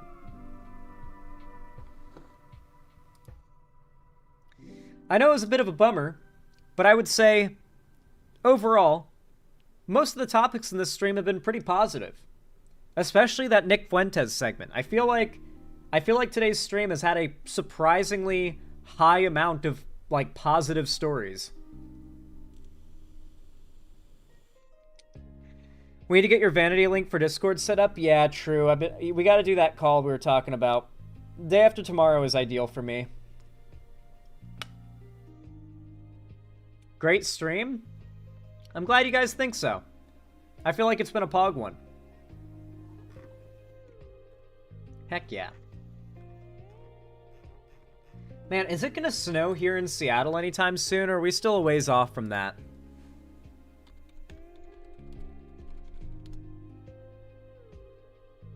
Yeah, I don't see any snow coming anytime soon. I'm gonna guess it'll be January when we get our actual first snow. That's my guess. Realistically, that's how long it'll take.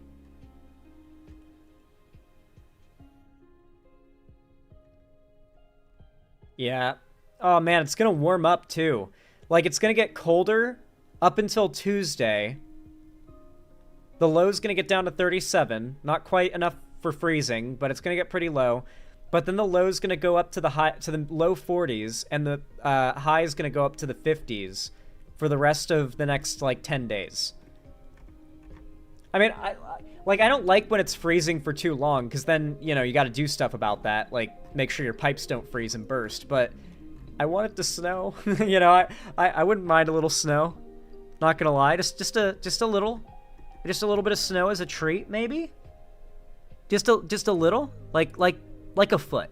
Like a foot of snow would go hard. No power outage, please. Hopefully not enough snow that it knocks out my power, because that might That might end me. I might have to, like, start burning wood.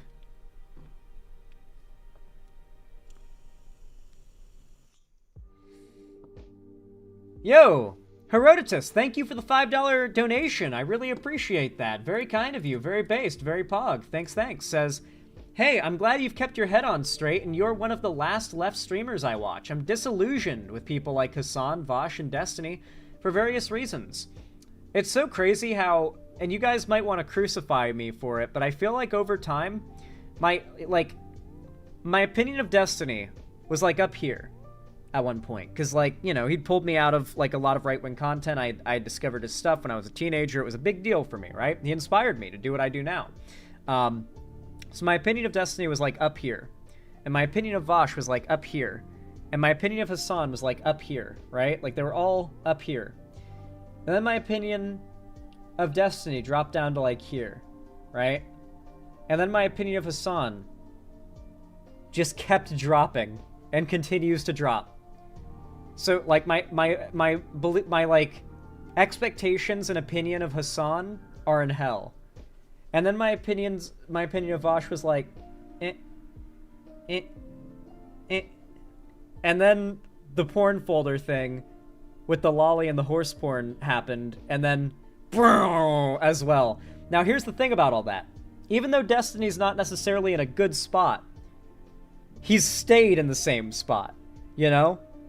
Like, I've yet to be surprised by, like, Destiny's behavior or anything. You know, it's consistent. Even if it's assholey, it's consistent. Only, I've found myself receiving negative surprises from much of the online left space as time goes by. And, Destiny's just kind of stayed in the same spot, you know? I don't know, maybe if I went back and I like, looked into, like, that old 2019-2020 drama, maybe I'd look back and be like, oh, maybe Destiny was just right. Who knows? I'm not terminally online enough to, like, go back to 5-year-old internet drama to watch, though. I'm gonna be real. Excuse me. I get where you're coming from, though, Herodotus. Thank you for the tip $5, though. I appreciate it. I'm glad you like my stuff. Unpaid intern, thank you for the tier 1 sub. Very kind of you. Very base. Thank you for the $5 donation. Very pog. It's very much appreciated. I hope you like that blue name. Didn't say anything, but thank you. Hopefully you can help build a better lift. You've already inspired many people, including me, to start with content. Yeah, dude. It's gonna go hard. It's gonna go hard. I lost most of my respect for Vosh after the lolly incident. I gained much more respect for Destiny after he took on a bunch of magatards after the July Trump shooting and stood his ground. Yeah. It doesn't get deathly cold in Washington, does it? Deathly cold? Yeah. Like, you can die in the cold in Washington, yeah. If it's, like, 42 degrees out and raining, you'll die. Like, in a few hours, I'm pretty sure, maybe less. Like, cold rain is the deadliest thing. Actually, no, I think the deadliest thing is, like, 30-degree snow. Like, once you get down to, like, 2 degrees Fahrenheit and below 0, you get into this weird zone where it actually starts to become less deadly cold. Like, it's colder, but it's less deadly, because once it gets cold enough, your body temperature trapped in your clothes stops being enough to melt the snow, and so it doesn't get you wet. When it's like 32 to 0 degrees Fahrenheit, it's snowing and it's ice cold out, but your body is warm enough that if you touch snow or it gets stuck to your boots or your legs, it melts and it gets you wet. And getting wet in that cold will kill you. Fast. Like, terrifyingly fast, that will kill you. And so you're actually better off in, like, -5. You're better off in that than you are in -20, because that fucking snow will melt on you and freeze you to death. It'll get you wet and you will die. But if it's dry snow and it's too cold to melt on you, you'll retain heat surprisingly faster. And so that's something you got to worry about. And I learned this when I moved up to the north as well, because it's like, it's actually the warmer snow that's more dangerous. That's when you will literally die, like, on your walk to the store, you know? Maybe not there, but you know. And what'll really kill your ass is freezing rain. Like 35, 36 to like 42 degree rain will kill your ass fast. And you know what it kills a lot of? Animals. Horses and cows and all these like barn animals can survive just fine in the snow. Maybe not just fine, but they can survive the snow surprisingly well. The thing that makes ranchers and farmers like rush to bring their animals into cover is like, oh, it's 40 degrees out and it's raining. That will kill your animals. Freezing rain is the most dangerous weather condition that you can exist in. It will kill you faster than I think really anything other than like a tsunami or like a Cat 6 hurricane will, you know? It's like how boiling water freezes faster than room temperature water. I don't know if it's that principle. Maybe. What about wind chill? That's a whole separate thing too. But it being wet is what will kill you the fastest in the cold. So that's what you want to avoid, is getting wet.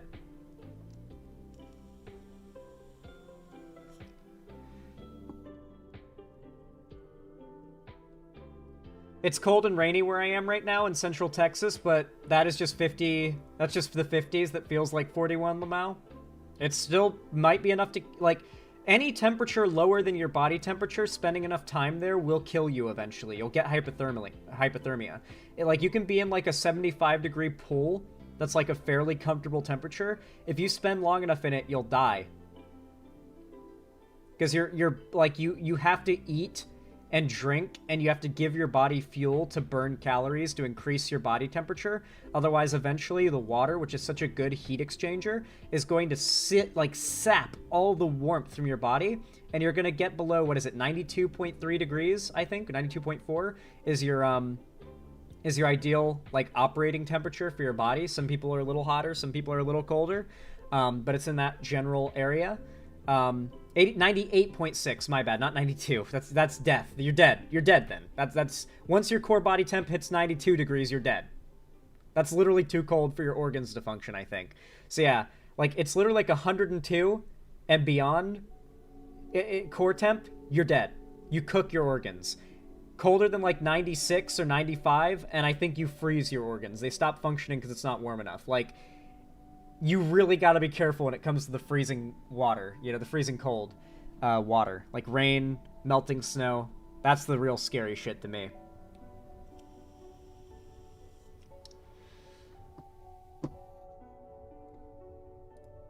All right, everybody.